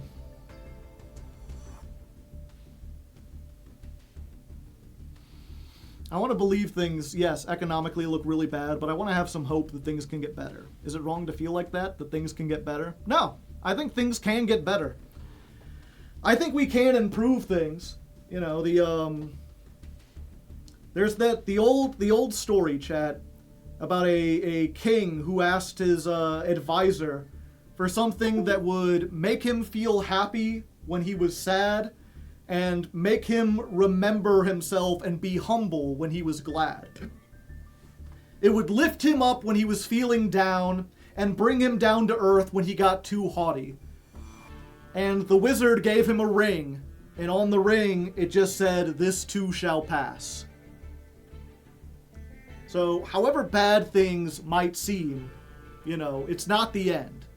This too shall pass. The good times also don't last forever. But right now, it feels like we've had nothing but a generation of bad times. The dam has to break eventually. And unfortunately, I think things are going to get bad before they get... Or things are going to get worse before they get better. But I think eventually things will get better. And I think that's why, you know, a lot of people ask sometimes, why talk about this stuff? And I think it is important to let people know, you know, there is a better way to do things. The system we have now is not the best system. It's not a natural system. It's not the only system.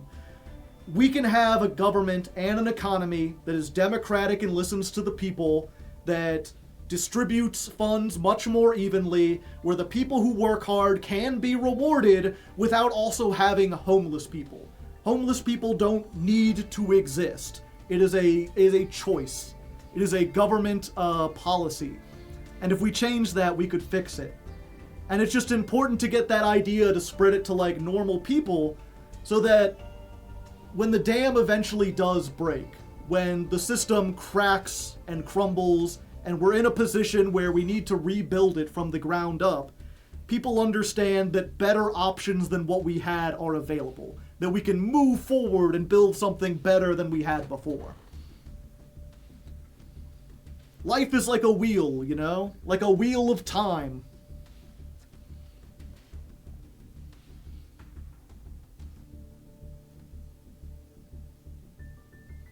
I see a burn scald your hand really badly so that you actually remember this time.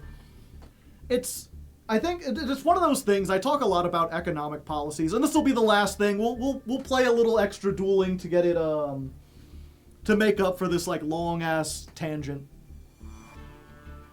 But one of the big things I think going forward is and this always sounds scary whenever I first talk about it, but let me finish. Is I think we really need to reevaluate the purpose of free speech. Because a lot of people in America have this idea of like, free speech should be absolute. You know, you should be able to say whatever you want in any way you want, no matter what. And that has led to some really unintended consequences. The biggest one being like the Supreme Court saying that donating to a political campaign is speech. It's a way to show, it's a way to express yourself. And so the government can't limit that because that's limiting freedom of speech. That's one big way. And so I think when you look at free speech, there's two reasons it needs to exist. One, people need to be free to express themselves. They need to be individualistic. You know, one of the core things that I think everyone believes in is the pursuit of happiness. Whatever that means to you. You need to be able to do the things that make you happy as long as they're not hurting other people. And then two, you need to be able to criticize the government. You need to be able to say when they're doing bad stuff. You need to be able to talk about, like you should be able to report on anything the government is doing. The government should be as transparent as possible, and if it's not, we need to be able to hold them accountable. But I don't think that the free speech should cover people's ability to lie. Or at the very least, it shouldn't cover politicians and newscasters and like big influencers and celebrities. They should not be able to say something that they know is false. Because people have taken the freedom of speech as being like, I can say whatever I want.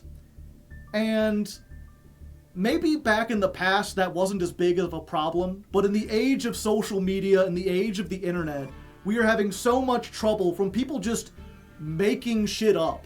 From people just like lying, like saying stuff they know to be false.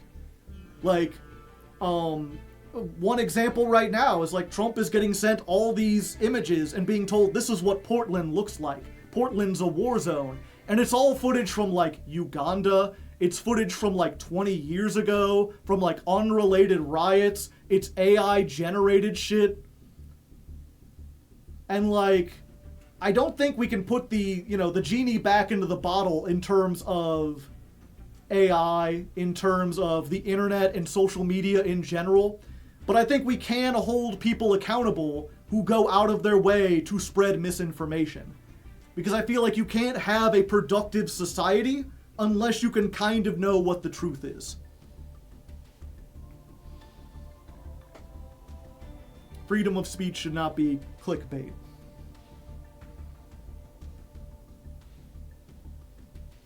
Fraud is not free speech, yeah. And it's one of those things, I feel like that's a fairly reasonable take, and I understand that there's like a lot of concerns, like how do you know the truth? How can you figure it out? I feel like that would be a struggle, but we would be able to put together a government council that is detached from the main government, something where like individual states can elect people to these councils and they can like review it, and you have to have multiple teams and they can like put out stances to be like, this is something that like, this is a fact. You can't go on TV and say the earth is flat. It's not flat. We know it's not. You can't say vaccines cause autism. There's literally zero scientific evidence. It's not your opinion. It's just factually wrong. Like, I think we can figure out a way to do it. But there are some people who are just like, no, you can't have the government in any capacity, no matter how democratic you make it, no matter how many safeguards you put in. As soon as you have a government agency that says, like, this is the truth and you're not allowed to argue with it, you'll have problems. And I understand the fear there, but I feel like the alternative is so much worse. Because the alternative is we live in a world where everyone has their individual truth, where everyone's flying by their emotions, and we can never decide on anything. We can never have anything that's a foundational object to build upon. Once truth goes out the window, science goes out the window, And then being able to understand people in general. Like, how can we find common ground if we can't agree what ground is? Vaccines don't cause Tylenol. How do you prevent them from being biased? You don't. Bias is fine. Bias is there's no such thing as an unbiased report. You don't have to get people to be neutral. You just have to stop them from telling outright lies.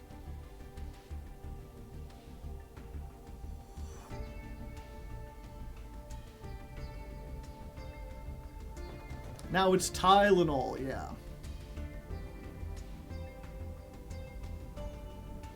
Being under oath, fraud laws, state laws, sovereignty, separation of powers. It always devolves into malicious intent. Yeah, I think in general, it's weird to see how much, one of the things I always hear is people talking about, like, it's crazy seeing how much of the United States government is basically based on, like, a gentleman's agreement. I remember my mom, of all people, being like, you know, why can Trump run again? He's like a convicted felon.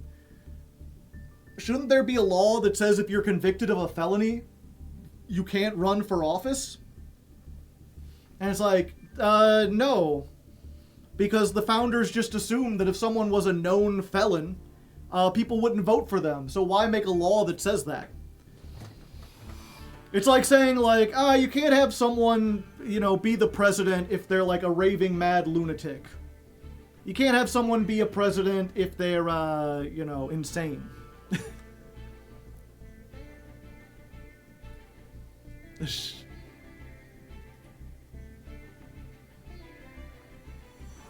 A million people in my state can't vote because of felonies. Yeah, you can't vote because of a felony.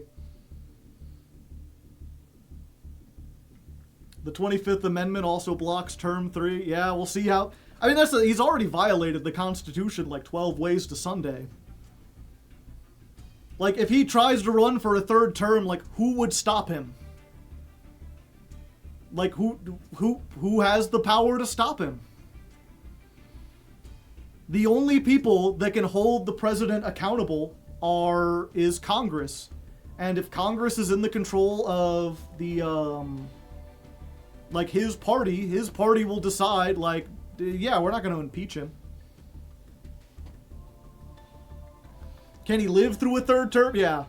I think that'll be the real thing, is like, who decides if he gets a third term? Like, fucking God?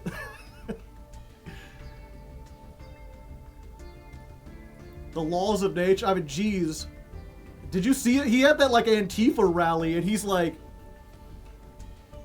what was the one? Like, sometimes you hear, but like, man, he's worse than I think it was MBT, who's like, he's got the Brandon disease, you know?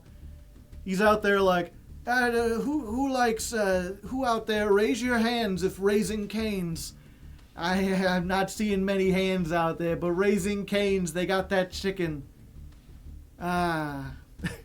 Brandification. Yeah.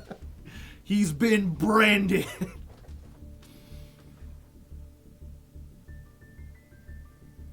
Portland is burning and the places are boarded up. But yeah, okay, one last thing. Let me see if I can find it. I think, I was watching Philip DeFranco earlier and he had the clip.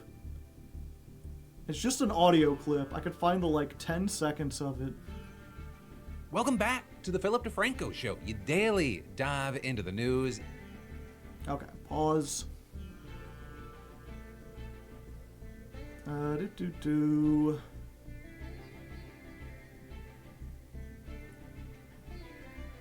let me see if I can find this. The courts and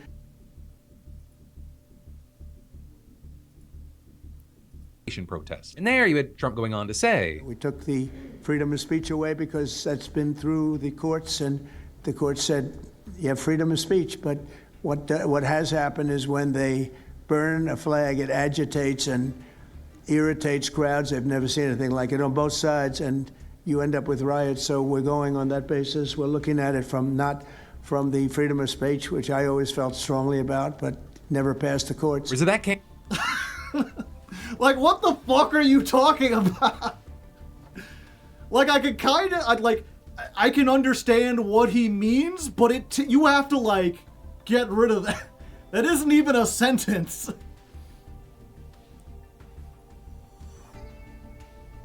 Did you see the Daily Show clip from 4 hours ago about Portland? No.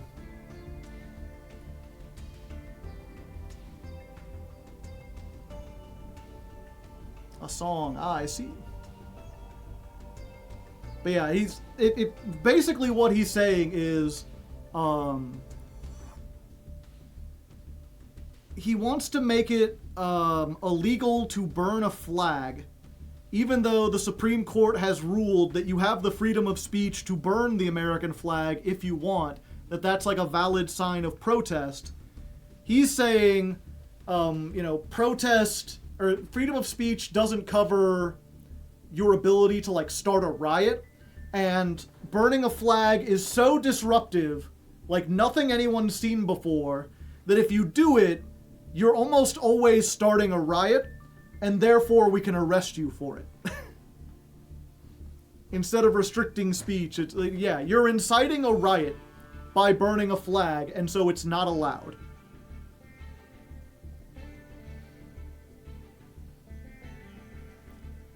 There's also, like, fighting words, where they're like, well, fighting words is essentially like, if you call someone, like, a racial slur, or if you say something like, I'm gonna fucking kill you while, like, holding your fists up, they have a right to, like, punch you, because you've said something so foul and so heinous that any reasonable person would fight back. Now, that usually doesn't give the government the ability to, like, arrest you for something like that. It's just more like between private citizens, Them's fighting words. And so they're also, that's the other thing in the argument, where they're basically saying, like, lighting a flag is so incendiary that the police just have to arrest you. It's too offensive. It's the most snowflake thing I've ever... It's a flag... Yeah. It's crazy to me the amount of people who are, he didn't stand for the national anthem. He burned a flag. He knelt on a flag. Like, so fucking what? They're allowed to have, like, an opinion if they want to.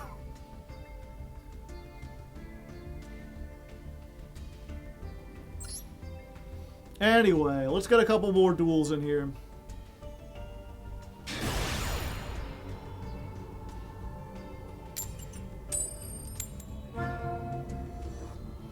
Yeah, one of these days, chat, the rants will get longer and longer. 3 years from now, I'll be Hassan. We'll be seeing daily videos about why I'm totally canceled this time. Trust me, bro. It's over for him. It's funny, I don't even watch this. I don't think I think I tuned into his stream once to see, like, what's the big deal about. And, like, he was just, like, sitting there watching, like, some video in silence. And, like, I've seen a couple times when he talks and he makes a good point. I've seen parts where he talks and he doesn't make good points. I don't think I'd, like, call myself a fan. Obviously, me and him agree with a lot of stuff. But, it's so weird because I get recommended videos every day. Like, on the sidebar, and it's always like, he's totally over this time. Everyone's turning against him, and it's just Hassan's face with, like, he's done for. He's like, dog, he's been done for every day for the last 2 years, and he's still the most popular streamer. Like, I don't know what the fuck you're going on about.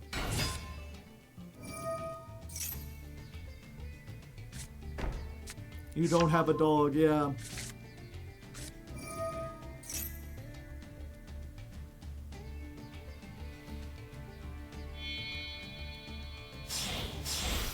Watching Reddit have a meltdown because he uses a shock collar. It's one of those things where it's like, could he have used a shock collar? Maybe, but the amount of people are like, he absolutely definitely did. Is like, I don't know, he reached off screen and his dog yelped. Could be fucking anything.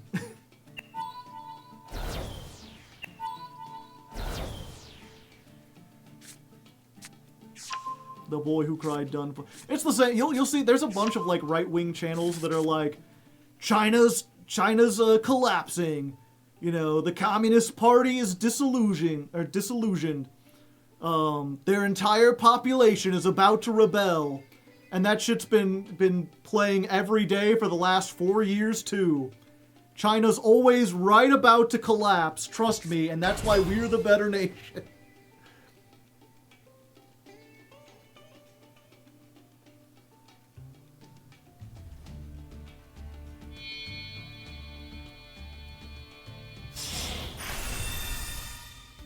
Maxi. I never said Maxi is about to be banned. Tim Pool and his Civil War. Any day now, folks. It'll happen eventually.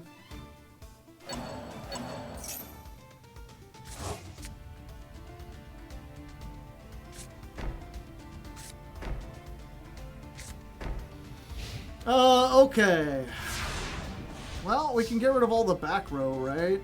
Unless they've got, like, Solemn Judgment. It's a pretty good draw. Let's go! Dun dun dun dun dun dun dun dun dun. Get rid of the spell traps.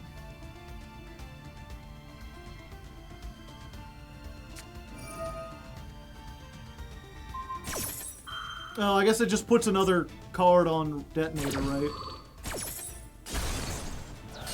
Destroy it, then attach a Ryzeal. They didn't attach one, unless I missed it.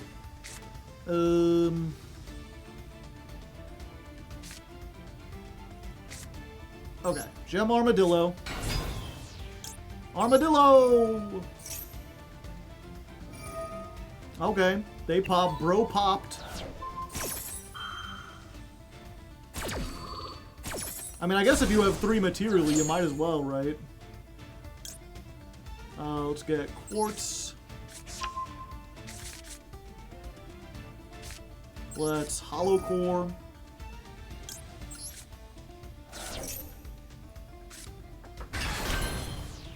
Now that that's in the graveyard, let's Dispersion.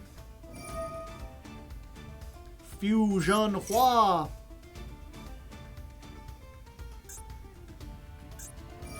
Bro popped.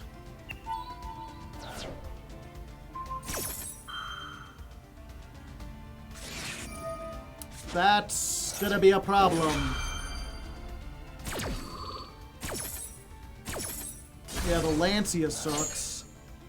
Okay, so this doesn't do anything now. A Gem Knight and a Thunder Monster. What Thunder Monster do I have?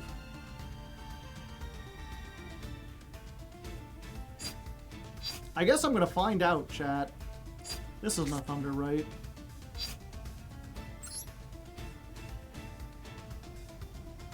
Oh, I can send... Okay, gotcha.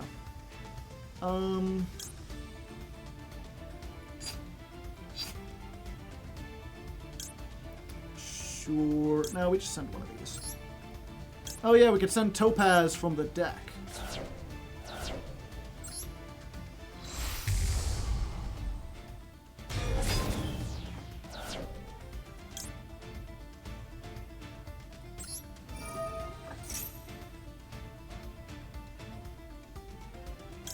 Yeah, we add this to our hand. I'm surprised they didn't activate it. I mean, you want to activate it now, right? I'ma pop ya.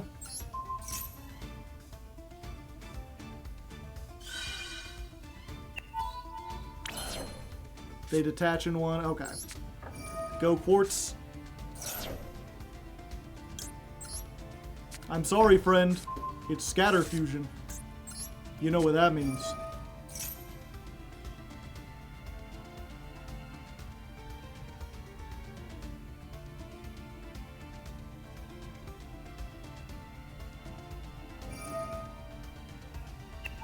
Now, if the last card in hand is also Ash Blossom, then I might be screwed. And they saved it this whole time. Brilliant Fusion? Nope, doesn't look like it. Okay. We go for Lady Summon, Diamond. Right? Yeah.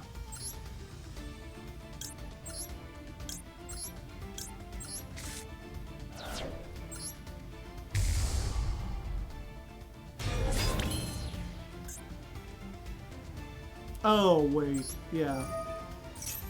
We just tribute herself.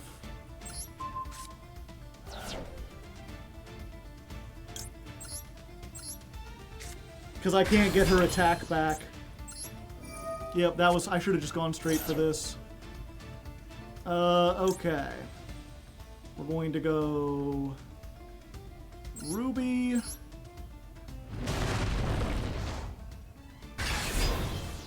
We're gonna go... Aquamarine.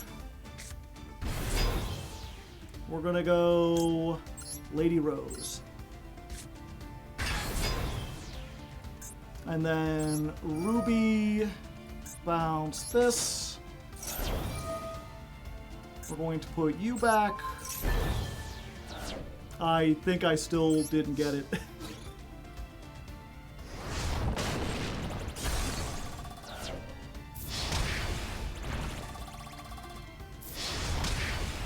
Unfortunate.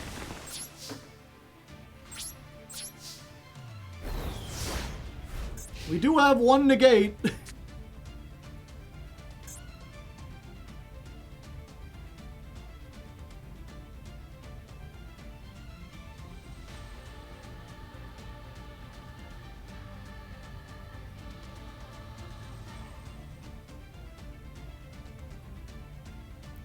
Can they recover after one card? They have one card combos.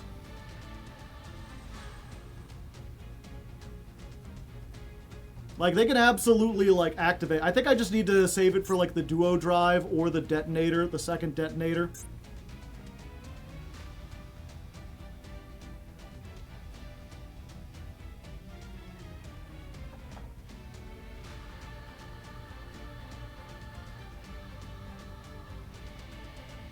They're reading all my cards.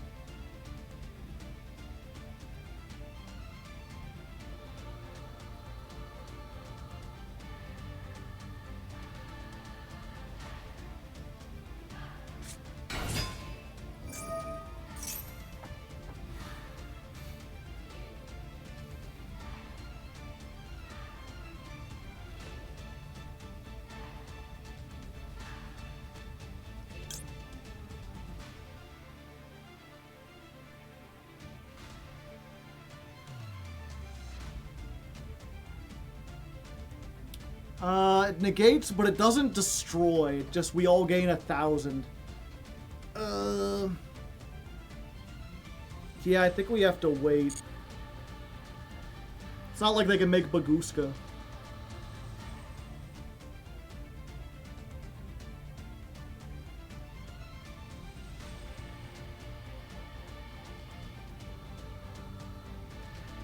Because if we negate this, and then they summon another one, and then they make, like, Duo Drive or Detonator or fucking, like, Exciton Knight, I'm screwed. Although Exciton Knight would do literally nothing.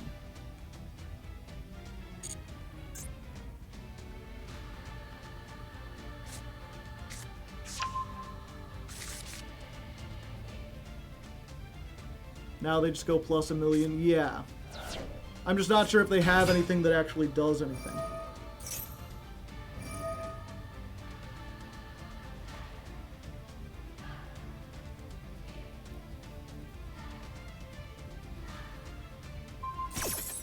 Damn, they read.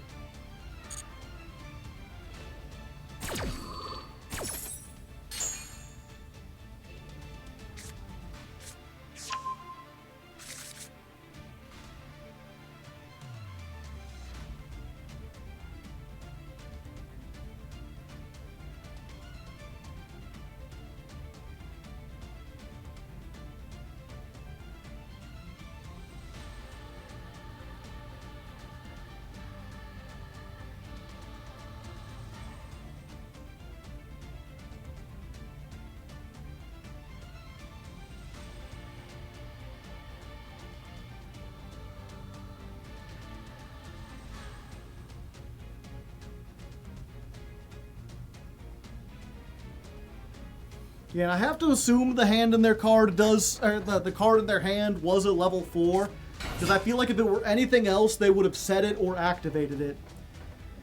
Like, I played into Nibiru, unless it's just like another... They didn't activate Ash, though, did they? They did. So I guess it could be another Ash. Like a second copy of Ash.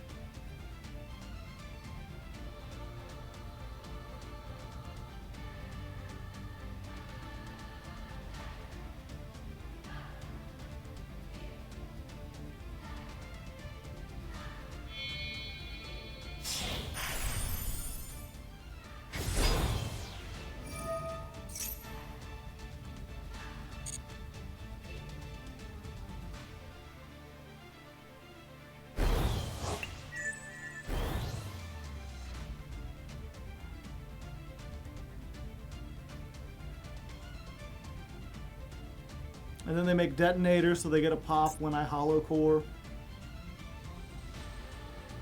But then the other cards remaining all get too big for him to take out.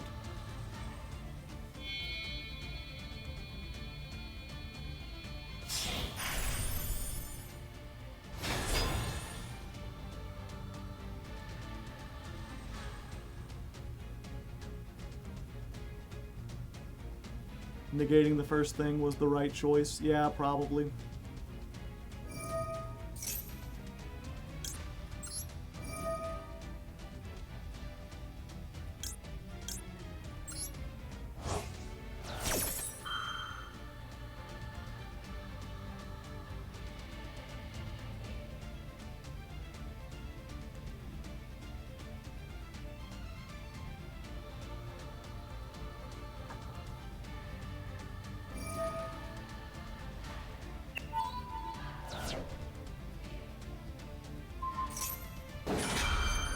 Okay, getting rid of that.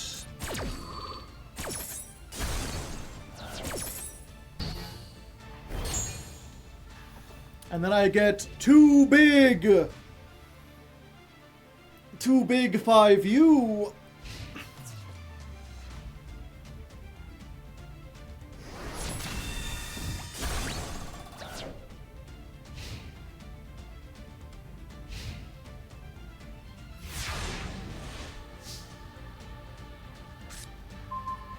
Ooh, that's juicy. Okay.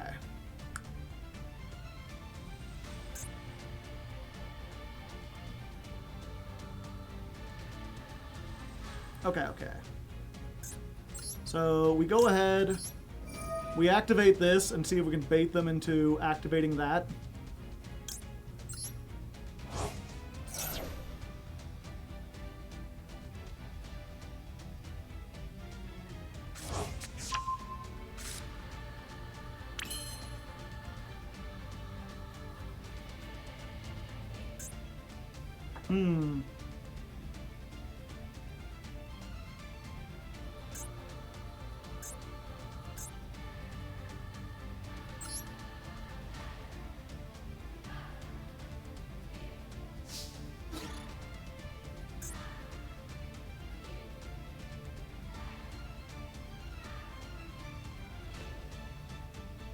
Yeah, this does more damage.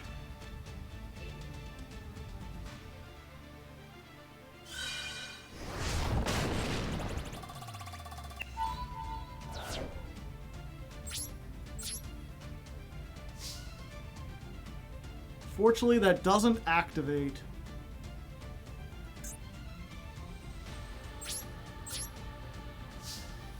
But I got everything off the detonator.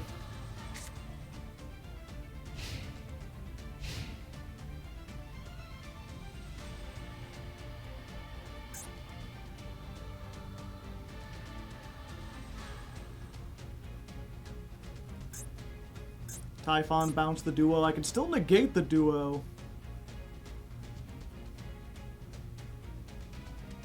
Granted, if they have like a Stophiel or something. They've already used... I thought they already got 2 detonators out. Now they can bring it back. Have they used plug-in? Yeah, their plug-in was there. Do I just let them?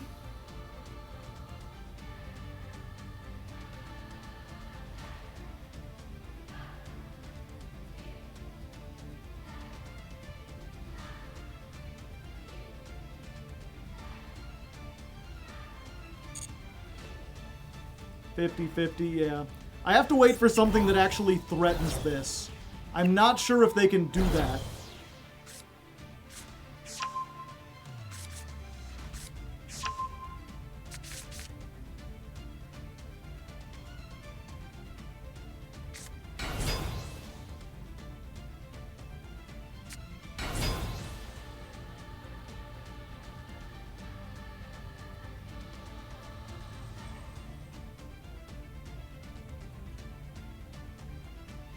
Like, without the engine, without the cross to shuffle everything back, they're pretty low on resources. And if they have any rank 4 that just, like, removes a monster, and I use the negate on this, then I'm just doomed. But if they can't make 2 rank 4s that remove stuff, I think I'm set. Light Dragon Adignister.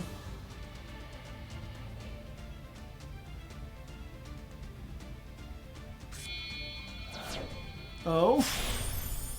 Why didn't they use it?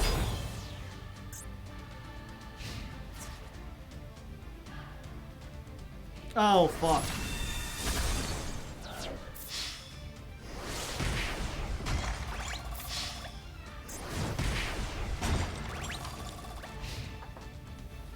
Alright, do I have any starters left in the deck?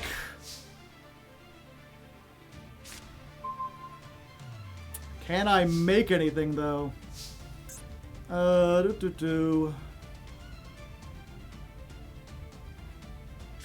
Let's try it.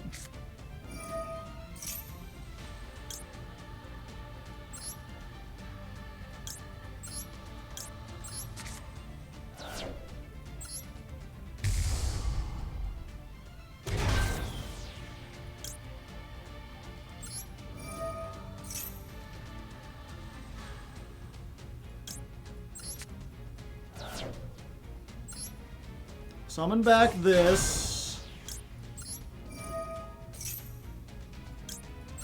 Get Dispersion.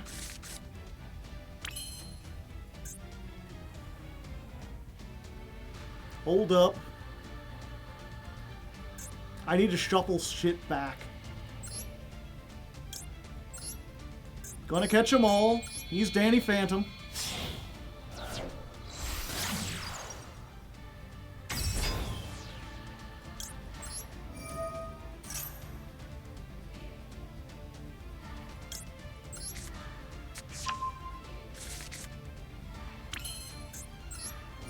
Activate. Maxi! Unless they draw like exactly Nibiru, I think I got it. Master Diamond! We want to shuffle back you, and you.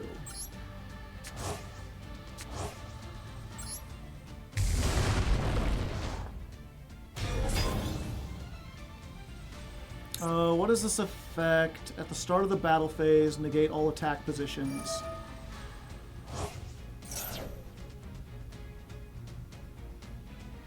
Immediately Ixie summon.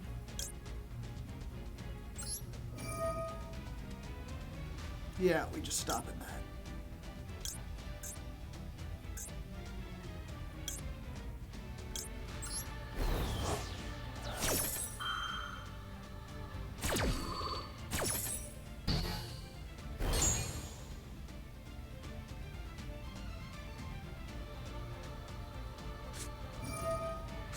Ah, unfortunate.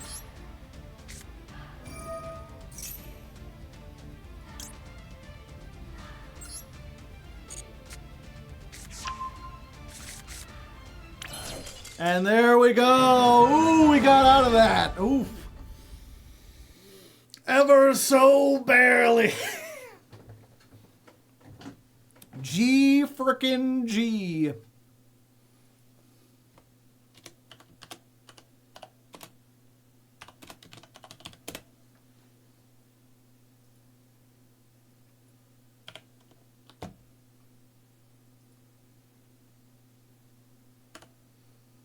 Fitness 6, duel 48 versus Rizio.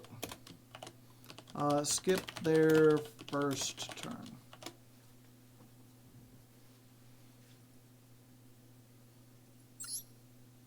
Any Mitsurugi sightings yet? Just one.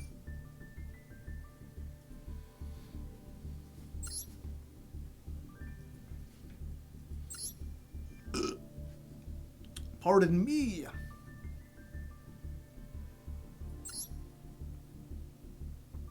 Okay, we can do one or two more.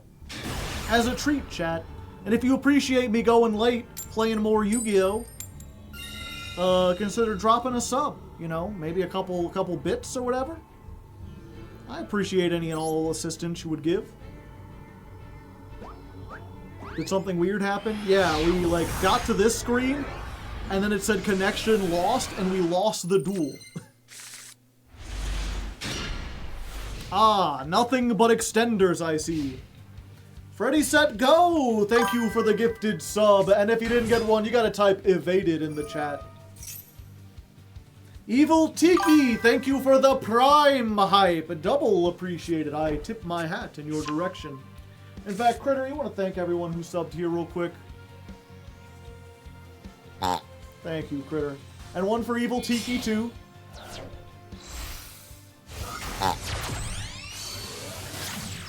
Excellent. Cherish the honk.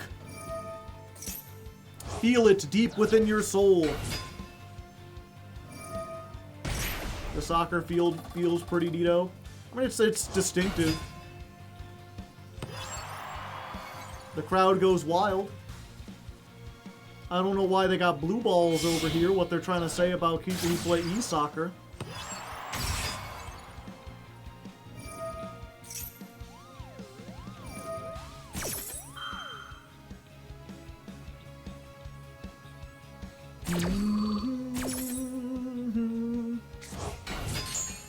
The other plushy critter friends are fine. Yeah, they're all just hanging around.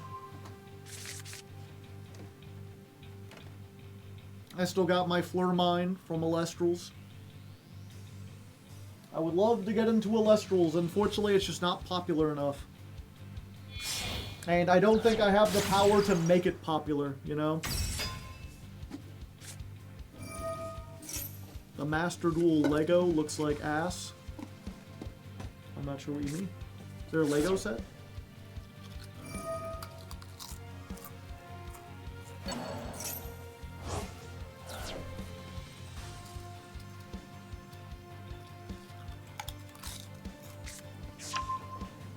Oh, Bombinio?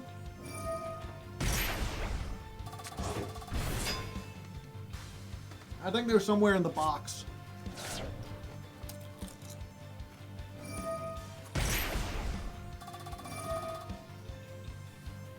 It's funny how Team Samurai and that crew actively try to sabotage Yu-Gi-Oh! Do they? I am unaware of this thing. How do they actively sabotage Yu-Gi-Oh?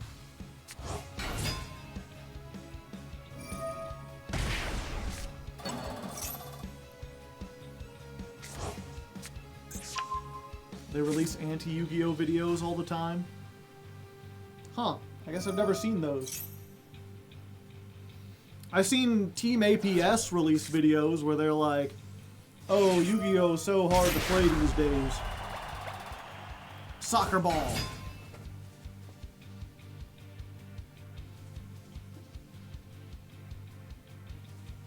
I do like how setting one in the center of your back row looks like a goalie. They all jumped. Team Samurai plays Alestrals? I hadn't heard about that. I hadn't heard about that either.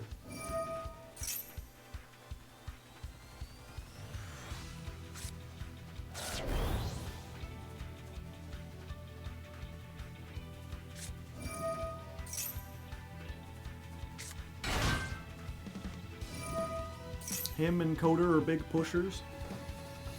I knew Coder was like a pro, like a pretty pro player. Like he has his own card and everything because he donated a shit ton to the Kickstarter, and he's like one of the bigger players. But I'm subscribed to his main channel, and I haven't seen hardly anything talking about Alestrals.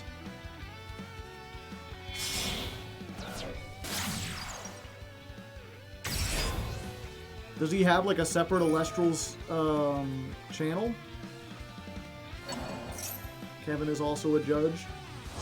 I know he's a Yu-Gi-Oh judge. I don't know if he's an Alestrals judge.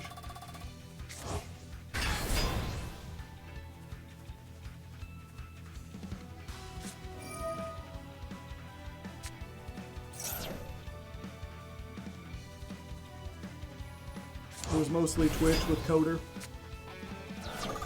I see you, I see you.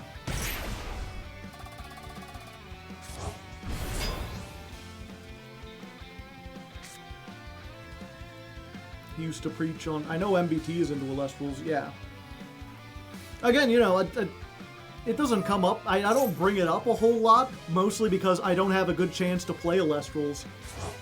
I tried to get my friends into it in real life. I have a whole bunch of cards, but they play like 1 or 2 games, and they're like, it's alright, and they go back to playing Magic the Gathering. I play it online, and we have a stream, and I get 1 or 2 duels in, and people are like, it looks alright, and then they don't show up to the next stream. If I had like a single friend who liked Alestrals, I would probably play the shit out of Alestrals. If I could get like even half the number of audience playing Alestrals as Yu-Gi-Oh, I would play it because it's a fun as hell game. And Yu-Gi-Oh is in a pretty bad space at the moment.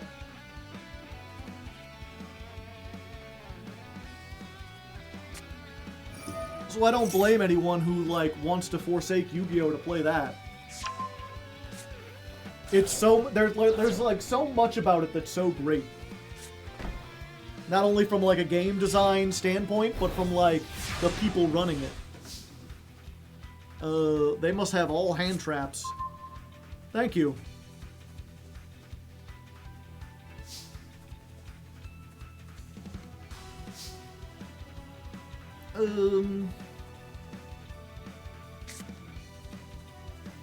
Yeah, we save that as a fuse. We start with Gem Armadillo.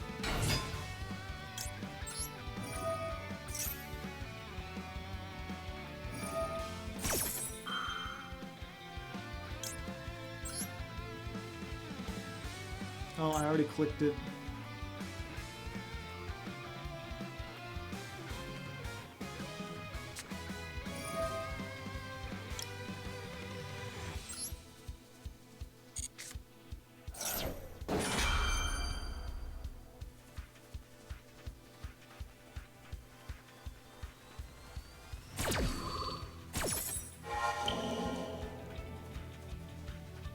So we negate this. We grab you.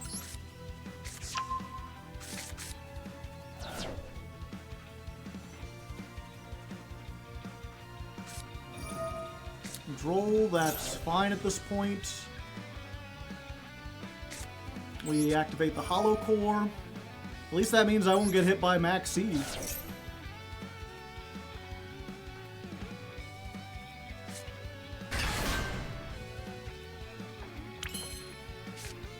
And then we Dispersion.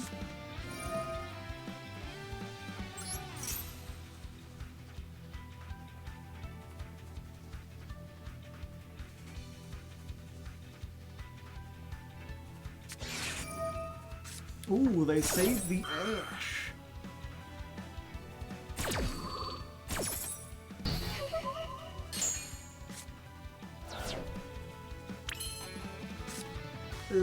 Yeah, Quartz.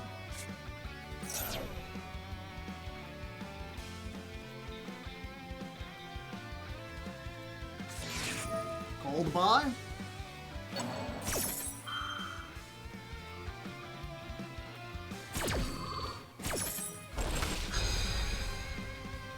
Okay, this is where they hit me with Ghost Ogre.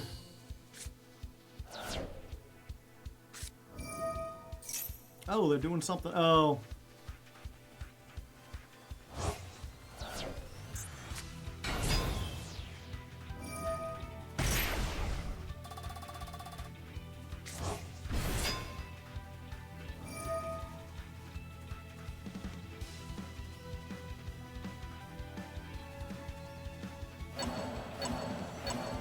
Yeah, I wonder why they're doing this now.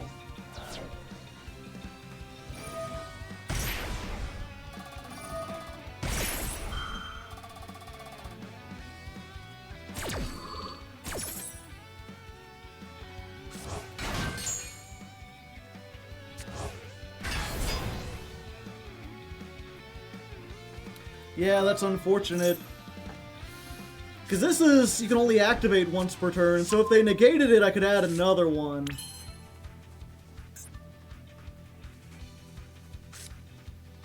Yeah, but if they banish it, then I can't, and it's just negated.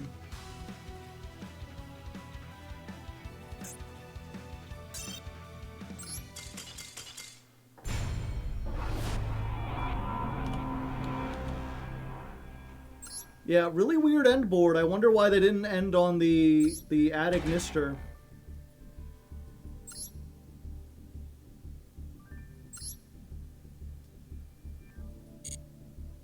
Knows exactly how gems work. Yeah, maybe I should have... I guess I should have activated the Brilliant Fusion first.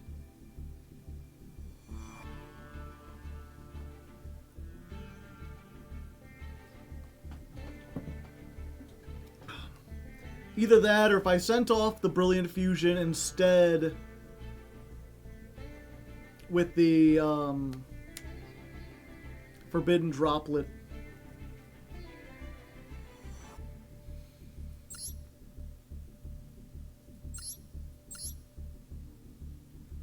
Yep, Ash Droll. And probably in their hand another one of these too.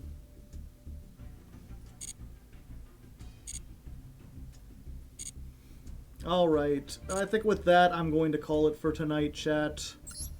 We didn't quite get to the turtle. I was really hoping to get the turtle. Well, we stayed a little hour extra. We had a nice chat. We played some duels. We got into Master 5.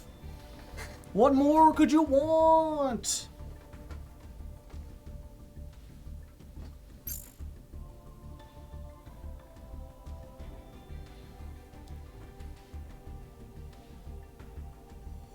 I'm waiting. We can't end on a loss. Well, if we win, we go again.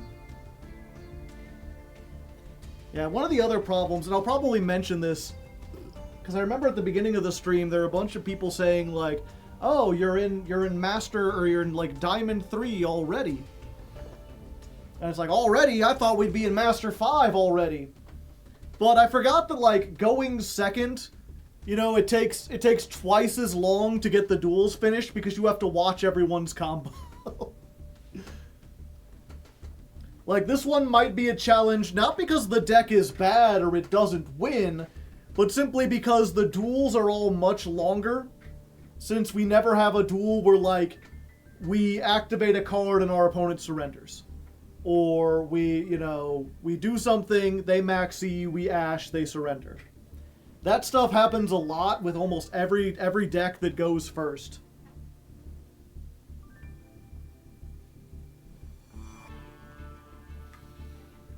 But yeah, for now, I'm going to get going. Thank you all for coming. I will be back tomorrow, but we'll be doing different stuff. I still haven't quite... I thought maybe I was going to do like a Mitsurugi Let's Learn, but I feel like, you know, based on how people were reacting at the beginning of this, everyone already knows Mitsurugi. I'm not explaining shit to anyone. And especially by the time it gets edited and comes out. There is also, whatchamacallit. A lot of people have been asking me to do the retrospective on 2025, talking about a year's worth of ladder climbs. And I'd been reluctant to do that because the ladder climbs haven't been doing well. And the retrospectives in particular never did well anyway. So doing a retrospective on a year where the ladder climbs already did, like, underperformed, I feel like wouldn't be super interesting. But it is something I could record in, like, an hour and edit pretty quickly. Because there's not a lot of editing tricks that get done with that. I was also thinking about doing another solo mode challenge, because those do decently. doo-doo. But, there's not another, like, easy one left. The only ones that I have, the ideas, they're all, like, fucking impossible, I feel like. Let me look real quick. I think I have them pinned.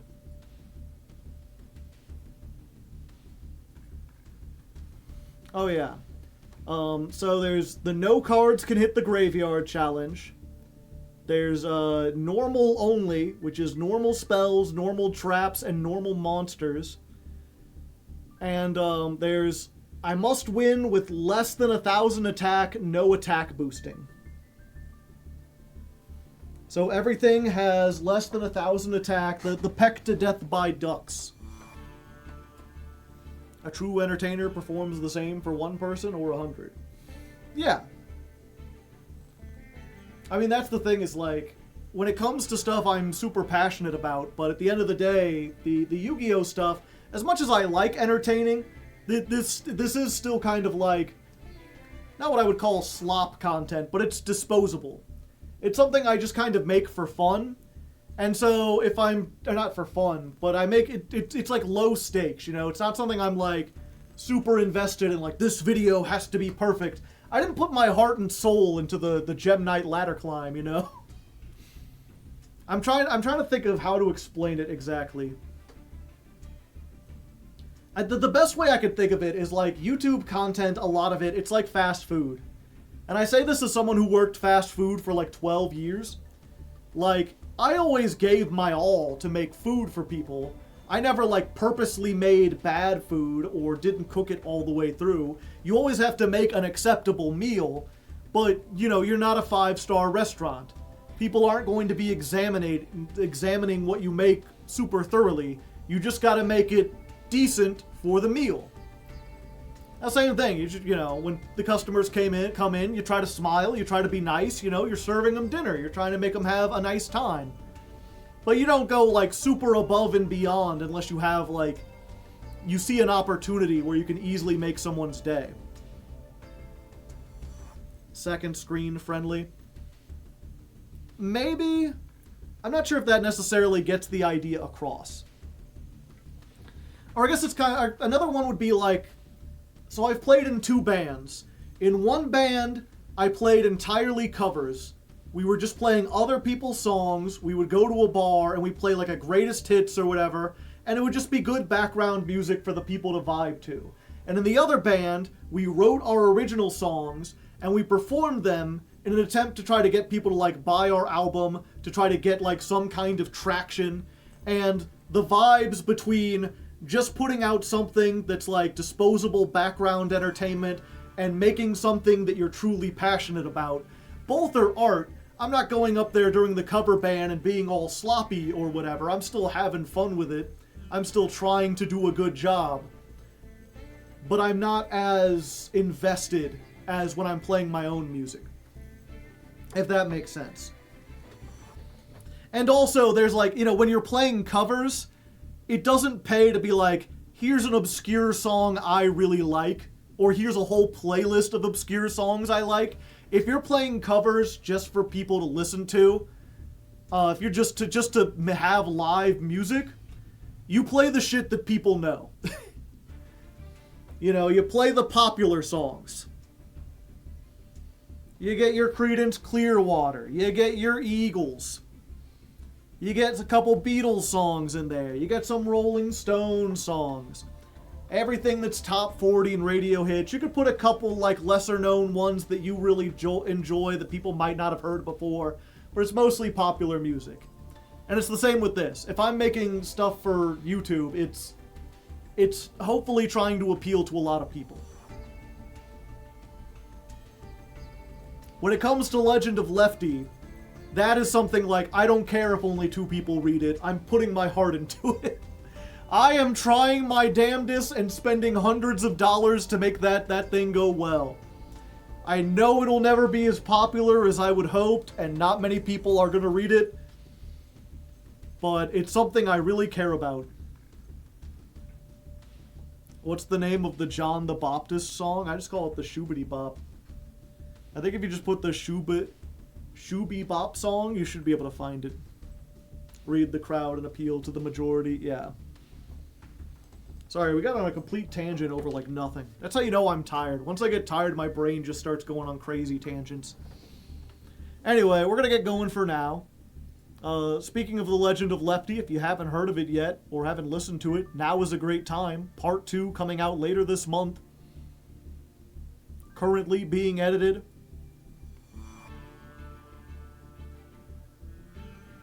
I'm gonna go ahead and get the link for that, just in case. Go listen to it, check out. The more people I can get into that, the better. As much as I like Yu-Gi-Oh!, I would much rather, like, if I could turn my channel into, like, original stories and original content where I could put out, like, my audiobook and my tabletop game, maybe work on my comic book. There's the Head Bop song. Well, thank you. Like, that would be amazing. Maybe I could even do both. For now, though, I think we're going to get going. Let's go say hi to Eros again.